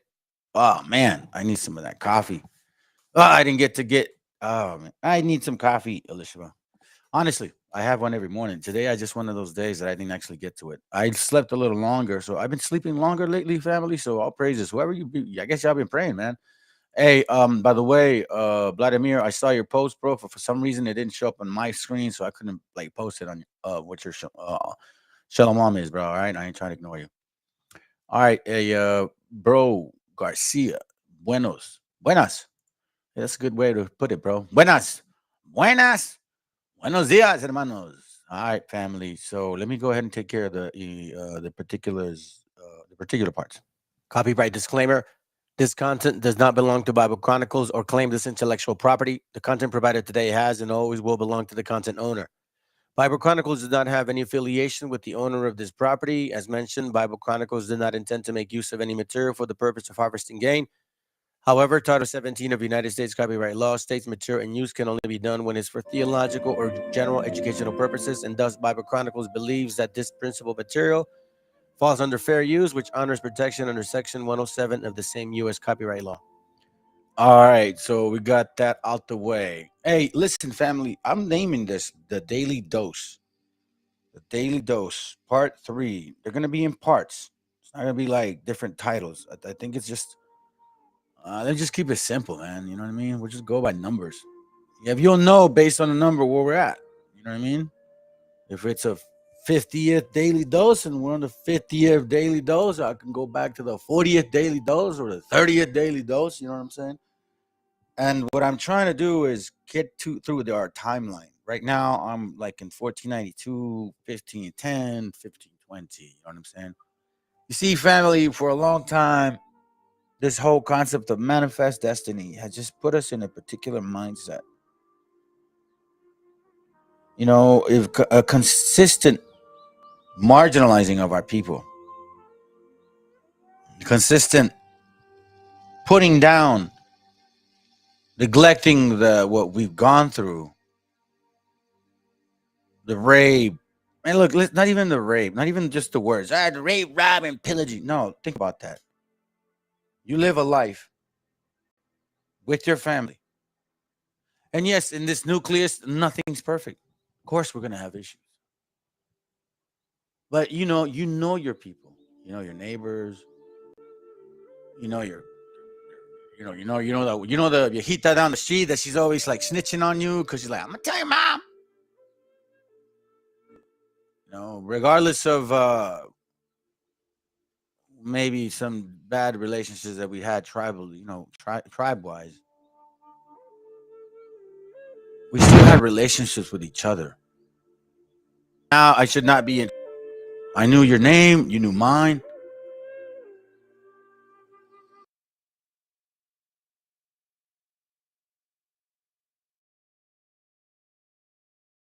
Trouble. Last time I didn't even say it, and you know what? YouTube didn't say nothing. But again, it could be that they're not This video is really mindful about, hey, can't be using my picture, buddy. Anyways, all right, check it out, fam. Here's what I got for you. Watch what this guy says. Watch what he says, and I'm kind of surprised by it, to be honest with you. Let's see. Where's the Can we make this into like? No, we can't, huh? All right, let's listen in. I'll be quiet now. Hold on. Let me shoot.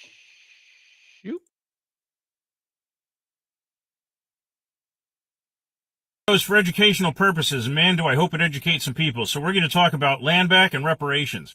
I believe that we should give land back to the indigenous peoples of this country, even in accordance with their land back initiative, and probably give the entire continent back to them.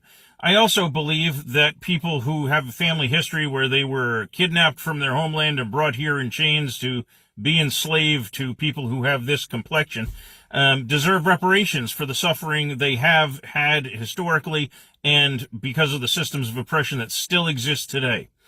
Now, I can almost hear you saying, well, that couldn't work, blah, blah, blah, blah, blah. It would be too much of a pain in the butt and blah, blah, blah, okay?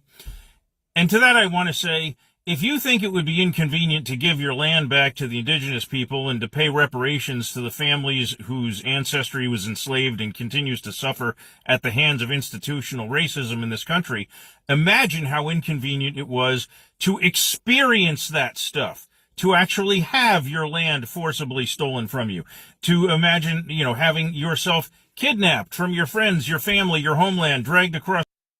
This is the problem with these Negroes right here. they feel like they deserve something in between this transaction. No, you are Canaan. You were supposed to be in West Africa, but you didn't listen. So this is what you get. Across the ocean and put to work for people who would whip you at the slightest provocation or just unalive you. So, yeah, I do think that we should do those things. Would it suck for me? Yeah, but right now I'm the beneficiary of all those horrible things that happened historically and continue to happen today, as is everybody else in this country who looks like this in complexion, and I'm not comfortable with that. So I am absolutely behind the idea of land back and reparations. I'm very curious to know what other people have to say. If you're going to just drop hate-mongering comments, go somewhere else. But if you have something, to discuss about the subject, please feel free to, sound off in the comments. But I hate you, white boy. That's a joke.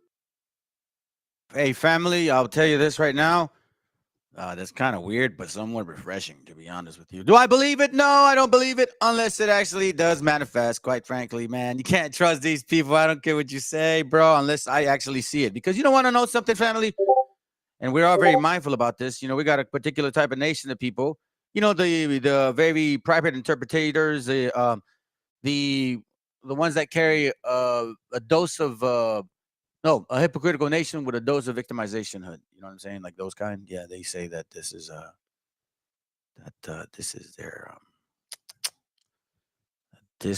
their country. Yeah, they say that. Look, I was listening to this dude, and he's not for that. He's for Africa, Pan-Africanism. He's for his people. You know what I mean? You can't disrespect anyone like that. It's basically for his people. Anyone can account. Hey, in case y'all listening, well, actually, I'll tell you later. That's all good. Yeah, y'all can communicate on that. Give me a second. It's downloading. It's a short video, but here we see a so-called white man saying that, hey, you know what? Yeah, I'm all for reparations for the natives. Yeah, of course. If anything, come on, let's be real, man. Who does not belong in this continent? I'm sorry, you white folks and black folks. He's like you said, in my complexion, but you forgot black people too. They need to go back. All right. Not the ones that are our people, though. The reason I say that is because, the natives, our people, we're probably the most willing and giving out of all the nations of the world. But then again, when push comes to shove, then it's just like, yo, that's enough is enough. You know what I'm saying? So let me show you guys something real quick. Watch this. So this is what the other party says. Is now saying, no, y'all need to come to the street and march for me. Help me. Because now the white man has done what we always knew he was capable of doing all along. That makes a lot of sense. But Dr. Amos Wilson destroyed these dudes off rip. And he didn't have to do it in no grandiose. He didn't do no grandstanding. He just said the truth. He said, oh, you think you about to assimilate now. And if you look at movements like FBA, right? Think about it. That's what they're saying. Foundational Black America. This America. This our country. Our country. Our country. This our country. This our country. This our country. They're not saying nothing more than, yo, we're going to be able to assimilate into this country peacefully. Fam, you guys hear that? That they believe this is their country. The FBA. The For Black Association. I don't care what they mean. I don't care what they say, man. You guys really? Like, at least this guy has some sense. I'm like, yo, man, Pan-Africanist, bro. What you talking about? This ain't your land. Get the hell out of here with that, man. Even the white man understands that. And he, I would assume, would not have your spirit, right? No, but not. Y'all are acting like them now. I wonder who's who. So let's go through a little bit of timeline and remind people that we do deserve reparations, but we don't want reparations. We want it all back. And we want y'all out of here. But we know that it's not going to be that way. It'll be a different way. And all because of the Most High, our Creator, our Father, said so. But before I go there, and more likely I'm not going to go there because it's not about that right now. It's not about destruction. Yeah, the white man's going to get it. No, I don't care about that. Y'all going to get it. It's about edifying our people, man. is to bring out these men, these kings out of these prison holes. And I don't mean like prison always. I'm talking about like, the mentality. Proverbs 29:18. Here it goes right here. Watch this real quick. It reads, where there's no vision, people perish. Where there is no vision, people perish. Hey, shalom, Meshican. Shalom, Isai. Shalom, Julio, man. I apologize. You know how I get, man. I just kind of jump in and woo, just get in a car and run. I was always like that since I was a kid, man. Ever since I was born, ever since they'll tell me, go get something. I was in Mexico. I was born over there. Like, hey, and they used to call me Chicharo, man. They're like, hey, Chicharo, go get me some tortillas. Obviously speak Spanish. Hey, Chicharo, ve por unas tortillas. 5, 6 years old, and I'm like, I run back. So it's the same thing, fam. I get in class and it's like, I hit the rubber hits the road, bro. Let's go. Anyways, remember this, fam. Remember this. Where there's no vision, the people perish.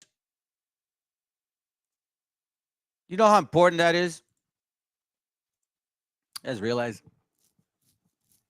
that that's also part of the curse? Where there's no vision, people perish. See, the Most High said that was going to be an actual punishment. Deuteronomy chapter 28-29, it says, and thou shalt grope at noonday as the blind gropeth in darkness. Where there's no vision, people perish. And thou shalt grope at noonday, no vision, as the blind gropeth in darkness, you perish. And thou shalt not prosper in thy way. Why? Because you got no vision, you got no future. You cannot see who you are because you don't know where you've been, because you have no idea what occurred to you. Again, and thou shalt grope at noonday as the blind gropeth in darkness. So again, without a vision, people perish. Hold on a second. How hard is that to understand? It's pretty simple. It's pretty simple, fam. Let's go back. Proverbs 29. Let's absorb this real quick. Proverbs 29:18. It says, where there is no vision. So, like, what exactly is needed with you when you visualize something? You put it in your mind, and that whole concept of like, things, thoughts become things. They get it off the Bible, family. It's all esoteric and self-love, because that esoteric concept is basically saying that you are the creator, not the Most High. It's like, I think of it, so I think of it, I manifest it. No giving honor to the Most High at all. You are your own God. That's where it comes from. But that's that whole as above, so below. Y'all got to really understand what that cold crap means. You have to really understand that. So again, where there is no vision, if you don't have a future, if you cannot see the path, if you cannot see the road ahead, if you cannot close your eyes and still see the road ahead, where there's no vision, people perish.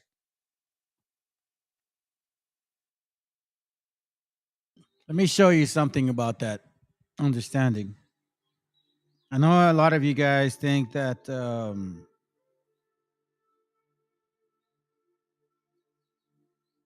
this is an actual older class, and it was probably one of my most powerful classes that I've ever done. And nobody gave a shit about that class. That's why I wonder about you guys, man. I don't know, man. I don't know. Anyways. So, I've done classes regarding the repentance process, what the Messiah talked about, how Paul understood Romans 7. And I was just saying some stuff right there, right? So this is from a book.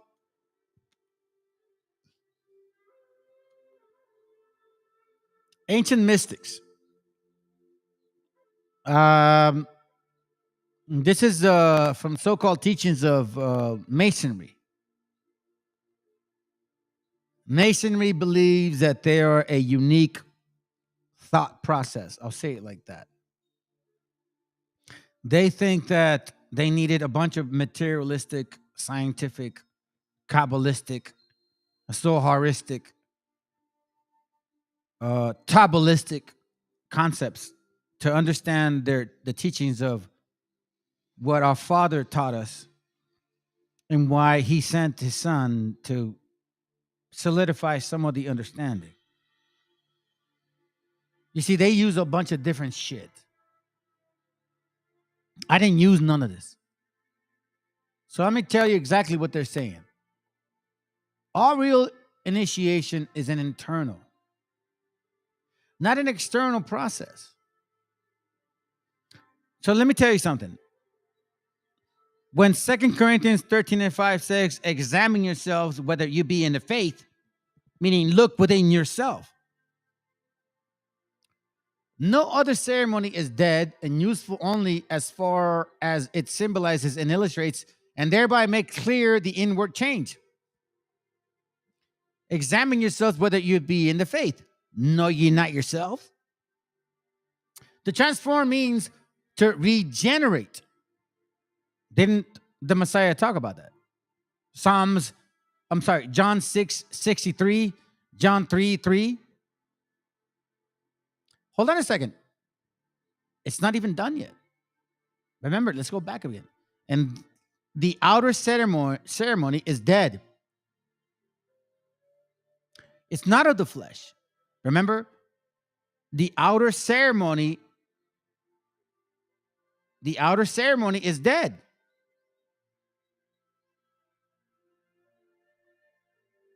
John 6:63. It is the spirit that quickeneth. The flesh profited nothing. The words that I speak unto you, they are spirit and they are life. All real initiation is an internal and not an external process. The outer ceremony is dead, meaning the flesh. The useful only so far as it symbolizes and illustrates and thereby makes clear the inward change, meaning the tabernacle. To transform means to regenerate. Oh, you mean to be born again?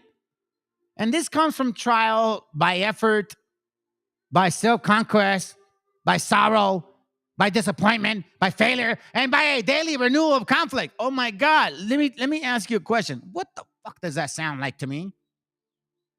These people are not special to you.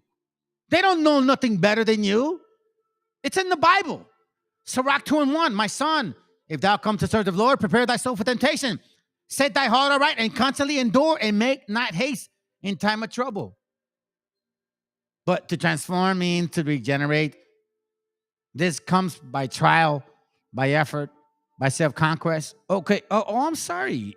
You mean the actual stuff that I was talking about? Sirach 6:23.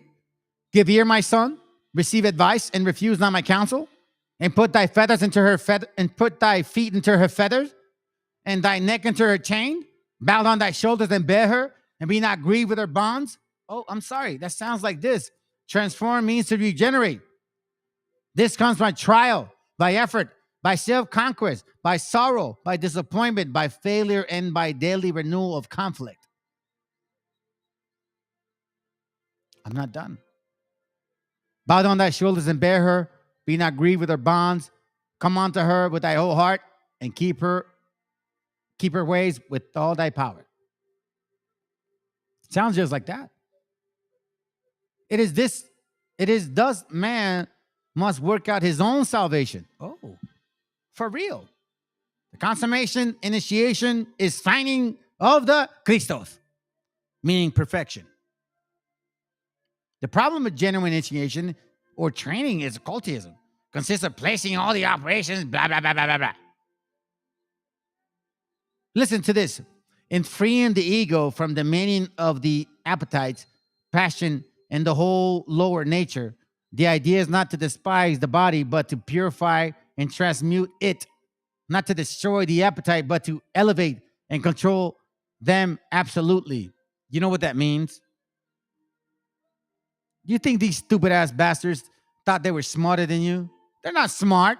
They just read the Bible and they think they fucking know shit. All they're saying is this.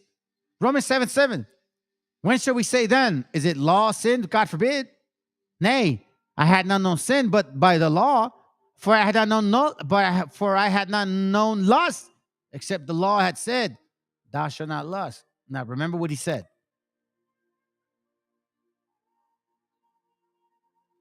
Transform means by regenerate, by trial, by effort, self-conquest, by sorrow, by failure, renewal of conflict. Thus, man works his own salvation. Right? Okay, sounds good. Paul is talking about this the whole time in this chapter. And then he gets to chapter 21. I find then a law that when I do good, evil is present with me. For I delight in the law of God after the inward man. But I see another law in my members, warring against the law of my mind and bringing me into captivity to the law of sin, which is in my members. Isn't that what he's saying? By trial, by effort, by self-conquest, by sorrow, by disappointment, failure, and the day renewal of conflict. You want to know why I'm saying it like this? Because I'm sick and tired of you fucking bastards saying that you're smarter than the scriptures. You guys have used the Bible the entire time to show us philosophy. And I can see philosophy through the scriptures. And you've been bullshitting us the whole entire time. This is thus man's must work out his own salvation, the consummation, initiation, and finding the Christos, meaning the perfection, family. This is what these guys are saying. The problem of genuine initiation or training in occultism consists in placing all the operations of the body under the dominion of the will.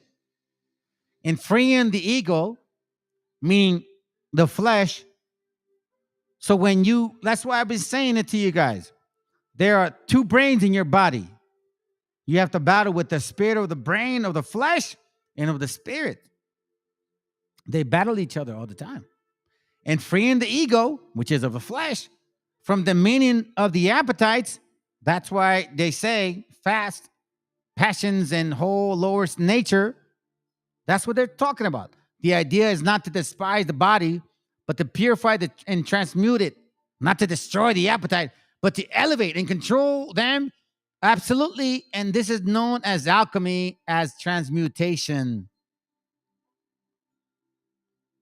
This is mastery of the lower nature.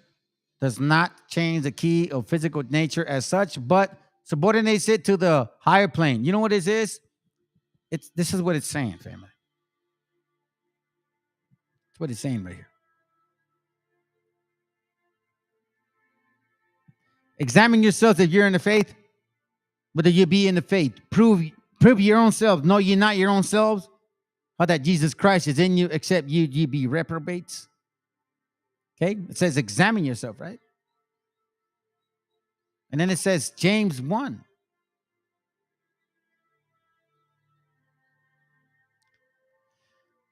Let no man say when he is 14. But every man is tempted when he is drawn away from his own lust and enticed. That's a thought process right there. Then, when lust has conceived, it bringeth forth sin, and sin, when it is finished, it bringeth forth death. It's literally telling you right there. So they say this mastery of lower nature, meaning like if you control your mind or your spirit, so to speak, does not change the key of physical nature because you're still in the flesh, but subordinate it to the higher plane, meaning the spiritual. Without this subordination, meaning without control, the clamorous lower animal nature drowns out all higher vibrations, meaning that you're still in the flesh. As if in an orchestra, meaning a sounds of music, and bass viols and drums only can be heard, and noise rather than harmony results, hence saying, he that conquers himself is greater than he that taketh a city. I've shared that with you guys. It all talks about Romans 7 the whole time. You see, what they took to figure out in a bunch of books, I just stuck to the milk. That's all I did. I didn't go nowhere else. I stuck to the milk. So you guys that laugh at my shit, haha, I'm laughing at you. Because what all these nations and these religions try to teach all these kind of people, I just stayed to the Old Testament, the New, and the Apocryphal. And that's all I did. And you know what I focused on? Repentance. That's all I did. Romans 7:21. I find then a law that when I would do good, evil is present with me. They say that. For I delight in the law of God after the inward man. They say that. They call it the lower vibration. Or the higher vibration, right? But I see another law in my members. Oh, that's right. They call it that lower vibration. And they say, as if in an orchestra, right? But I see a lot of law in my members warring against the law of my mind. So just like how they change the words, as if in an orchestra of vast viols and the drums only could be heard, because they know that it's messing with your mind. You see how these guys are plagiarists in a sense, but they're not plagiarists because they just changed a couple words.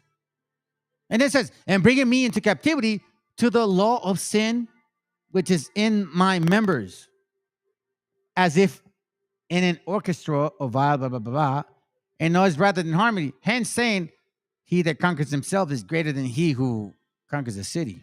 You know what? That's scriptural. Check this out.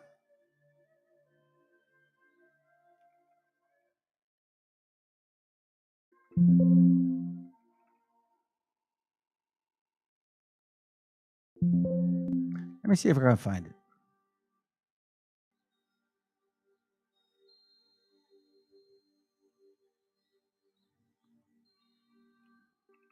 Let me see if I can find it, man.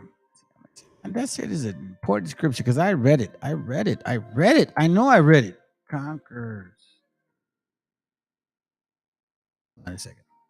Hey, you know what? I'm not going to look for it. It's all good. That's what I see.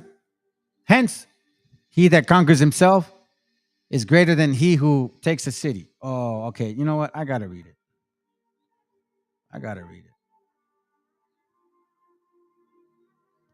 Harness. Let me see if I can find it.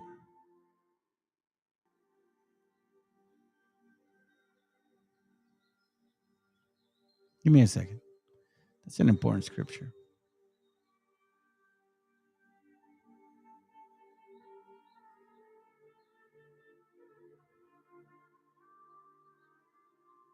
It's all good.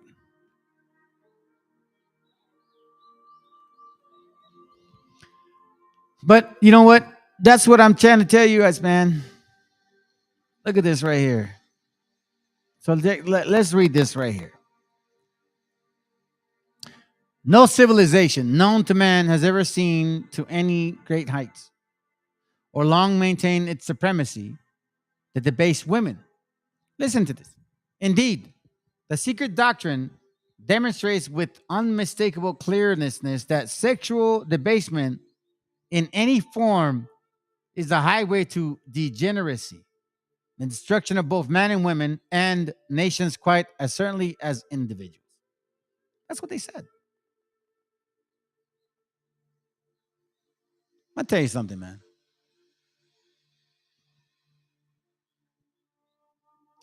Since I started this channel, I've never lied to you guys. And I will not lie to you again.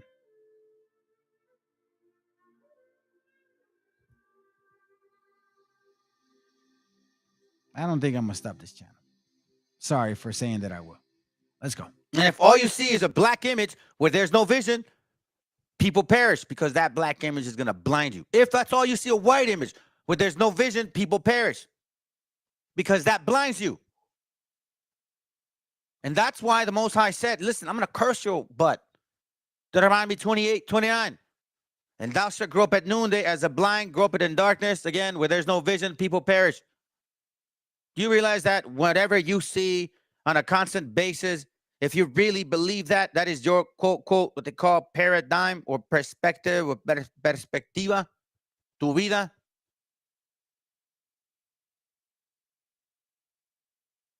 Where there's no vision, donde no hay visión. Let's read it in Spanish. Let's see what that's like. Sin profecía, el pueblo será disipado. Muchas gracias, mami. My daughter brought me coffee. Sin profecía, el pueblo será disipado. Look, profecía, prophecy. You see what I'm saying? Without a vision, without prophecy, without understanding where we're going, what's been and what's occurred, who was here before, who was Habakkuk 1:8. Oh, it's the white man. No, it's not. Again, sin profecía, el pueblo se disipado. I'm sorry, será disipado. So let's go back to the English one.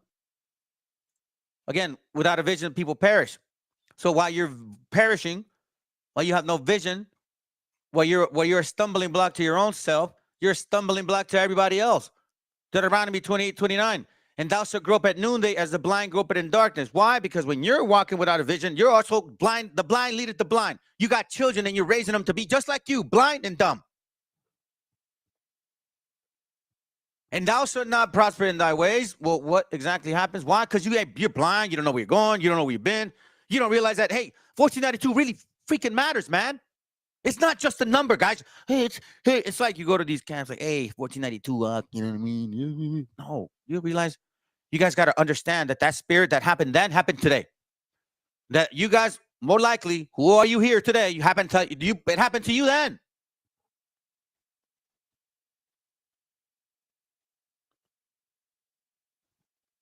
And thou shalt grope. You're like, oh, trying to hang on, man. You're like hanging on. You know what I mean? Like, thou shalt grope at noon. It's daylight, man. Noon is like the brightest time in the sun. You know what I mean? At its peak. As the blind gropeth in darkness, because you guys have no direction, no vision. You don't know where you're from.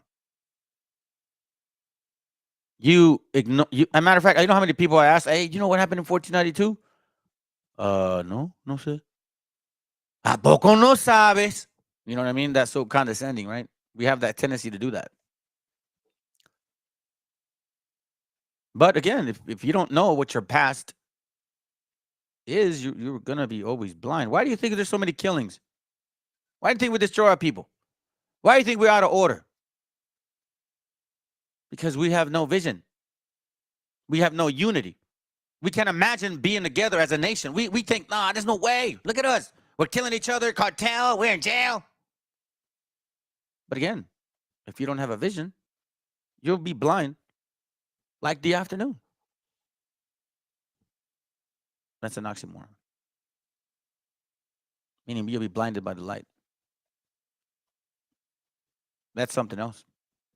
As the blind gropeth in darkness, and thou shalt not prosper in thy ways. Meaning the way that you make decisions and how you go about dealing with your family, you're not going to prosper. Neither will they, because you're going to be leading the blind. I mean, you're the blind leading the blind. And thou shalt only be oppressed, which means your seed as well, spoiled evermore. That's what it means. Thou shalt only be oppressed and spoiled evermore. You think like, oh, it's just me. No, it's your family. If I'm lost in the sauce and I'm trying to raise my kids, and I think I'm actually raising them properly, guess what? I'm spoiling them as well. And no man shall save thee. You know what that means? Think about that for a moment. No man shall save thee. Vamos a leerlo en español, ¿eh? Vamos a leerlo en español. Let's see here. Dice, y palparás al mediodía como palpa el ciego en la obscuridad. Y no serás prosperado en tus caminos, y nunca serás sino oprimido y robado todos los días, y no habrá quien te salve. See what I'm saying? Ain't nobody going to help you. Nobody going to give you understanding. No Christian church, no black church, no black Jesus or white Jesus or green, purple, yellow, whatever. It doesn't matter, fam. It is all vanity. My beloved brother, are you still here? Where you at? Where you at? Where you at? East Side, there you go, bro. That's from the beloved brother East Side provided us here this Isaiah 44:9. Los formadores de imágenes de talla, todos ellos son vanidad. Let me get it to you in English.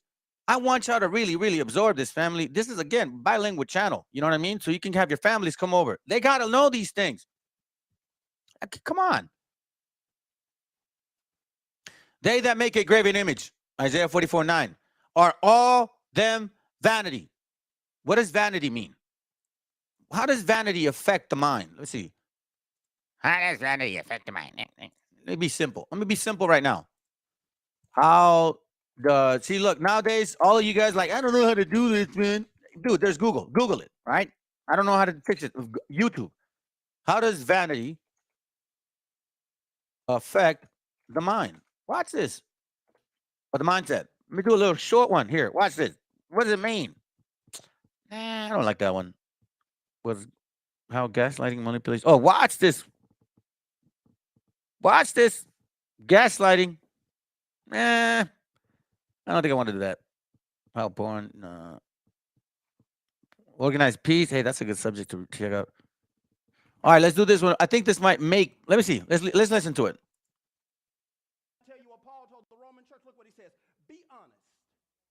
In your estimate of yourselves, measuring your value by how much faith God has given you. In other words, measure yourself by faith in God. I do that to you. Oh, I guess it's much more complicated than I thought, huh? I guess you can't YouTube everything. Sure as hell don't want an explanation from somebody saying, hey, what's vanity? Okay, let's read it again. And they are their own witnesses. Why? That they make a graven image. I'm sorry, they that make a graven image are all of them vanity. Let me skip all of this. And then it says, and they are their own witnesses. That's why it's vain. You see, people want to see their own image in a God. All this time, God spent the I guess you could say, like there's a old saying, like, what was that?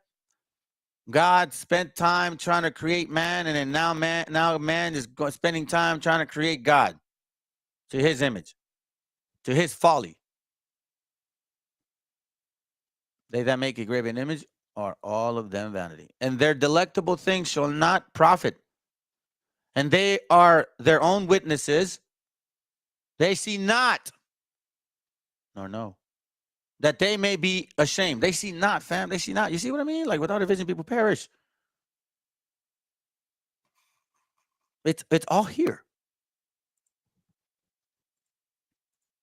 Watch this real quick. I'm only going to show you guys about 5 minutes. This is Mel Gibson making a case for here. Look, this is about the whole esclavitud. All right, we're going to send it. We're going to listen to it for a little bit, and then I'm going to show y'all some scriptures real quick, some books, and then we're going to call it a quick night. All right. And I'm going to give you guys a quick timeline. All right. So right now we understand about the Spaniards coming. We understand now without a vision, we will perish without knowing that this happened to us. Right. We're going to continue living in assimilation. Like, hey, well, you know, I want to be like white man. Ay, es que, pues el güerito, no, tiene ojitos azules. You know, tuviera bien, güey. Así no la migra me agarra. O el negrito es un jotito. Let's check it out. Before liberation, and yet you do very interesting work. So I'm like, I want to get to the Mexican slavery piece, because I don't think in North America we think of slavery.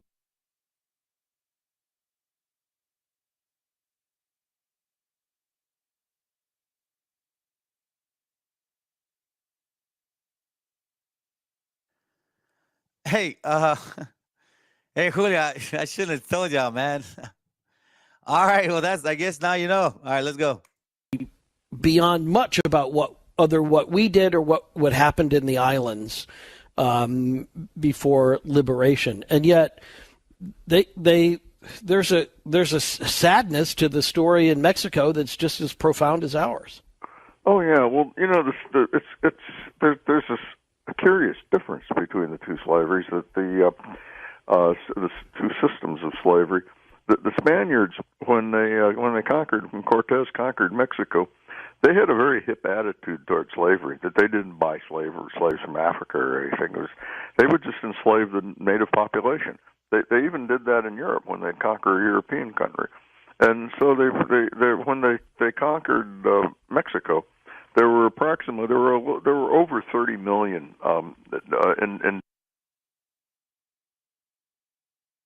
Family, did you guys catch that? He said that the Spaniards conquered the European country. So as you can see, we're seeing some division, right?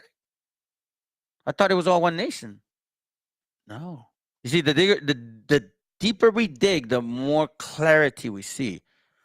You know, they say that the detail is the devil is in the detail or something like that. I always say this. I don't know where I got it from. I don't know if I made it up or not. I might have heard it. I don't think I'm that smart, but I always say this: you got to see the minute detail. How is it? You got to understand the minute detail to see the bigger picture. I always say that. You got to understand the minute detail to see the bigger picture. So I pay attention to like the words. Then again, you got to. It's scriptural, okay? Out of the treasures of a man's mind, something like that. I can't remember. I don't want to chop it up. Let's go. Indigenous people living in Mexico, and a lot of them, they killed a lot of the Spaniards killed a lot of them inadvertently through the diseases, smallpox, measles, right. whatever. But they also in 1565, the Spaniards had a silver strike called El Rufo, and they discovered almost overnight that Mexico was one gigantic mountain of silver. And as soon as they discovered that, the days were numbered for the native population. And they just enslaved them. They had no rights. They just enslaved them promiscuously into the silver mines, the gold mines, and the different haciendas, and worked them to death in the fields. Hey, you see that? Work y'all to death in the fields.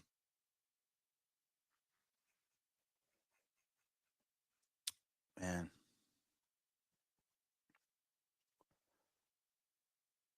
Oh, well, that's painful. Let's go to Obadiah.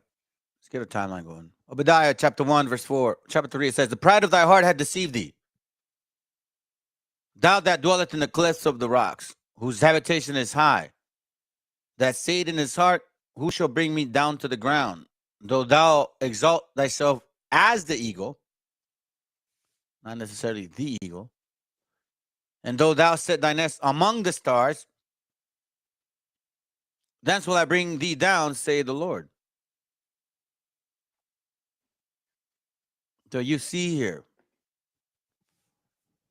their interest in wanting to conquer again. It says Edom. We know Edom has been having wars with Canaan. And we know that Canaan subjugated Edom. So here we see the pride. That's when you start seeing the northerners, right? The Caucasians, the Edomites. They start subduing the Africans, the Moors, all of them. Conquering back all of the territories, especially at the end of. I'm telling you, fam, the key is Granada.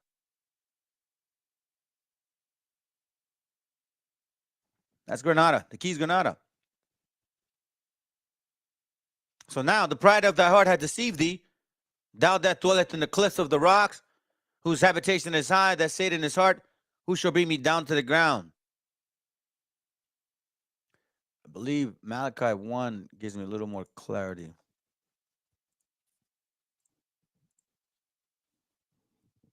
It's Malachi 1. I haven't read that in a while.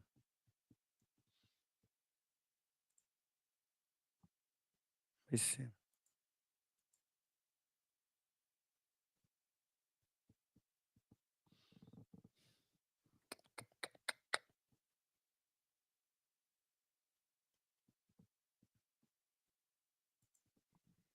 There it goes.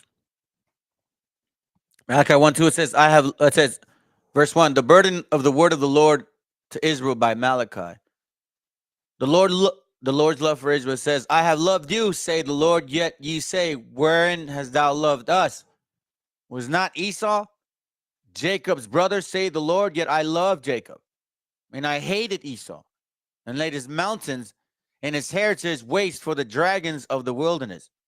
This is why Edom says, whereas Edom saith, we are impoverished, but we will return and build the desolate places, thus saith the Lord of hosts.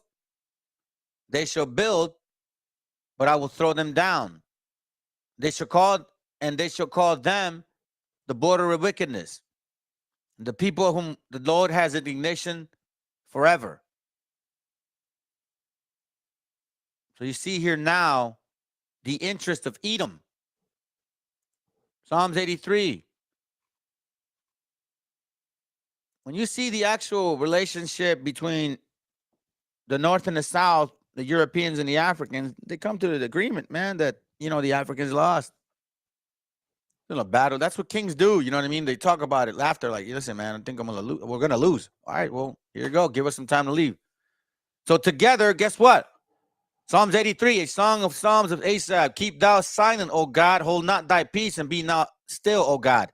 For lo, thy enemies make a tumult, and they that hate thee have lifted up their head. In 1492, fam, they have taken crafty counsel against thy people and consulted against thy hidden ones. Why?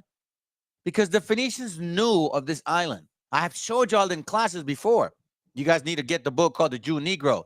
And then Diodorus Siculus actually explains that they knew of these islands. And they reserved it just in case something would happen at the last end. They have taken crafty counsel against thy people and consulted against thy hidden ones. They have said, come, let us cut them off. Who? Us. Let us cut them off from being a nation. In the name of Israel, be no more in remembrance. You want to know why I know this, fam? Because if Edom, or so-called white man, and the so-called black man, if y'all were so great, why didn't you do this in Europe or in Africa? Why did you have to come here? Again, they have said, come, let us cut them off from being a nation. You know who they're saying is Israel except us? Everybody excluding us. You see all the curses, and you got dumbass Fopies, dumb Curdy Iron, dumb IUICs, and then dumb GMS and Sakar. No, not GMS. ISBK, I think. Whichever one of you camps push that paprika guy, the goofy dude with the big jaw and long arms, the goofy guy. You married a plastic woman. That's your king. They have said, you. Who's that? The tabernacles of Edom. They have said, who? The tabernacles of Edom. Verse 6. And the Ishmaelites of Moab and Hagarenes, Gabal and Ammon and Amalek, the Philistines with the inhabitants of Tyre. Who in the world is in America? All of these nations, for God's sakes, fam. You need to start getting in your book and repenting sincerely, because that is how you're going to strengthen your spirit in order to combat these damn heathens. They think that you Hispanics are just a walkover, a walk in a park, simpletons, silly doves. Not on my watch. For they have consulted together with one consent. They are confederate against thee. Against who? Against us. This is from a book called The Broken Spear. Let's continue the timeline. We got about 43 minutes. I'll try to clean it up in an hour. We're at page 30 and 31, I believe. No, that's not it. Broken Spear. Here it goes. Page 30.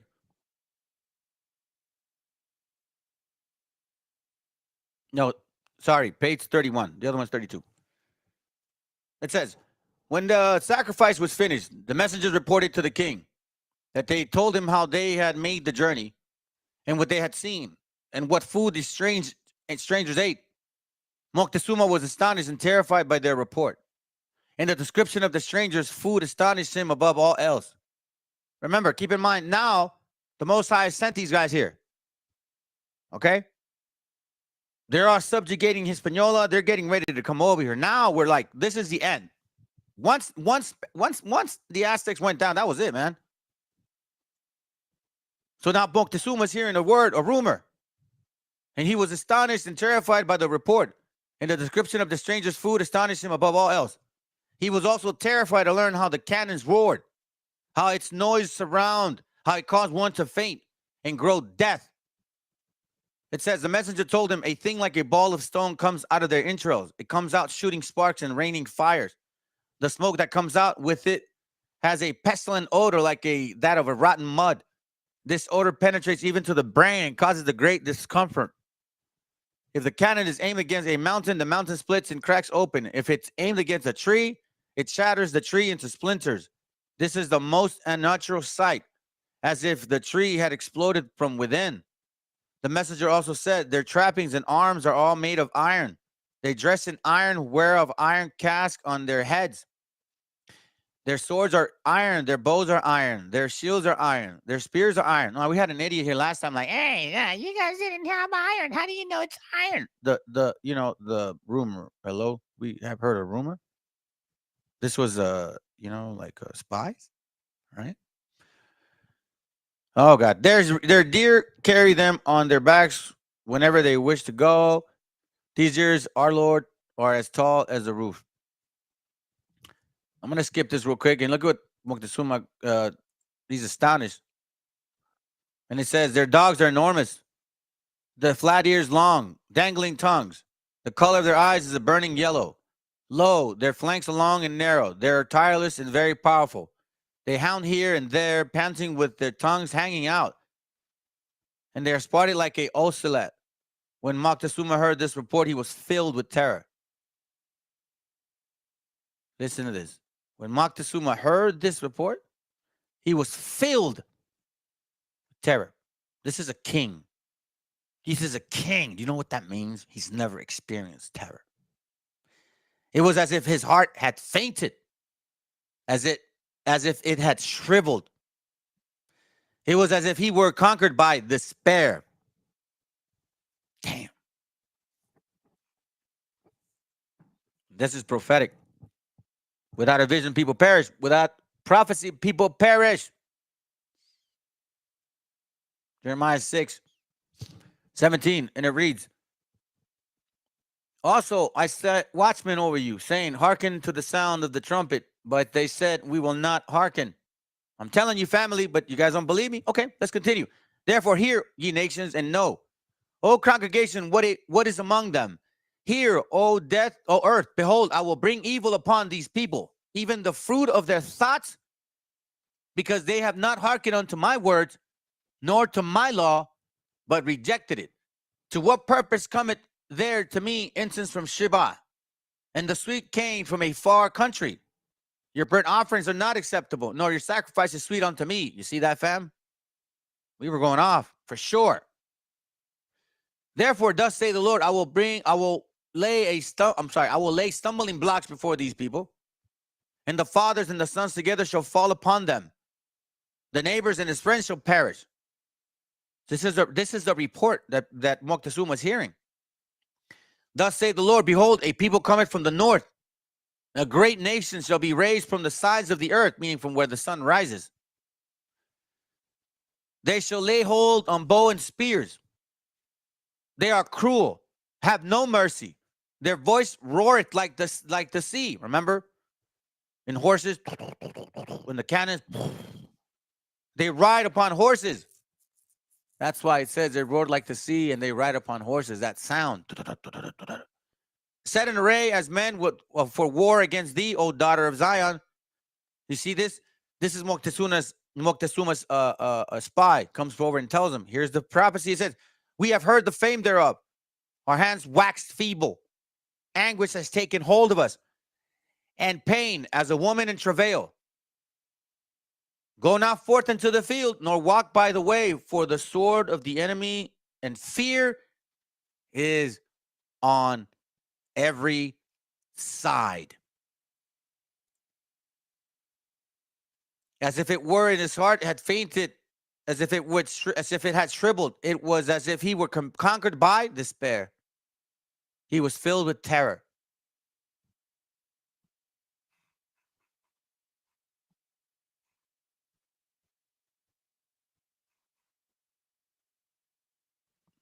Filled with terror, family. This is crazy. Watch. And within about less than 100 years from that moment, they had reduced the indigenous population from over 30 million down to less than 1 million, and they were in the process of going extinct. And the Catholic Church, which had been relatively cruel, and their attitude toward colonization, they actually intervened, and they said these people that we may not think much of them, but they've got souls to be saved for Jesus. Therefore, you there was no penalty for killing Indians. And they said, you see, there was no penalty for killing us. Kill Indians for no reason at all anymore, and you cannot work them to death in your fields and your mines. So as you can see, family, they talk about particulars like how we were diminishing, right? I mean, they were working us, man. They were working us hard, even to this very day. Let's go back to that book real quick. I'm going to show y'all something. And then I'm going to show you, I think, a couple more scriptures and we're done. All right. I'm going to try to finish it in an hour. I got 10 more minutes. So let me do this quick. Broken Spirit, page 92. I think I'm here. No, that's not it. Give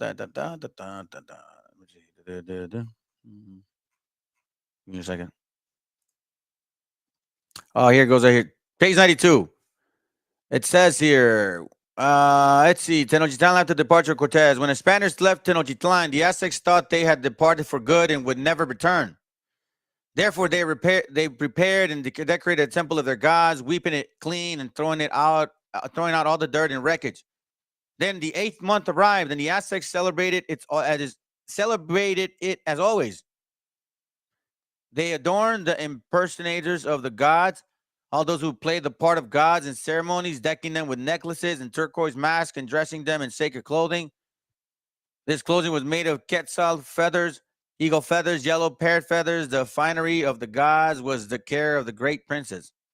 Then it says, while the Spaniards were in Tlaxcala, a great plague broke out here in Tenochtitlan. It began to spread during the 13th month and lasted 7 days, striking everywhere. Everywhere the city and killing a vast number of people. Sore erupted on our faces, our breasts, our bellies. We were covered with agonizing sores from head to foot. The illness was so dreadful that no one could walk or move. The sick were so utterly helpless that they could only lie on their beds like corpses, unable to move their limbs, even their heads. You guys ever had chicken pox? You can't walk on that, fam. Imagine that. You can't eat, and your mom, your kid, your parents can't. Everybody's sick. No, they're dying. They could not lie face down or roll from one side to the other. If they did move their bodies, they screamed with pain. Great many died from this plague, and many others died of hunger. Yeah, I can take a picture of this page. And it's all scriptural. See, there's no other nation that can say this, fam. No, I'm sorry, black man. You can't say that either. Especially the white guy. Deuteronomy chapter 28, verse... where are you? And look, 22. And the Lord shall smite thee with a consumption, meaning a consuming illness, and with a fever. And when inflammation, isn't that chicken pox or smallpox? And with extreme burning, like didn't they say every time you move, like, it hurts? And with the sword, and with blasting like the cannons, and with mildew, it didn't say it smelled like mildew, rotten food. You're so hungry, you're going to eat like actual penicillin and it kills you. And they shall pursue thee until thou perish. Remember the part where I read? Chopping them up in pieces, and everybody's running left and right. I read that to y'all yesterday. Watch this. Verse 27, the Lord shall smite thee with the botch of Egypt, and with the emeralds, and with the scabs, and with the itch whereof thou cannot be healed. Deuteronomy 38:35, the Lord shall smite thee in the knees, and in the legs, and with a sore botch that cannot be healed, from the sole of thy foot unto the top of thy head. Didn't they say that they couldn't walk?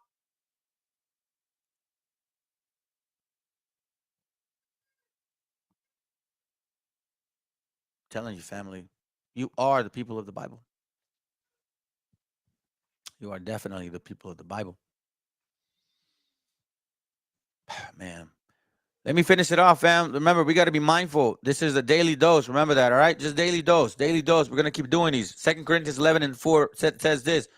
For if he that cometh preacheth another Jesus, whom he have not preached, or if ye receive another spirit, which ye have not received, or a gospel, which ye have not accepted, ye might well bear with him. Here's one of those examples. 1 Corinthians 15:48. This is the trickery, fam, of these black converts. It says, as is earthy, such are they also. I'm sorry, such are they also that are earthy. And as is the heavenly, such are they also that are heavenly. And as we have borne the image of the earthy, we shall also bear the image of the heavenly. What? So me, oh, okay, cool. So I'm gonna look into like a heavenly. You mean like I'm gonna look like it says here, and it says we have borne the image of the earthy, we shall also bear the image of the heavenly. Now, this I say, brethren, the flesh, meaning you, beaner, Mexican, short, fat, not tall, brown, straight hair, not nappy. The flesh and blood cannot inherit the kingdom of God. So the only way you can inherit the kingdom of God, Mr. Paisa, neither does corruption inherit corruption. Like how you look like right now, you're corrupt because you mixed the seed. Okay? You're not incorrupt because you're not fully black. No, I'm telling you, the teacher this. Behold, I show you a mystery. This is a mystery, fam. Watch it. Which ye shall not believe. Remember Habakkuk 1:5? And we shall not all asleep, but we shall all be changed. Changed into what, fam? Remember the other scripture? Verse 48? No, I'm sorry, verse 49.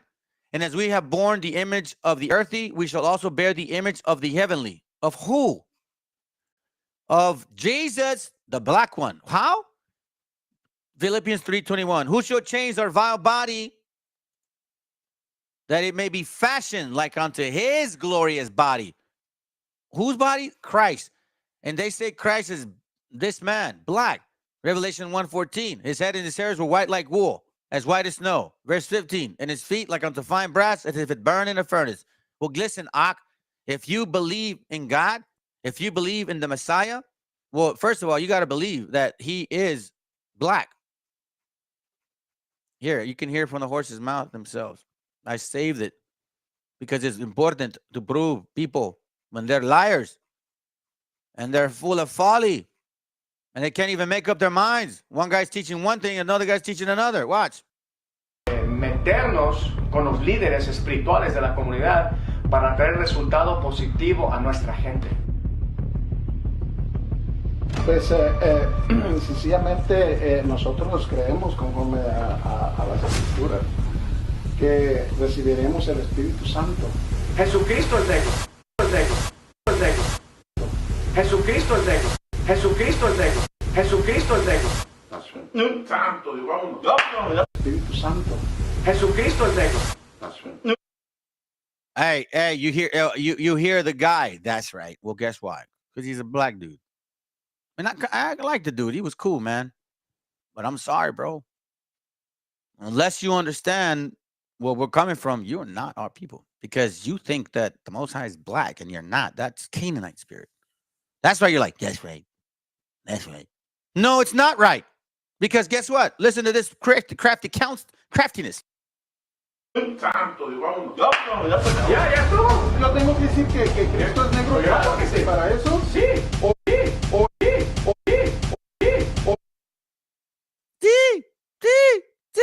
Sounds like a siren.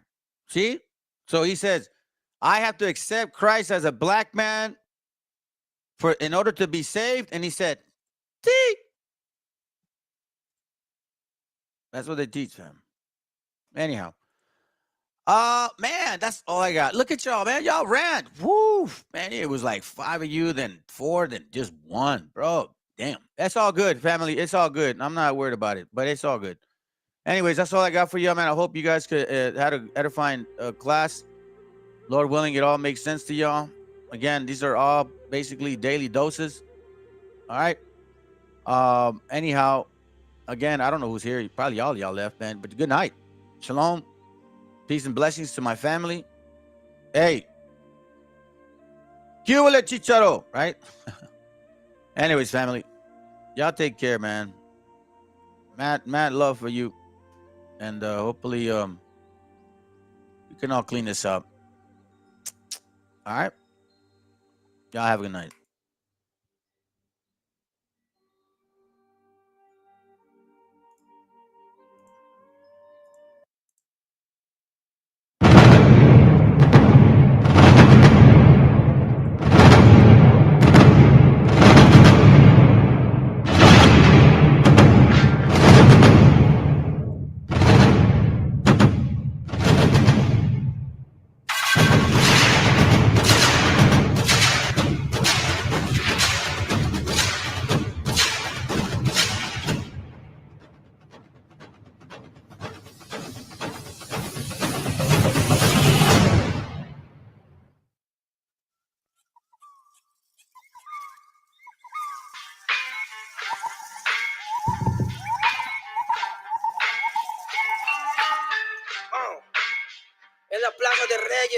Action Menta.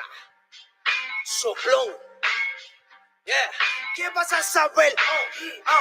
¿Qué vas a saber tú? Oye, chibolito, faltóme. Pulpín de los pulpines, batería de Rapunzel, de rapeos, de raptos, de lagartos en cuartel. Cualquier la pega de cruel con un viejo coronel. Soy flojo, se me antojó dormirme en el laurel. Elevé mi level con un label y un Faber Castell. Ya un papel, lo empape con sangre de todo aquel que se jura Nobel y no ve mis trenes en la riel. What's so man?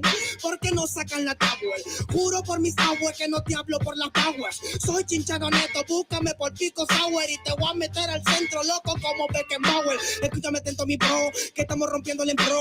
El negro de Plaza de Reyes como siempre rompe de este micrófono. Que quiere meterle como yo pero no puede meterle tacopón. Si te pensaba que solo era un gallo, déjame decirle que se equivocó. Real motherfucker feeling on the street. Es el Black Sheep Mental de Plaza de Kings. Motherfucker, so bloom.